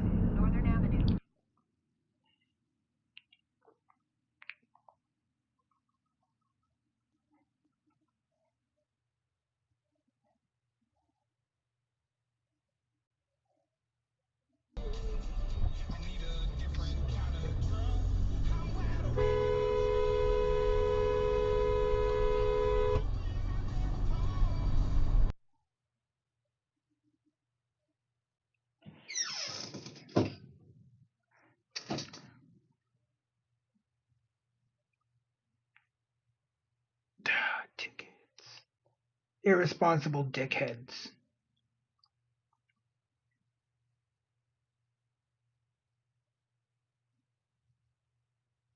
Of course.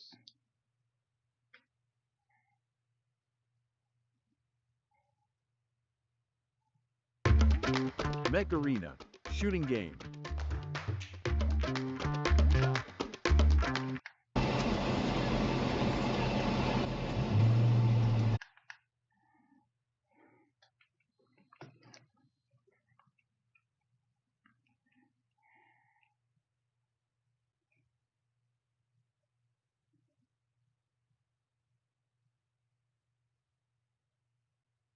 Oh well, that's what you get.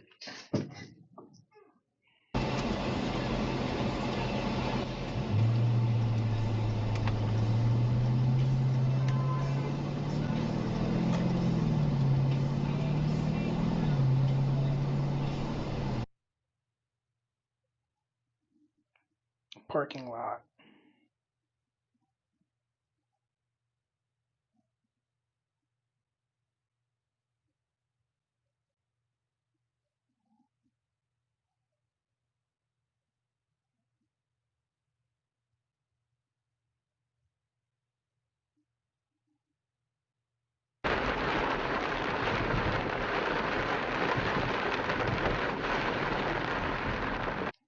I hate driving in rain like this. The kind of rain that fucks your visibility to nothing. I don't mind being in rain like this, but when I gotta drive in that shit, it's so fucking sketchy. Especially when you got people walking across the road like that in dark colors, fucking not using crosswalks and shit.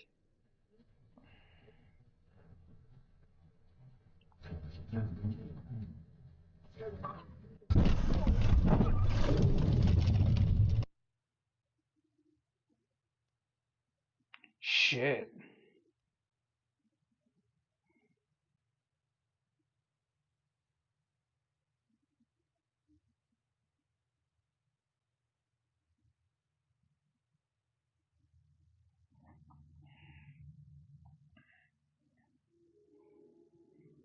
No signal. I hate when people do that shit.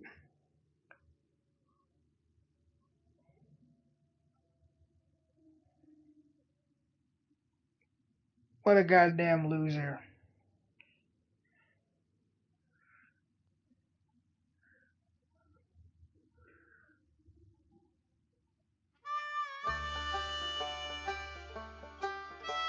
Well, folks, that's all we got for today. Thanks for watching. Until next time.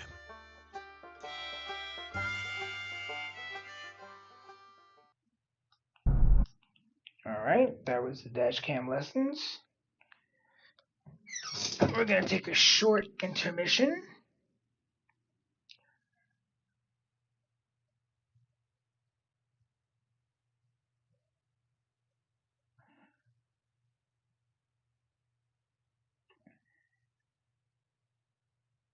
And I will leave you with some music while I set up the game we're going to play for the next hour or so.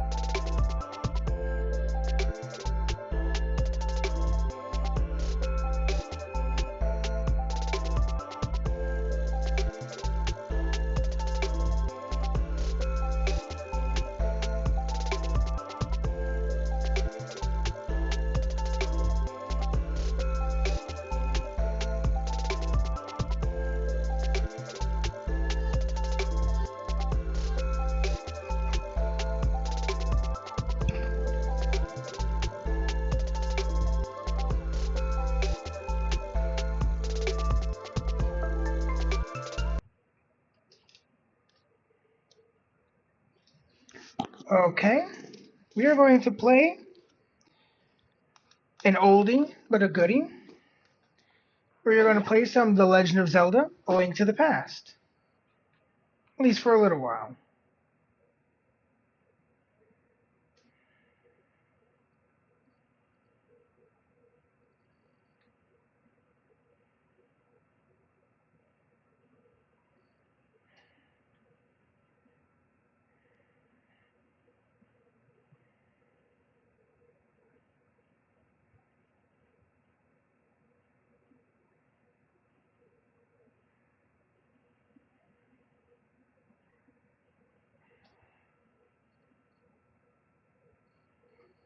Let me just set up real quick.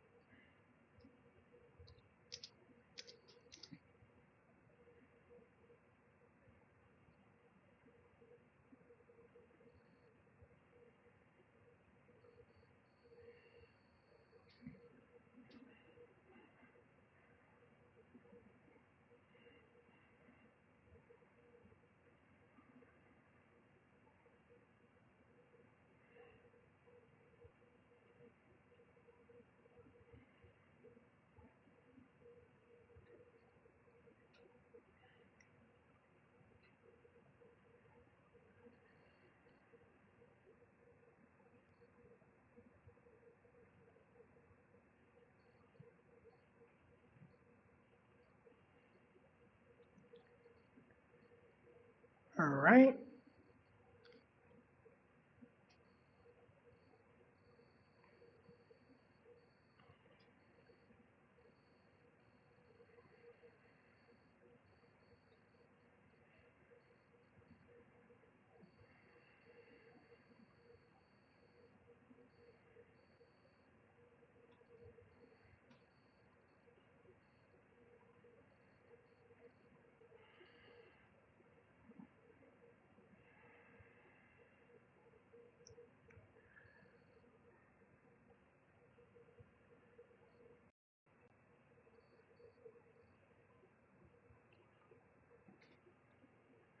All right. We are going to play some The Legend of Zelda: A Link to the Past.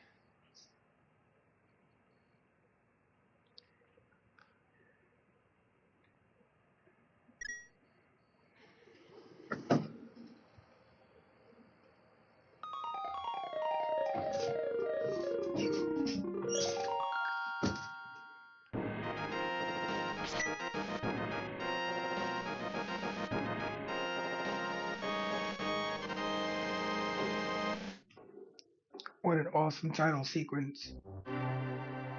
Long ago, in the beautiful kingdom of Hyrule surrounded by mountains and forests,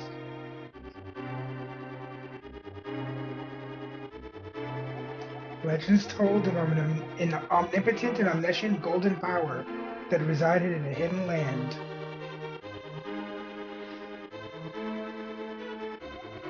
Many people aggressively sought to enter the hidden golden land, but no one ever returned. One day evil power began to flow from the golden land. So, the king commanded 7 wise men to seal the gate to the land of the golden power.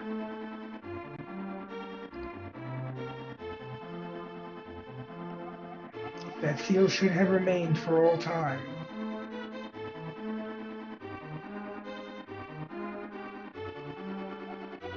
But when these events were obscured by the mists of time and became legend,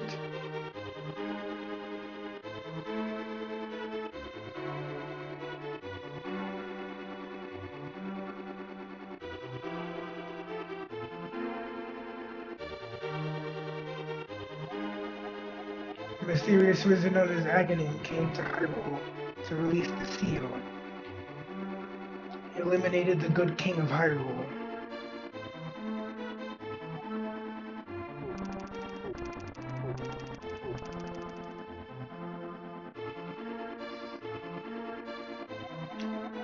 Through evil magic, he began to make the descendants of the 7 wise men vanish, one after another.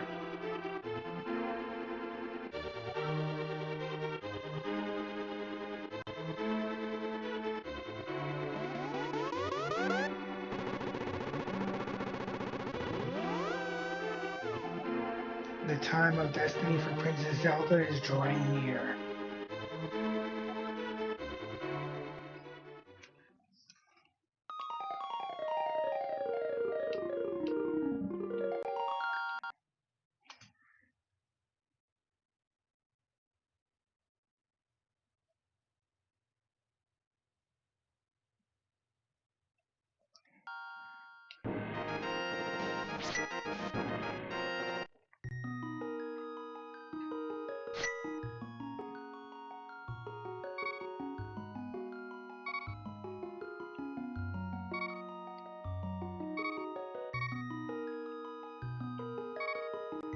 Just enough space. Perfect.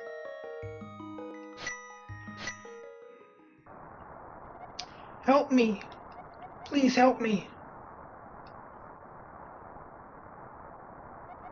I am prisoner in the dungeon of the castle. My name is Zelda. The wizard Aghanim has done something to the other missing girls. Now only I remain. Aghanim has seized control of the castle and is now trying to open the 7 wise men's seal. I am in the dungeon of the castle. Please help me. Kanito, I'm going out for a while. I'll be back by morning. Don't leave the house.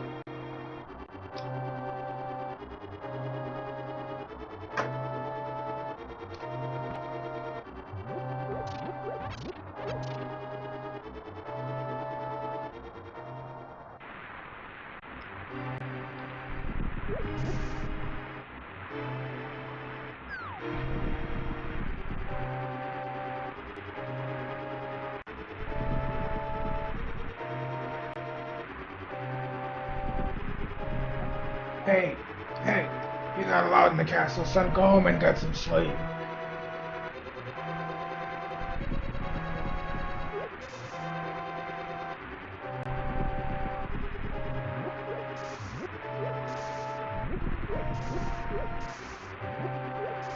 What could this be?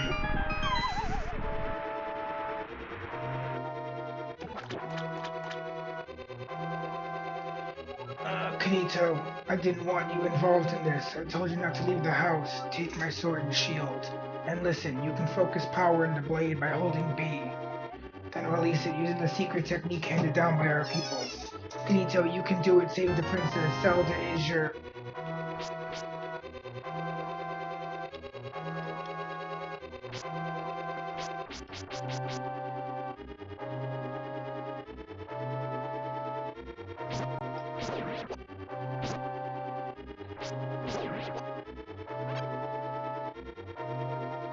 And we get the lamp. Now we can light torches and see our way in darkness.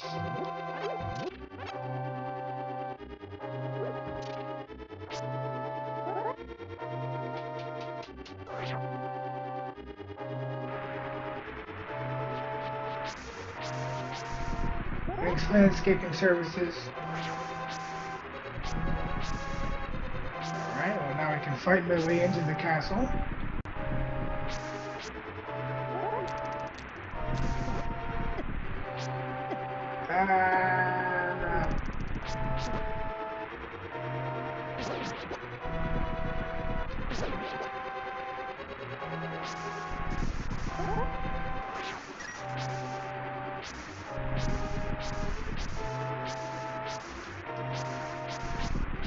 No hearts?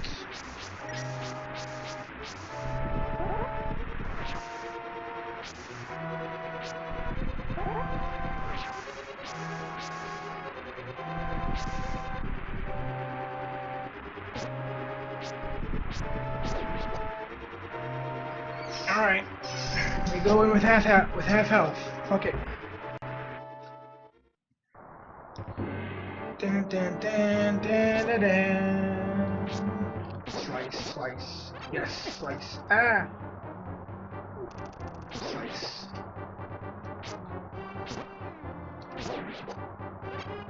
And we're back to full. Perfect.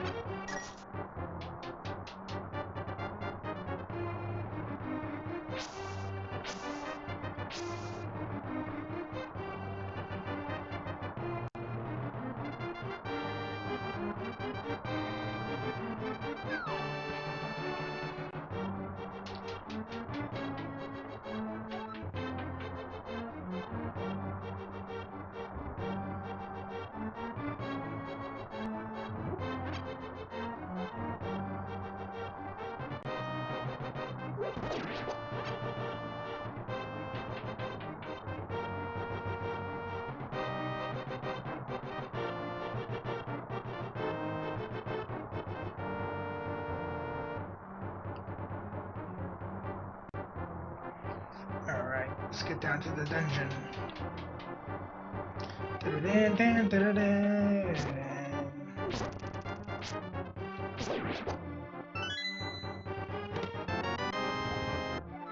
Got the castle map.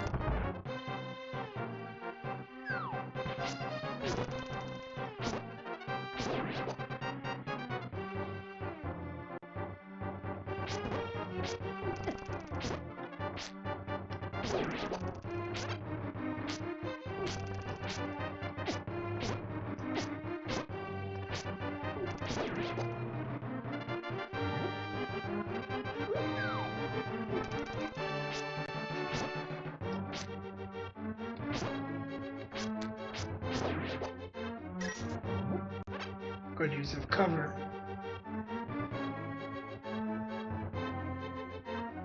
Oh, I don't keep the pot.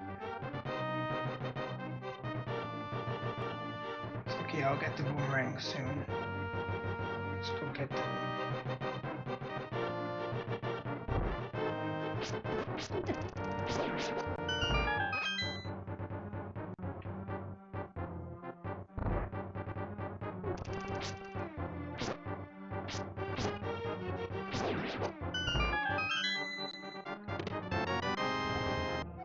And now we got the boomerang.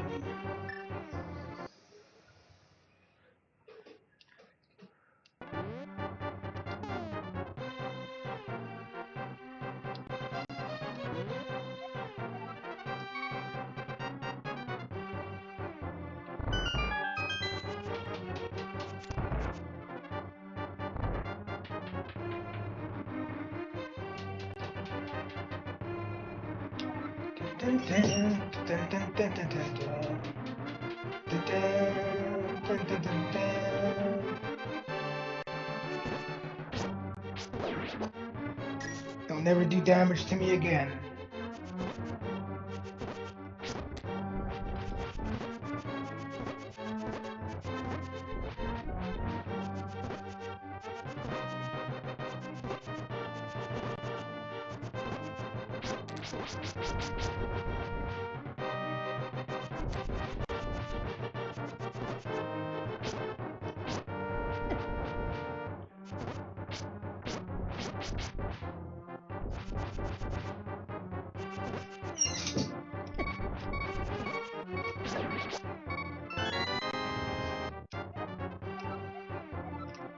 Alright, before we do that,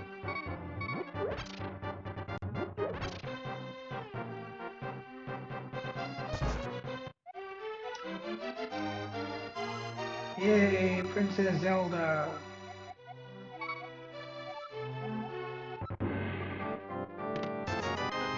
Money!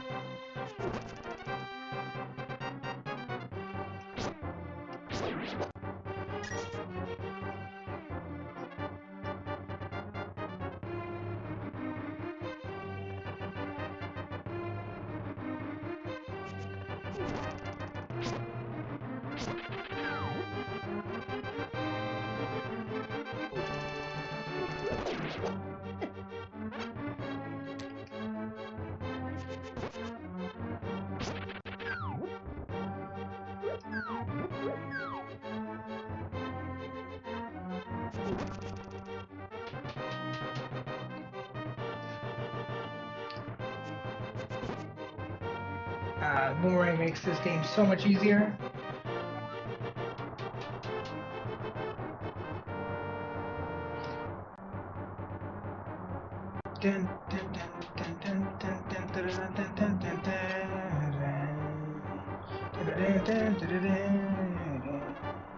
Oh, I just realized something.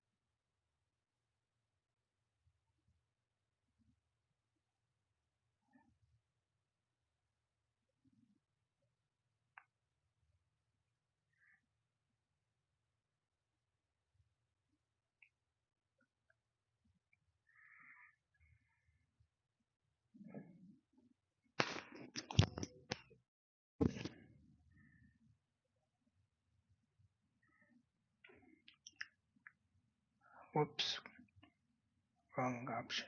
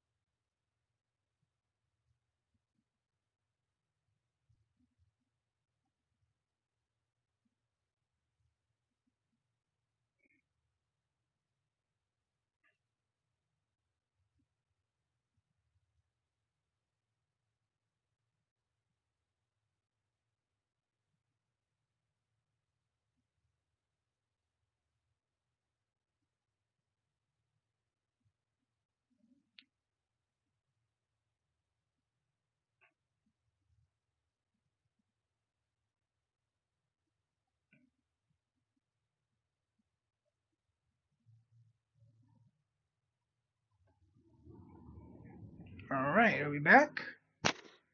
Let's see, how's it look?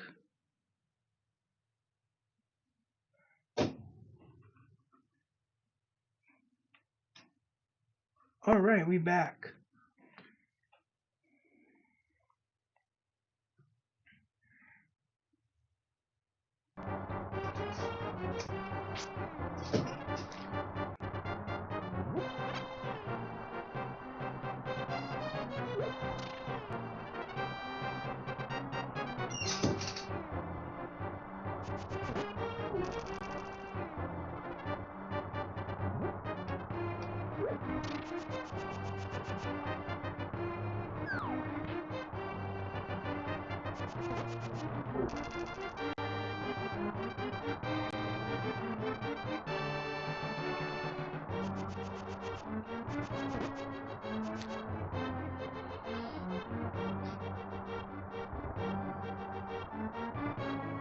Maybe if we go back this way, we can get to the throne room.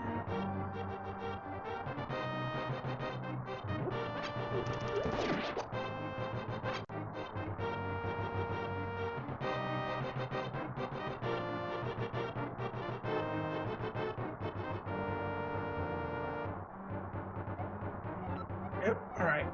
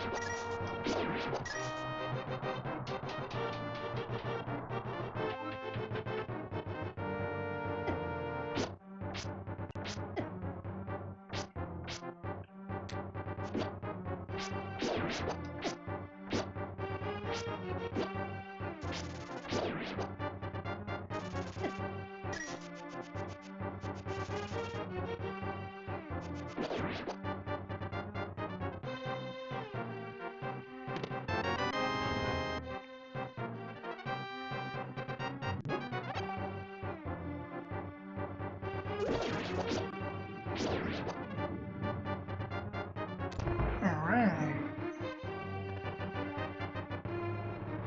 Shit.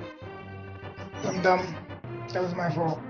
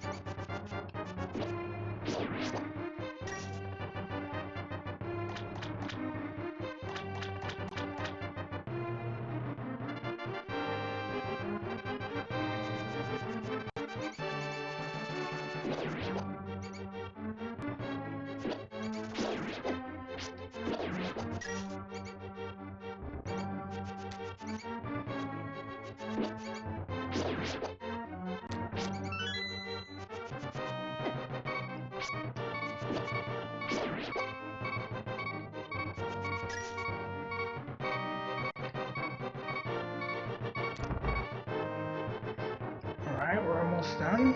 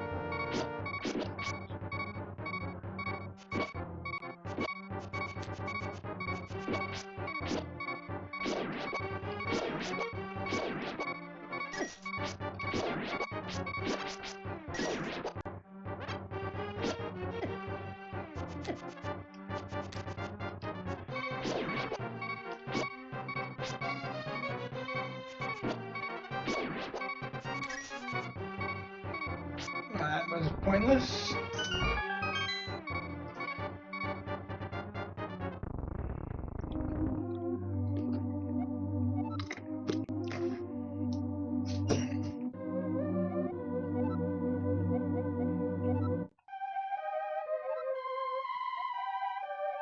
Alright,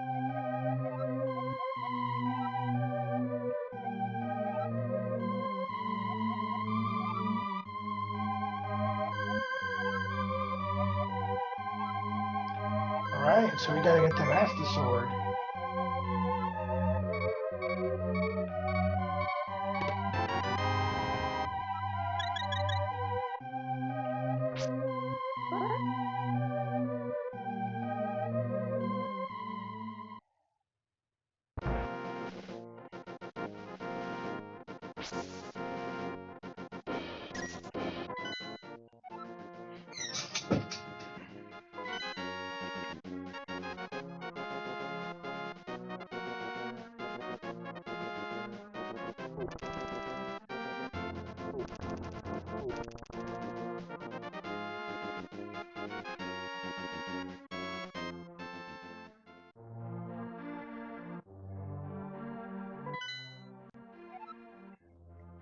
Alright, we're here.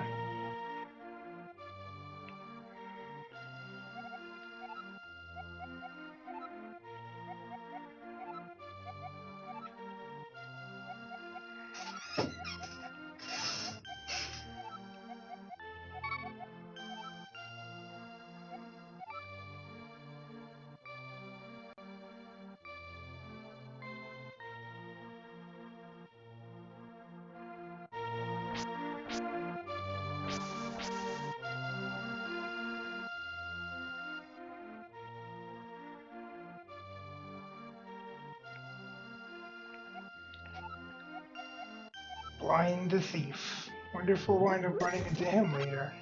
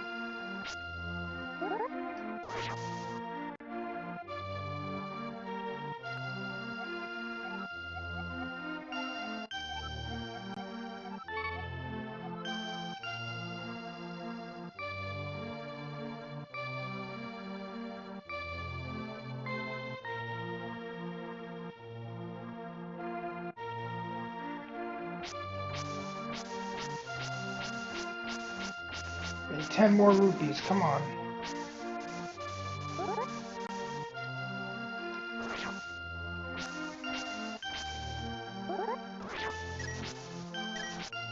Eight more rupees.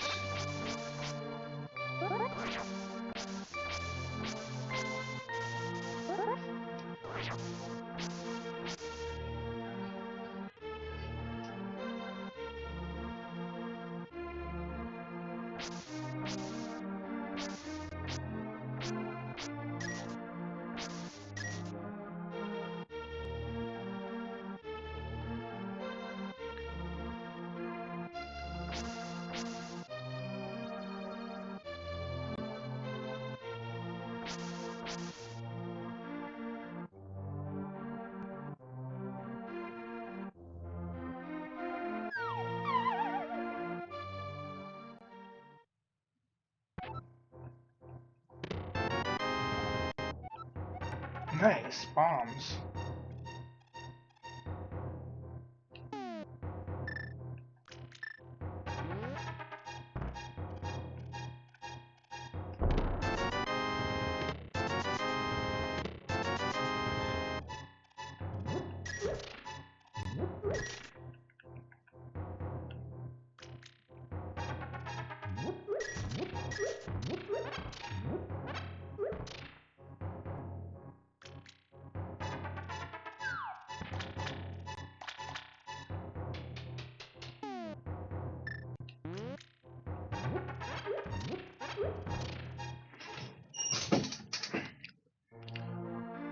now I have enough for the bottle.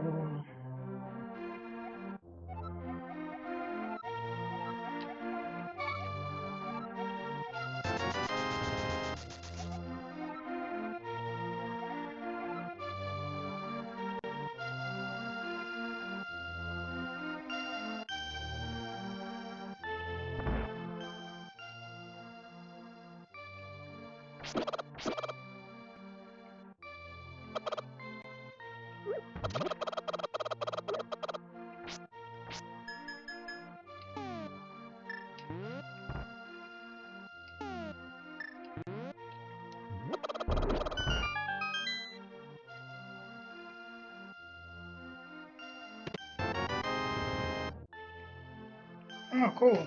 Not that I have a bow yet, but I'll get one soon.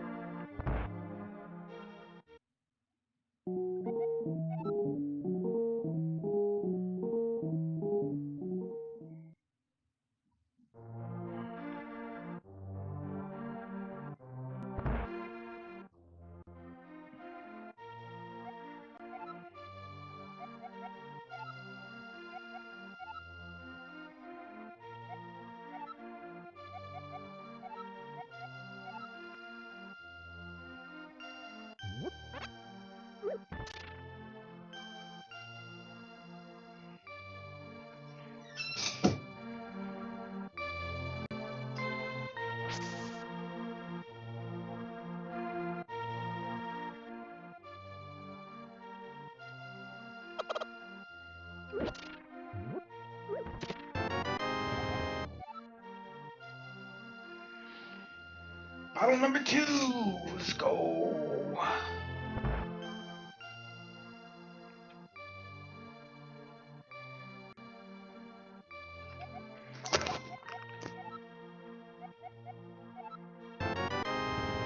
We got the net.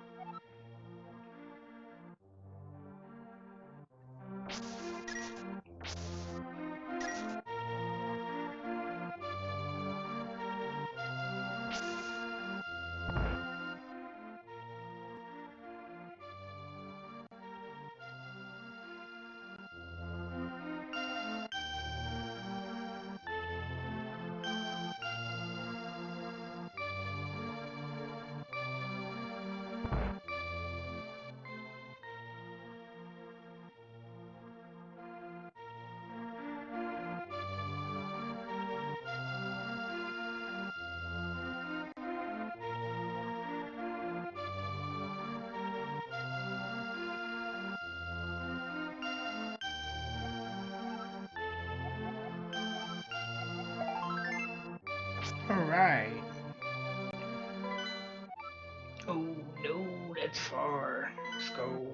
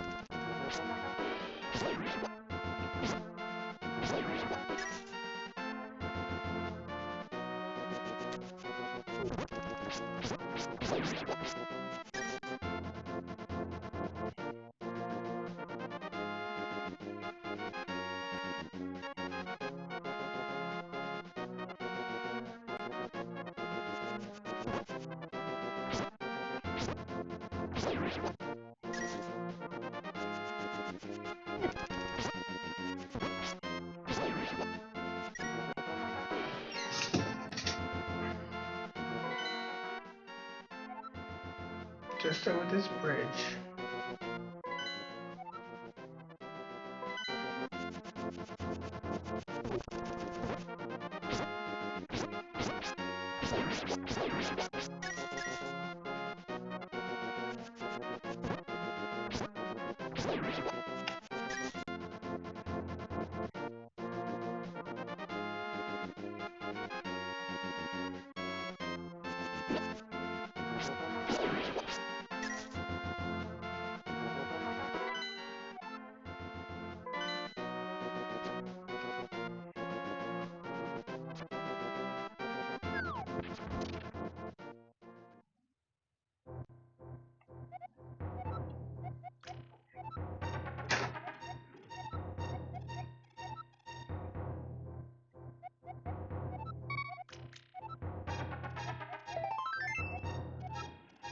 All right.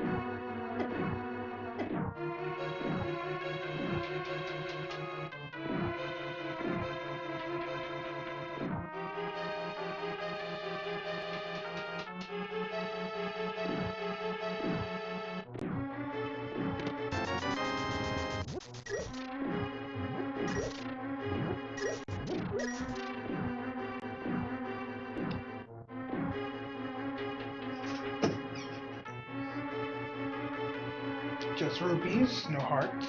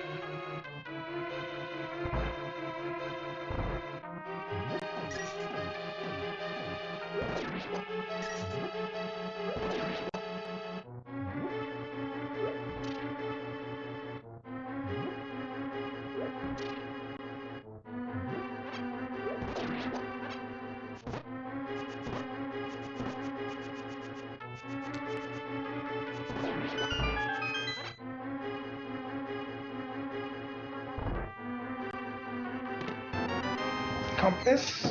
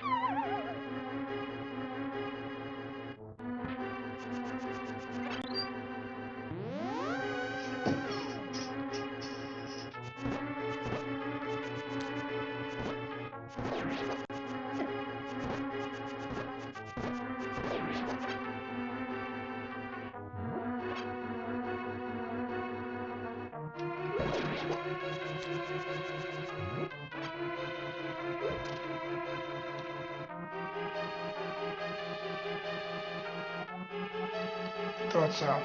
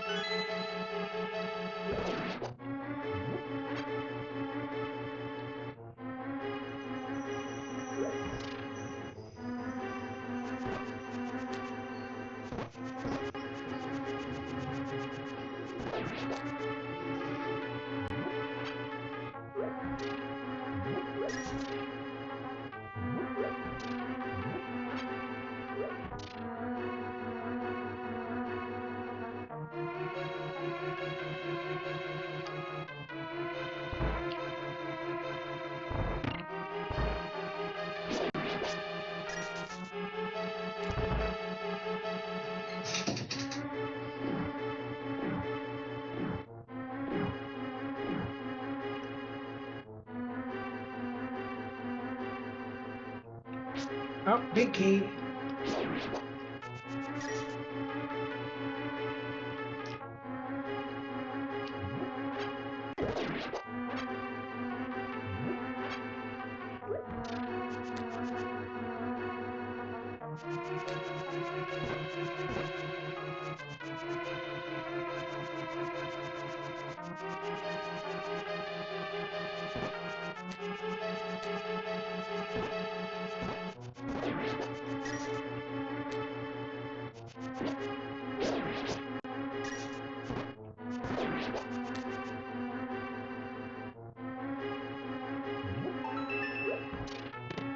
Big key.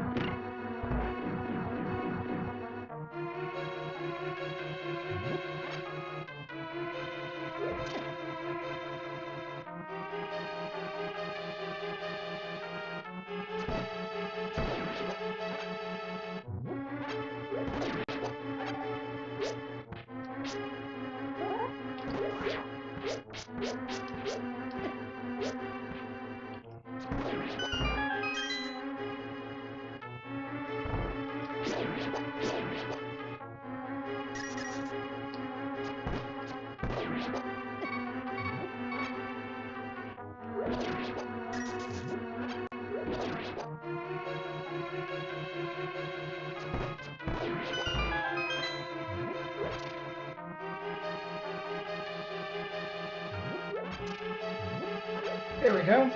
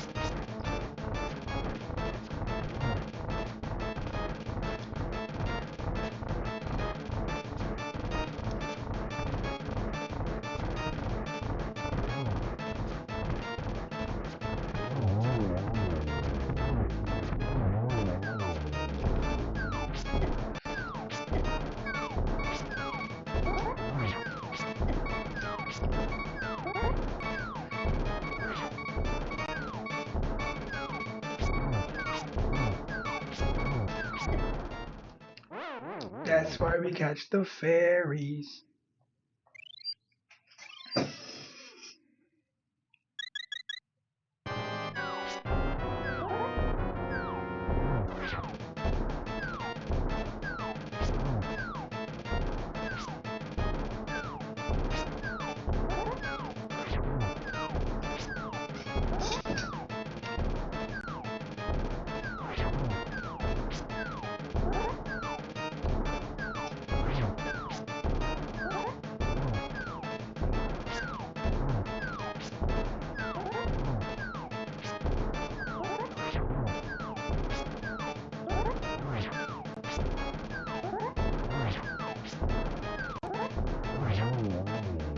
There we go.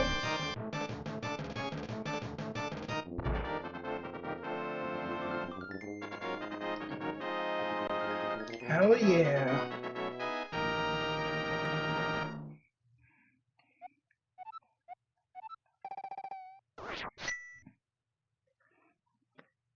Gangsta.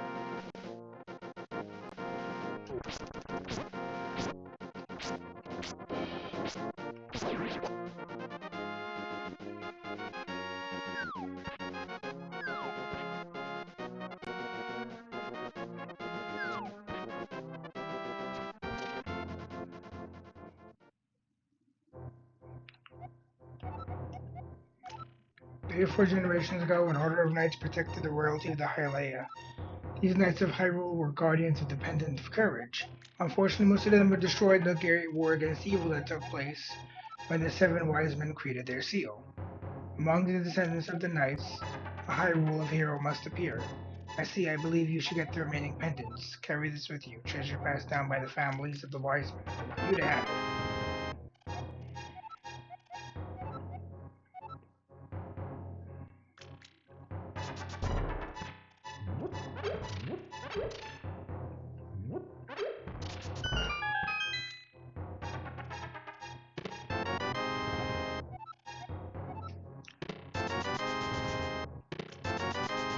Nice.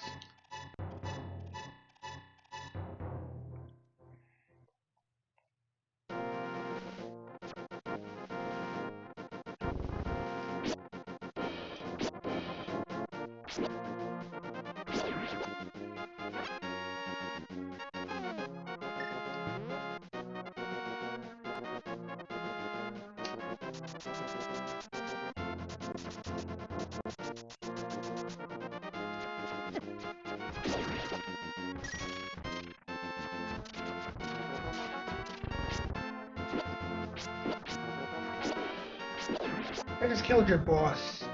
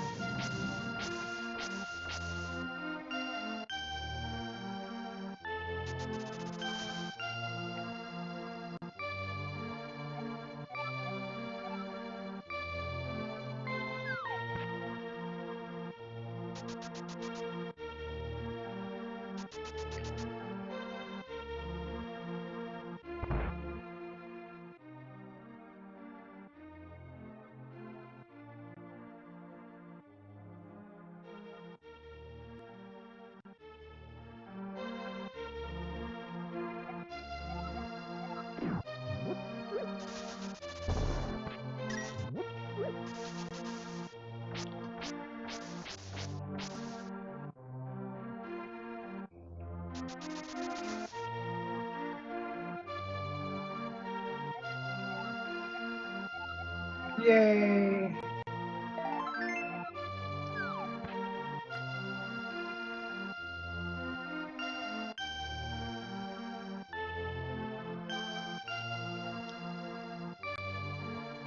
Ah, here it is.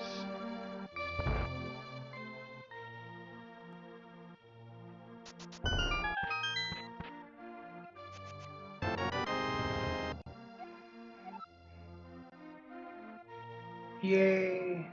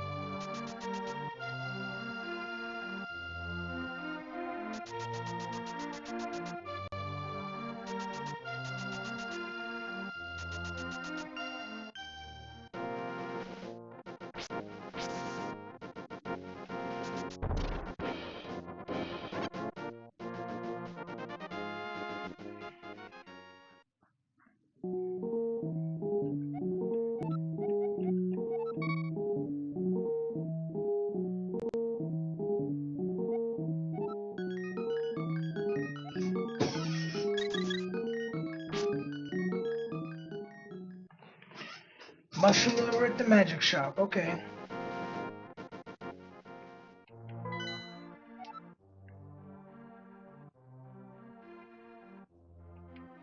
Let's go to the desert.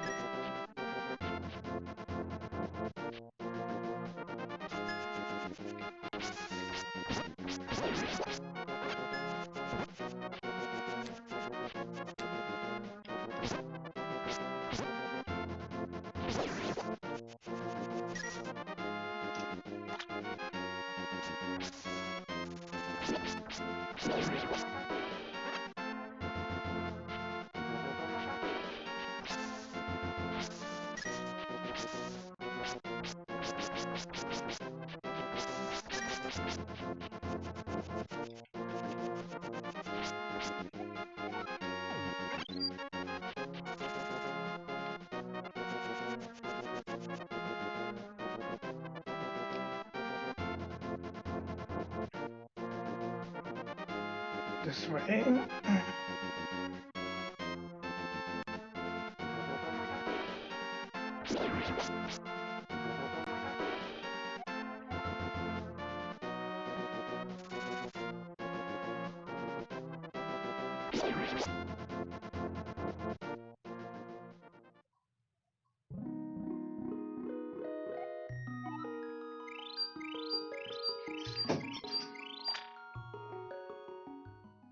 Nice.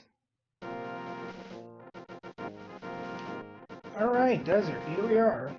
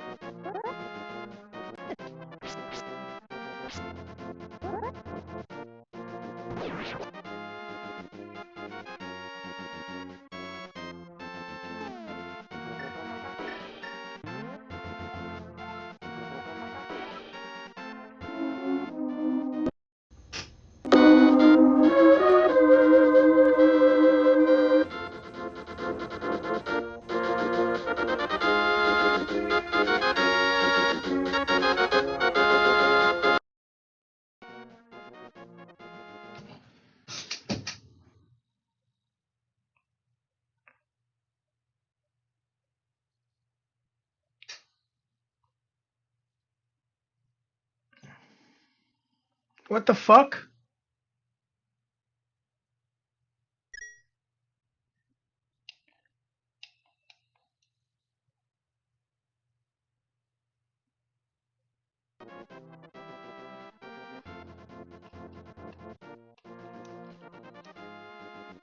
Oh.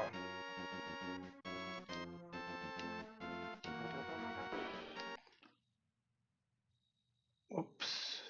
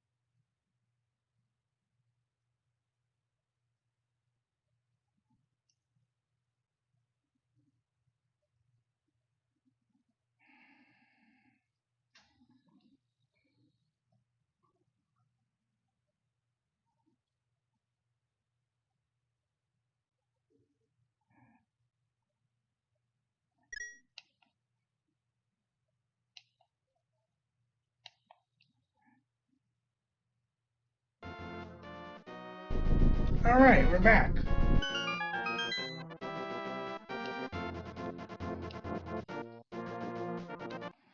And just to be safe.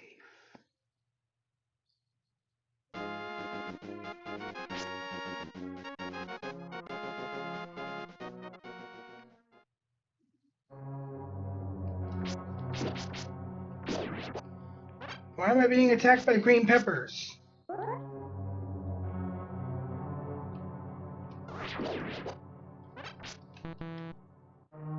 Fuck.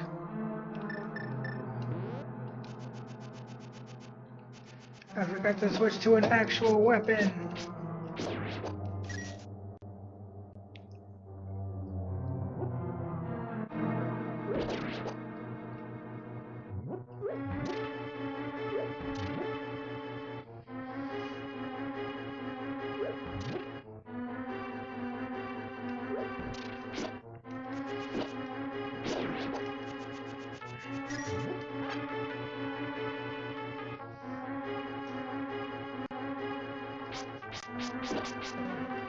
Purple peppers.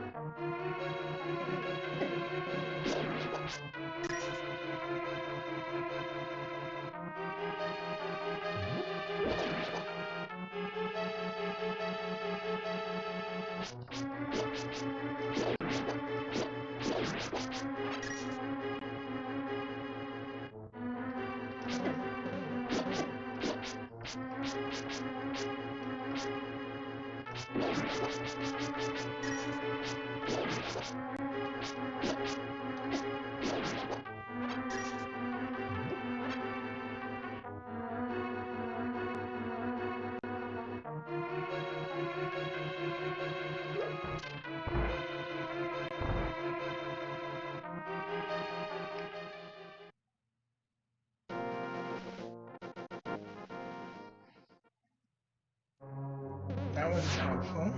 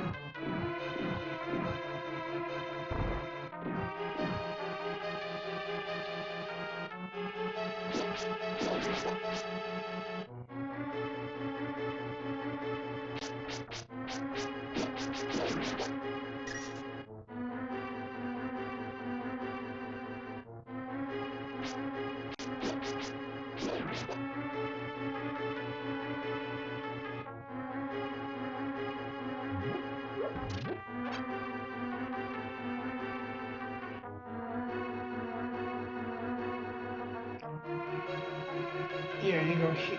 Oh, fuck. Let me see something.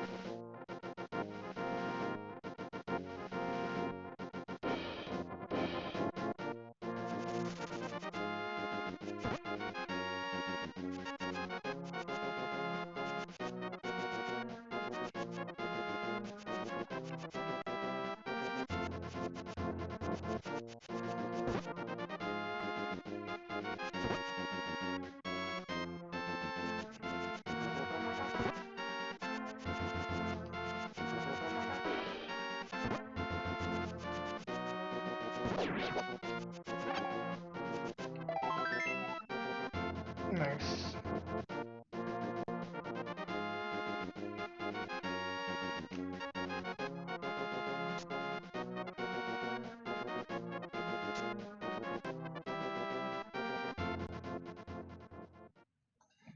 Alright. I think I messed up. Ow.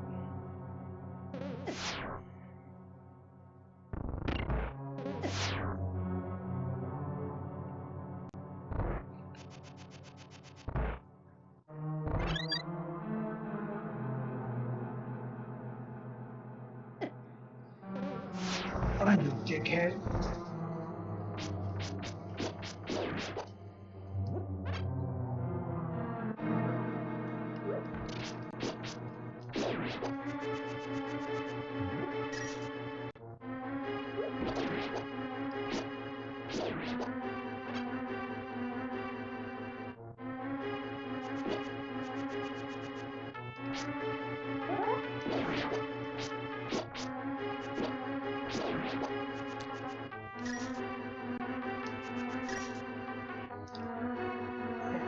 I can't believe how long it's been since I played this.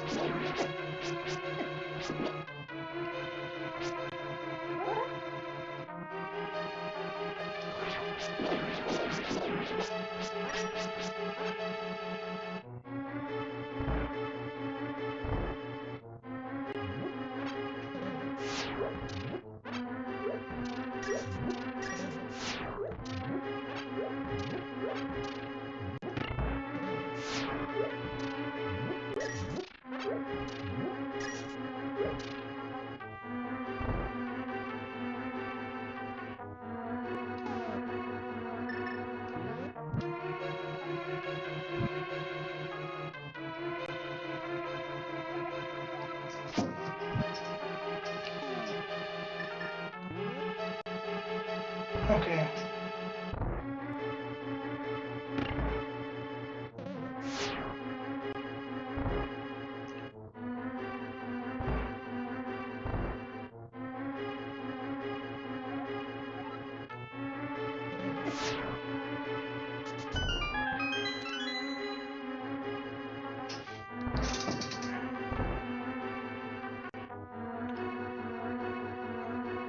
Okay.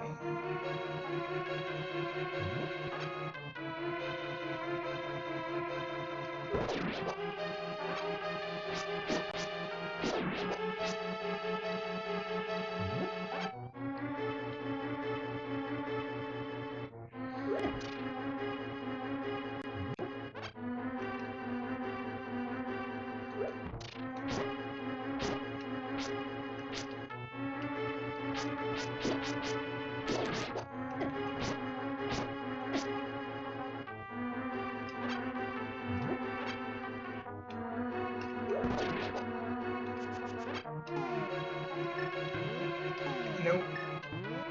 This is too. Is it?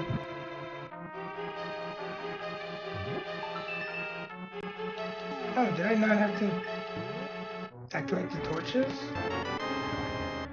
Oh, it's just the map.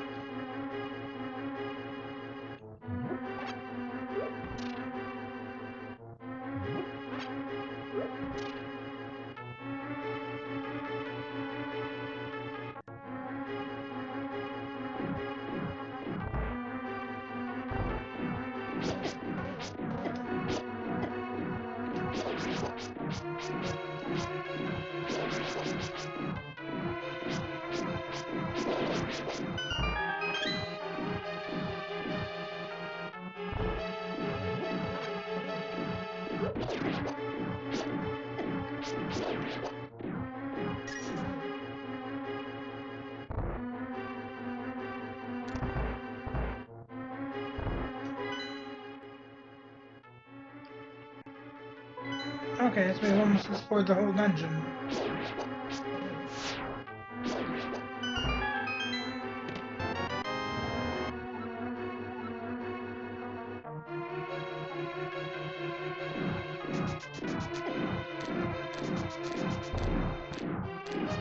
Picky. And that explains the cannonball whooshing.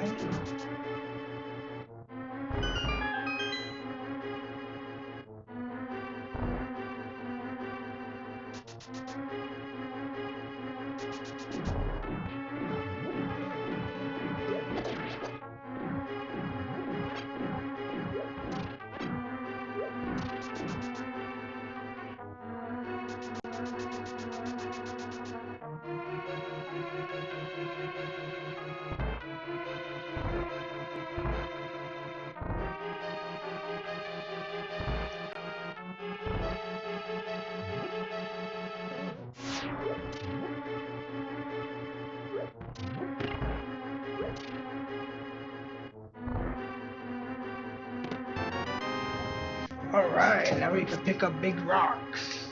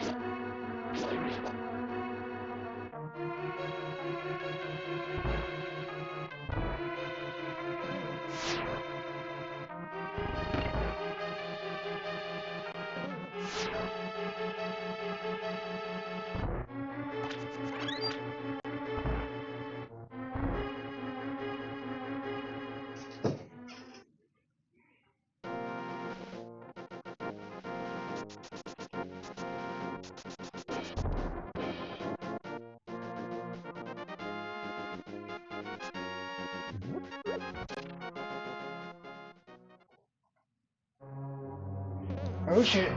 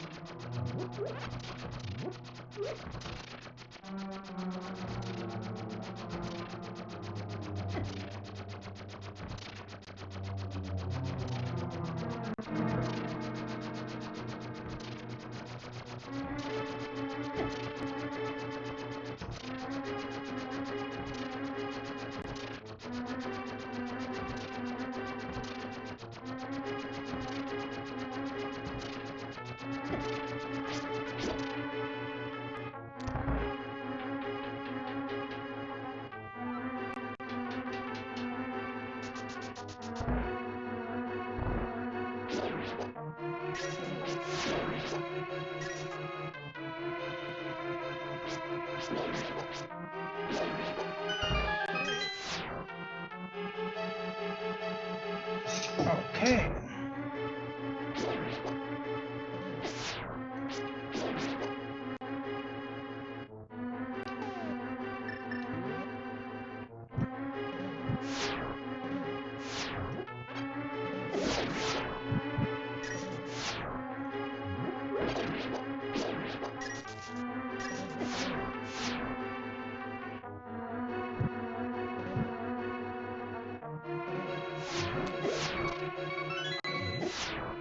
Shit.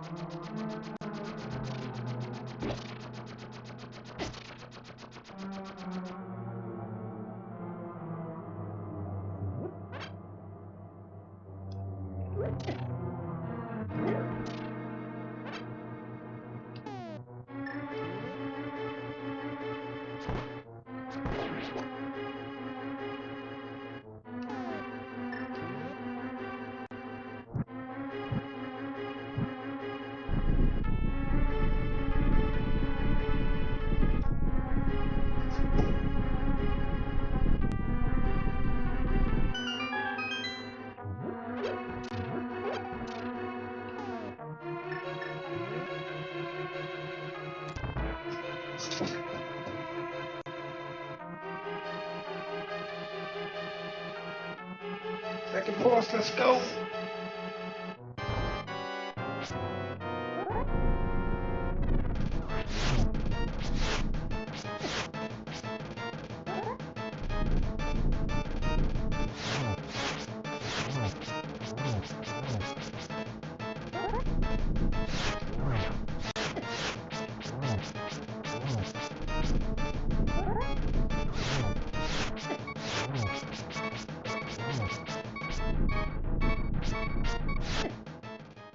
Shit.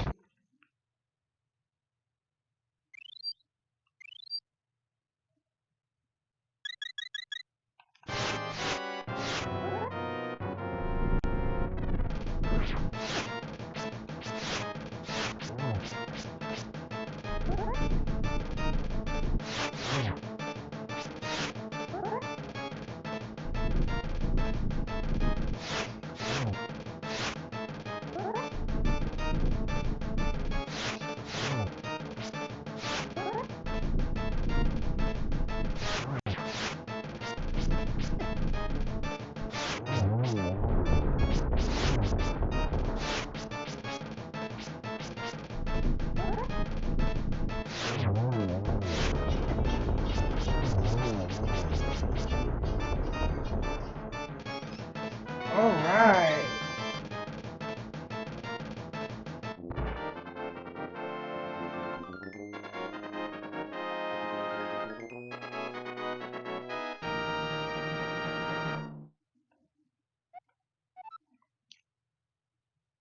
All right, one more.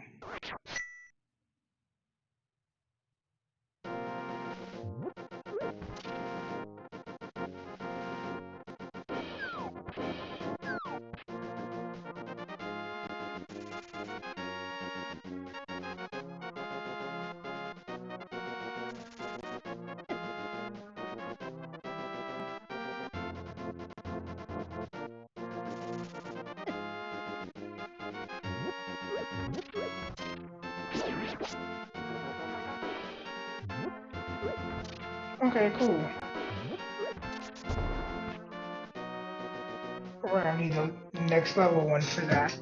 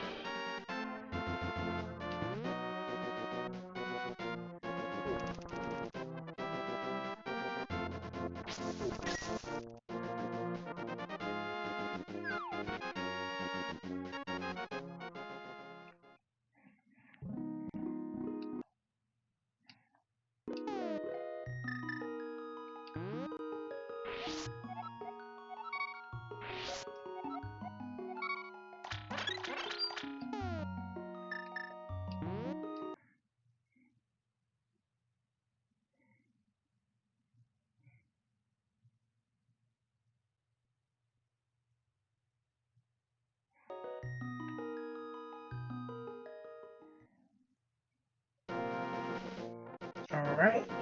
Now before we go to the next dungeon, let's do a couple of side things.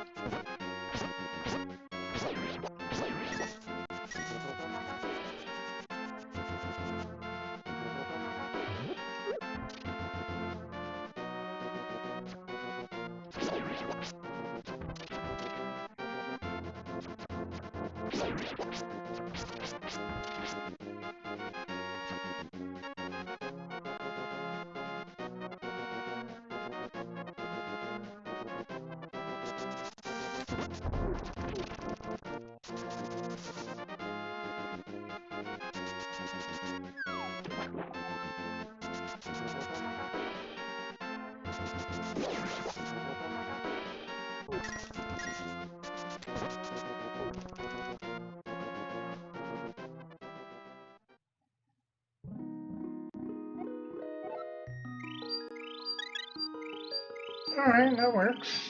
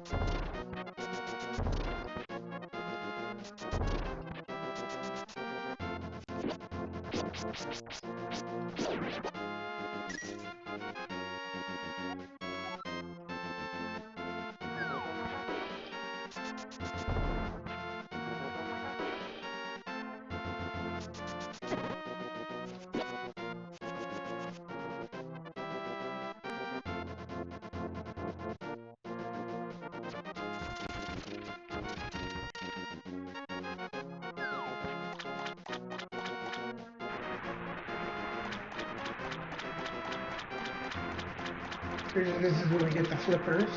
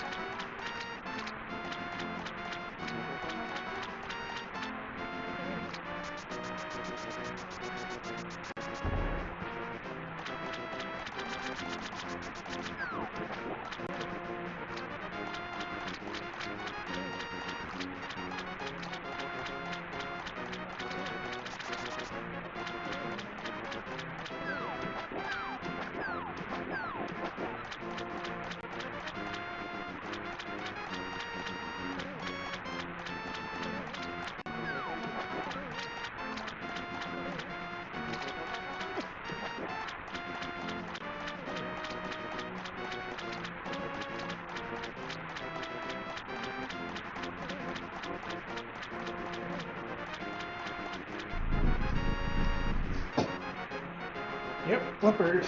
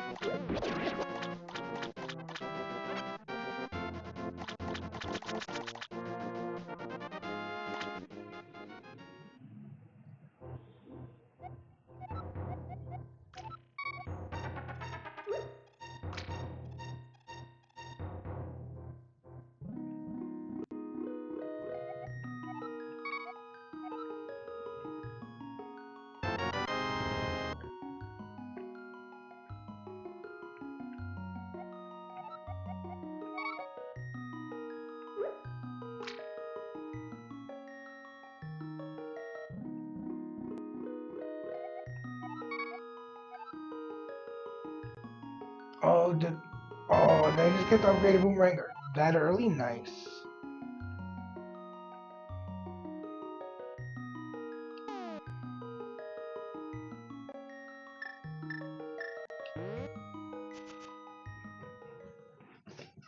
Alright.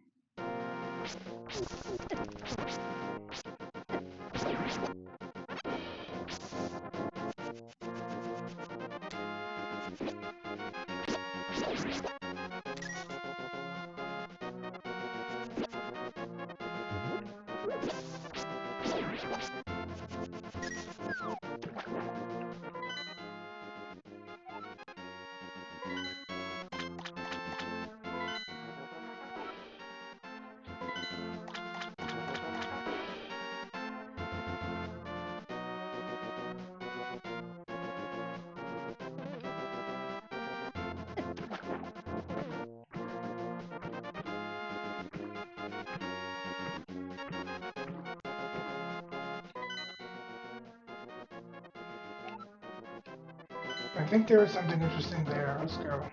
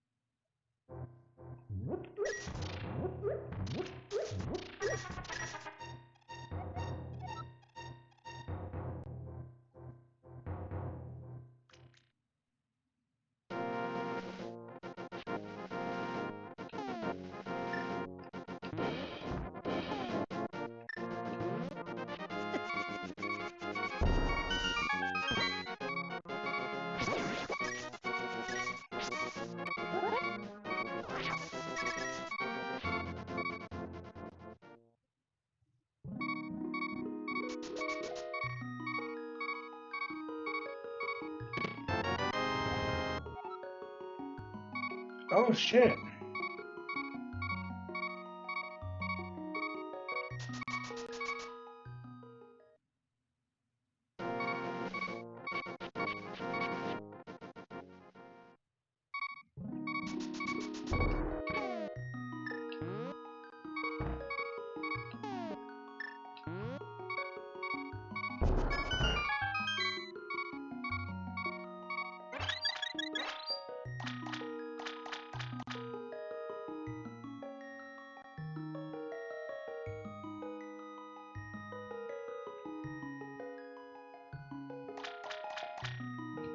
All right.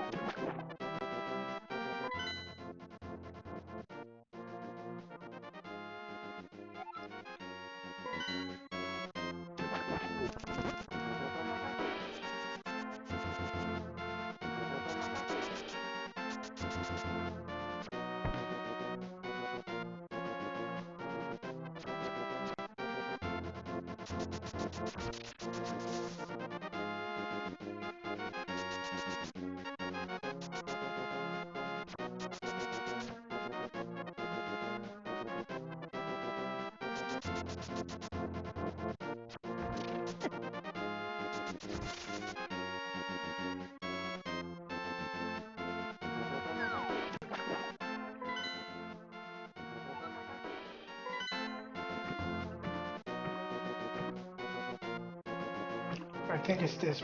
It's one of these two bridges where you get another bottle.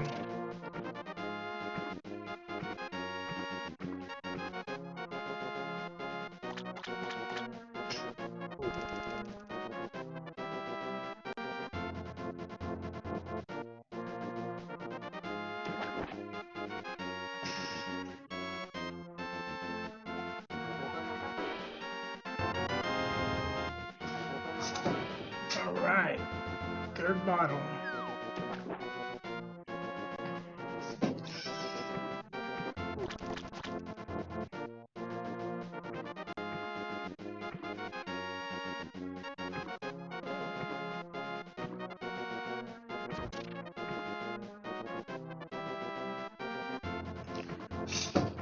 We got us the bottle.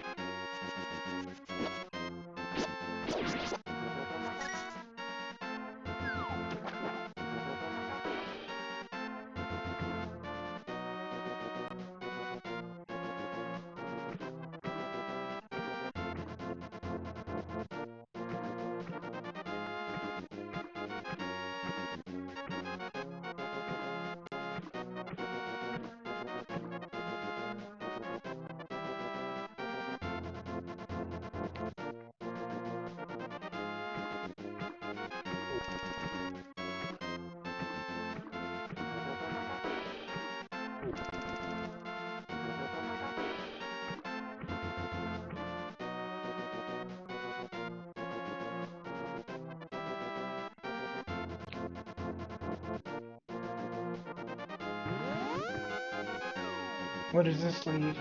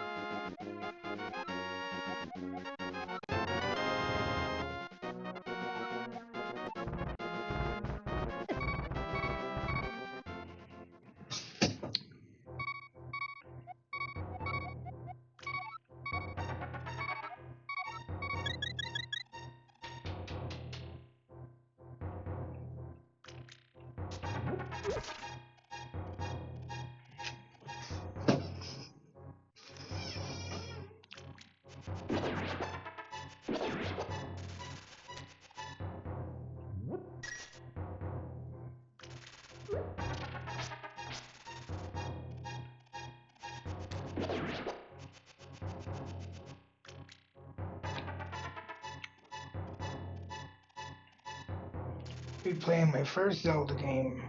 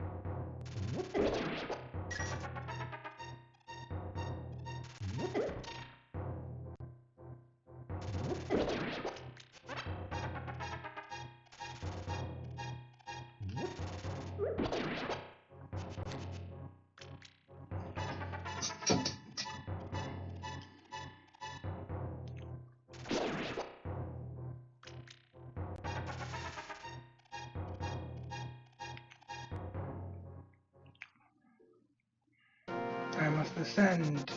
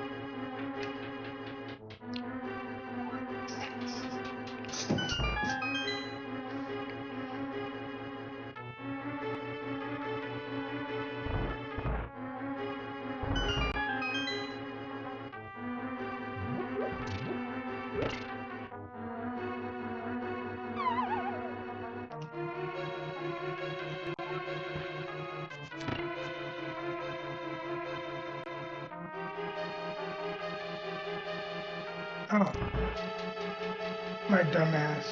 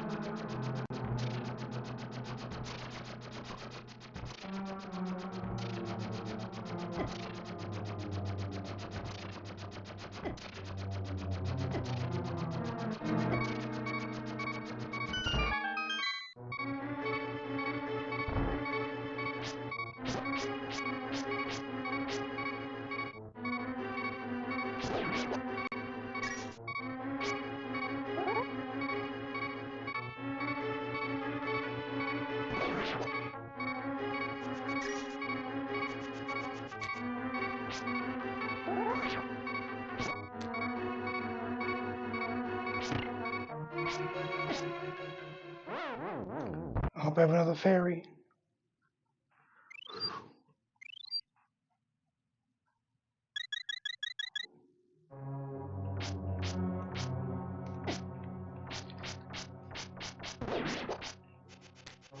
Okay.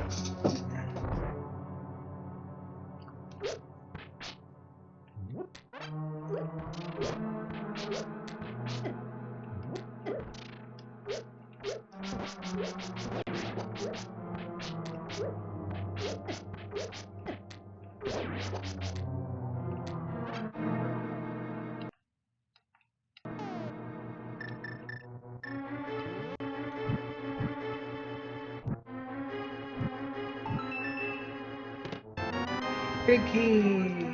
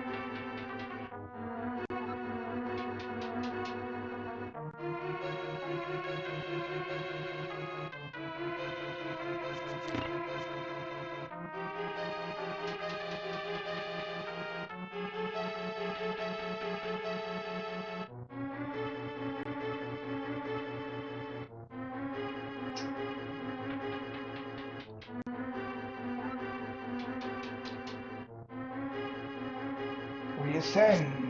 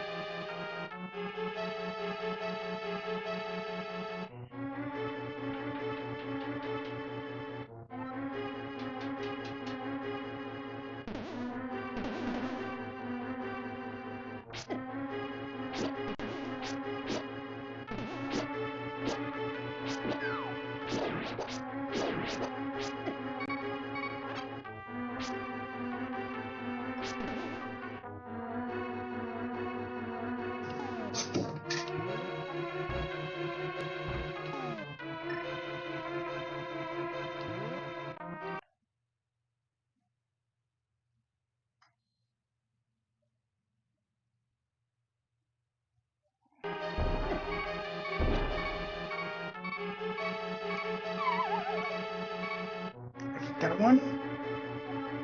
Yes.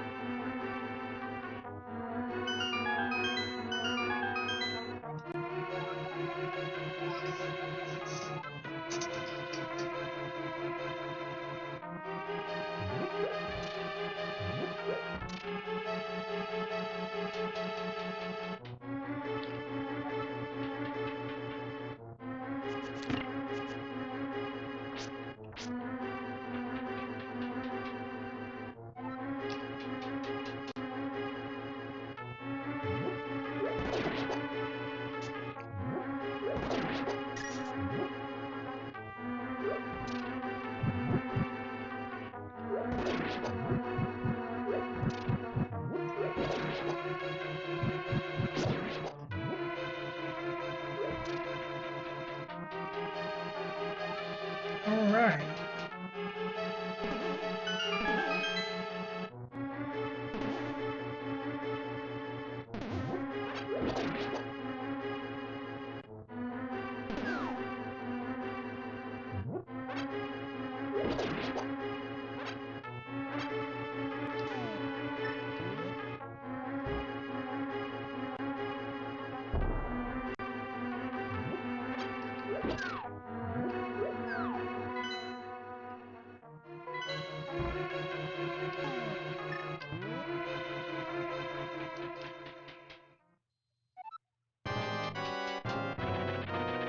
All right.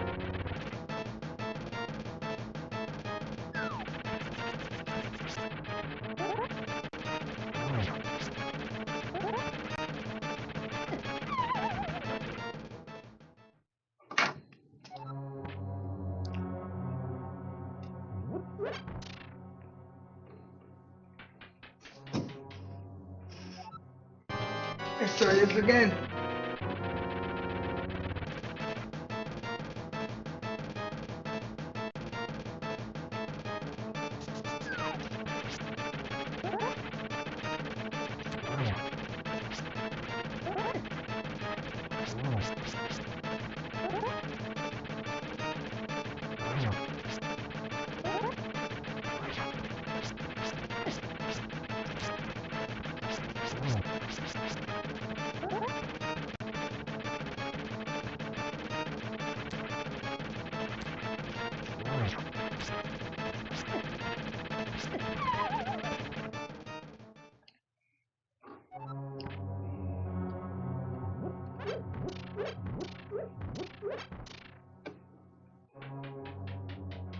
Again.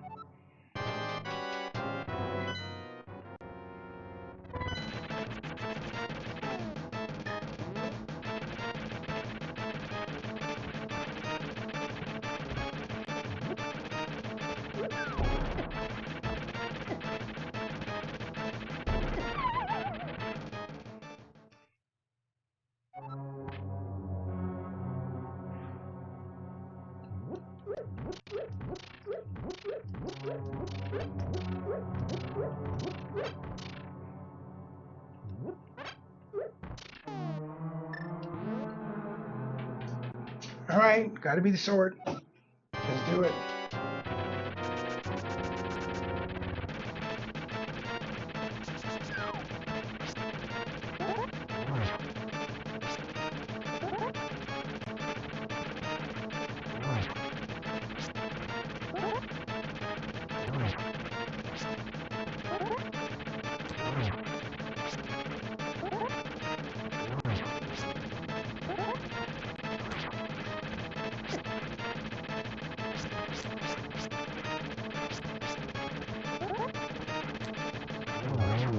There we go.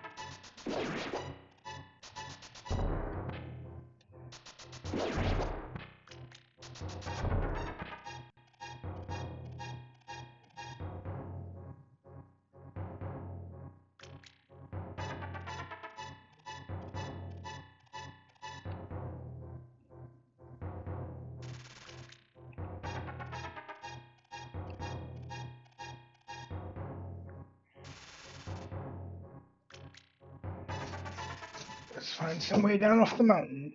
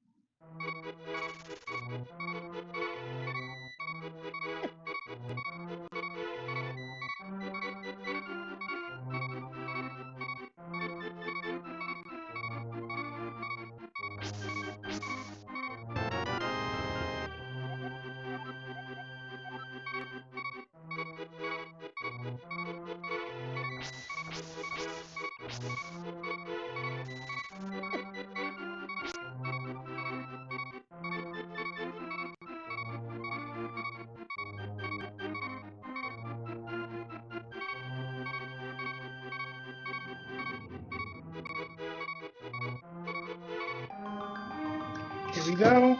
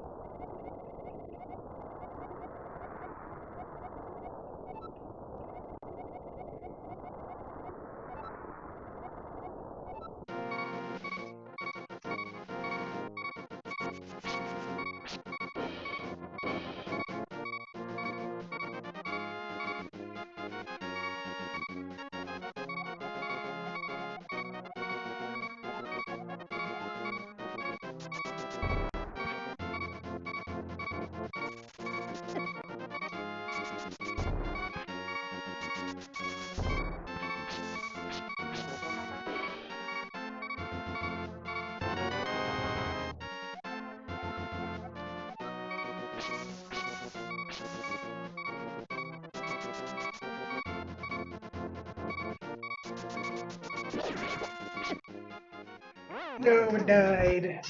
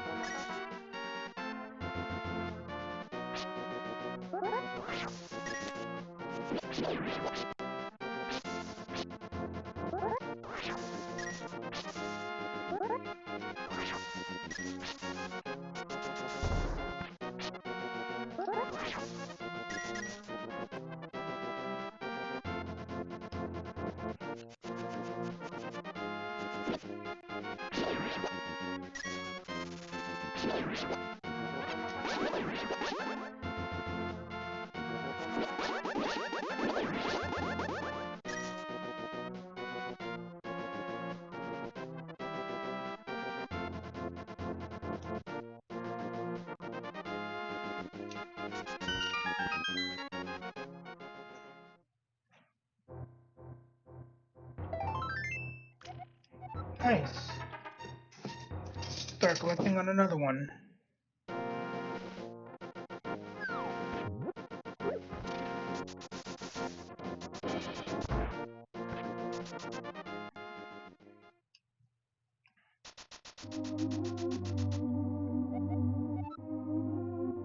No.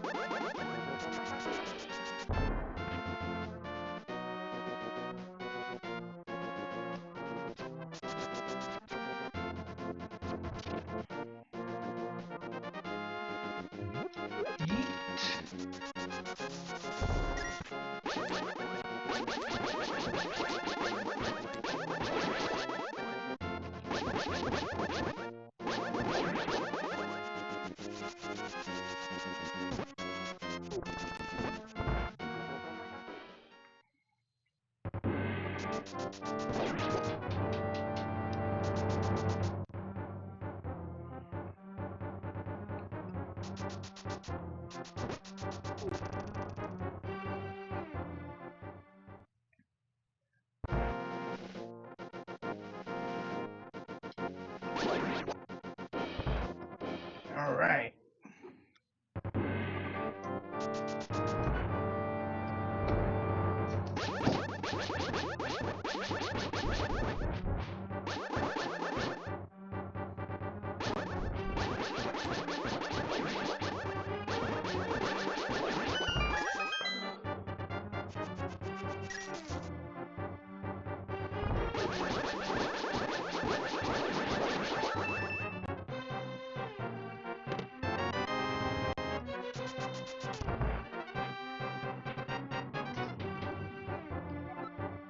All right.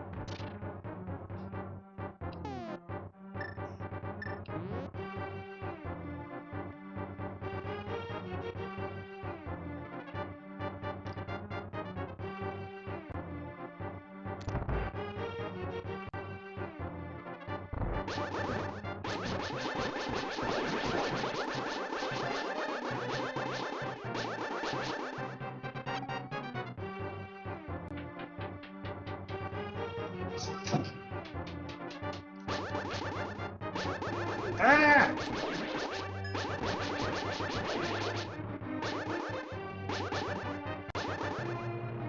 I want to stay at full health so I can still do this.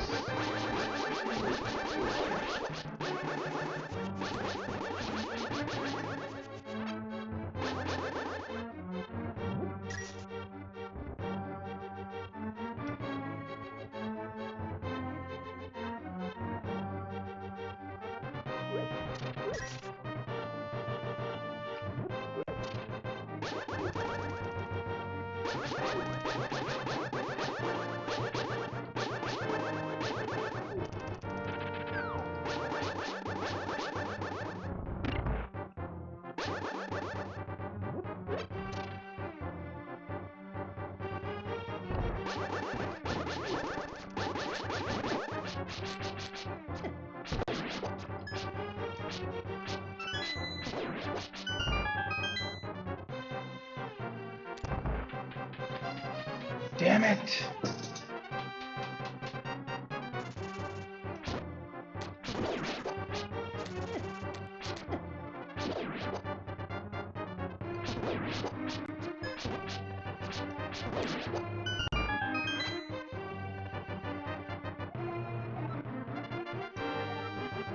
Gotta play Dead Man's Molly.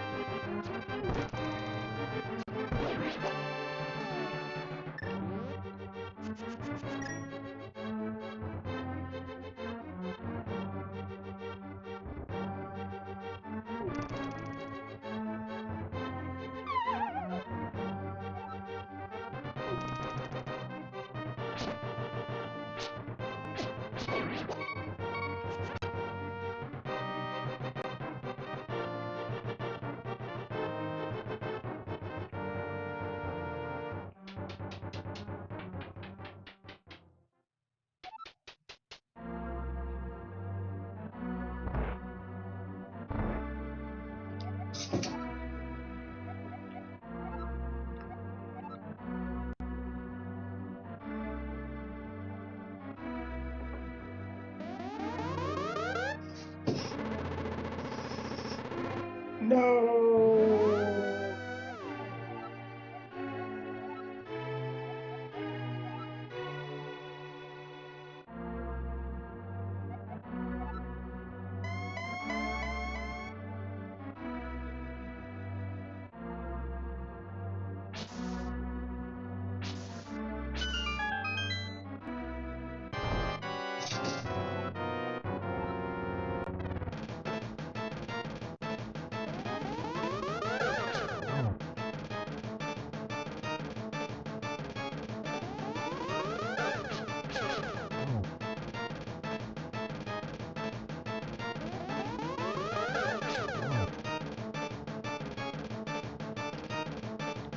That's the best you got?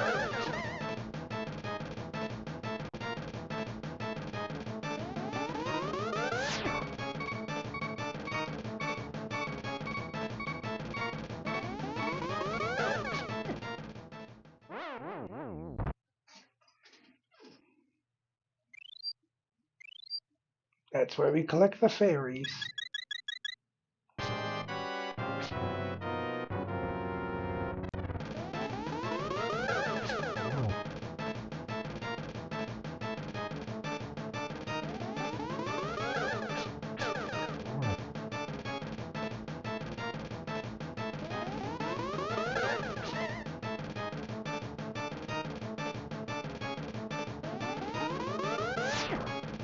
Ow.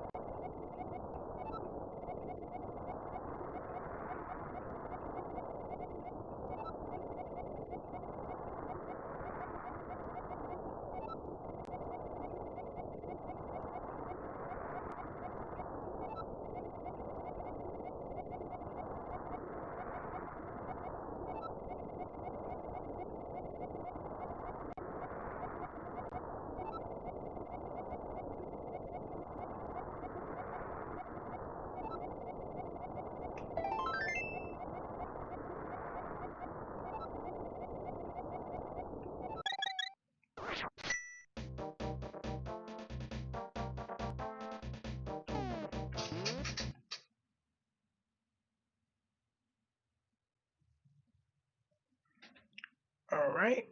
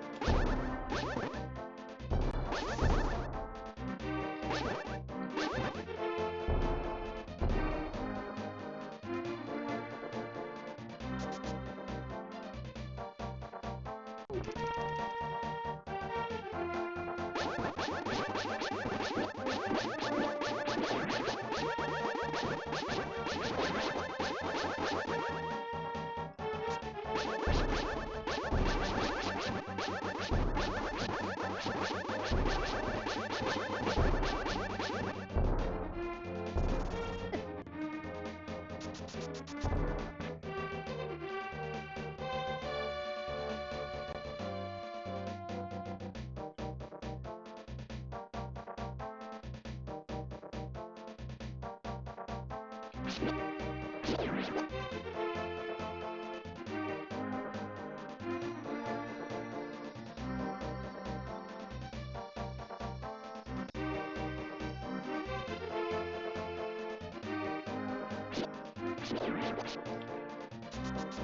know the little guy's around here somewhere. I think he's in here.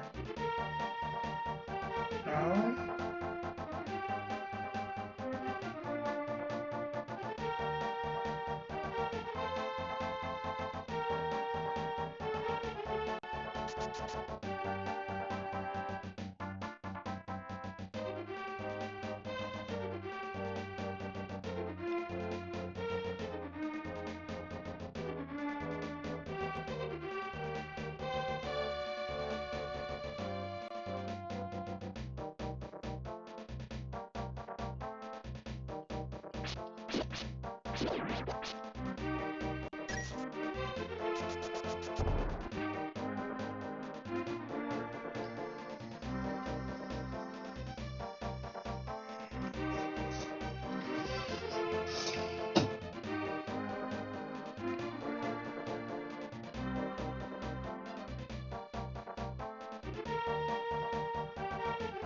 Oh, there we go.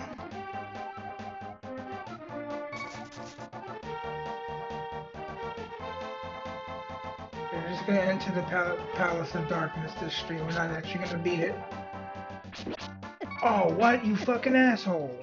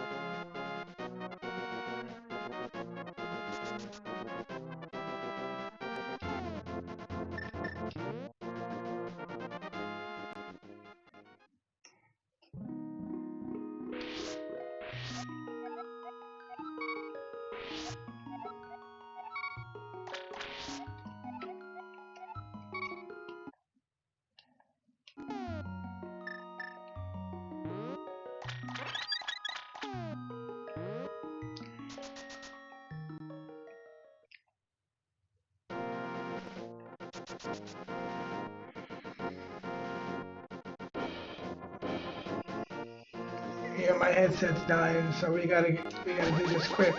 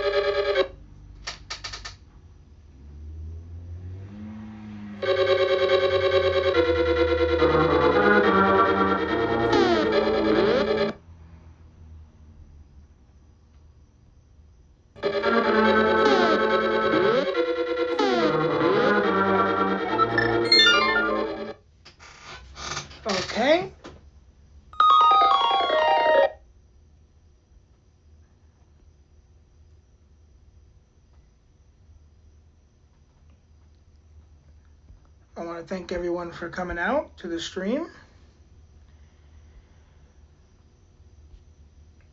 And I will see you guys, maybe not tomorrow, because I got some plans tomorrow, but if those plans fall through, I might stream, but Tuesday for sure. Have a good one.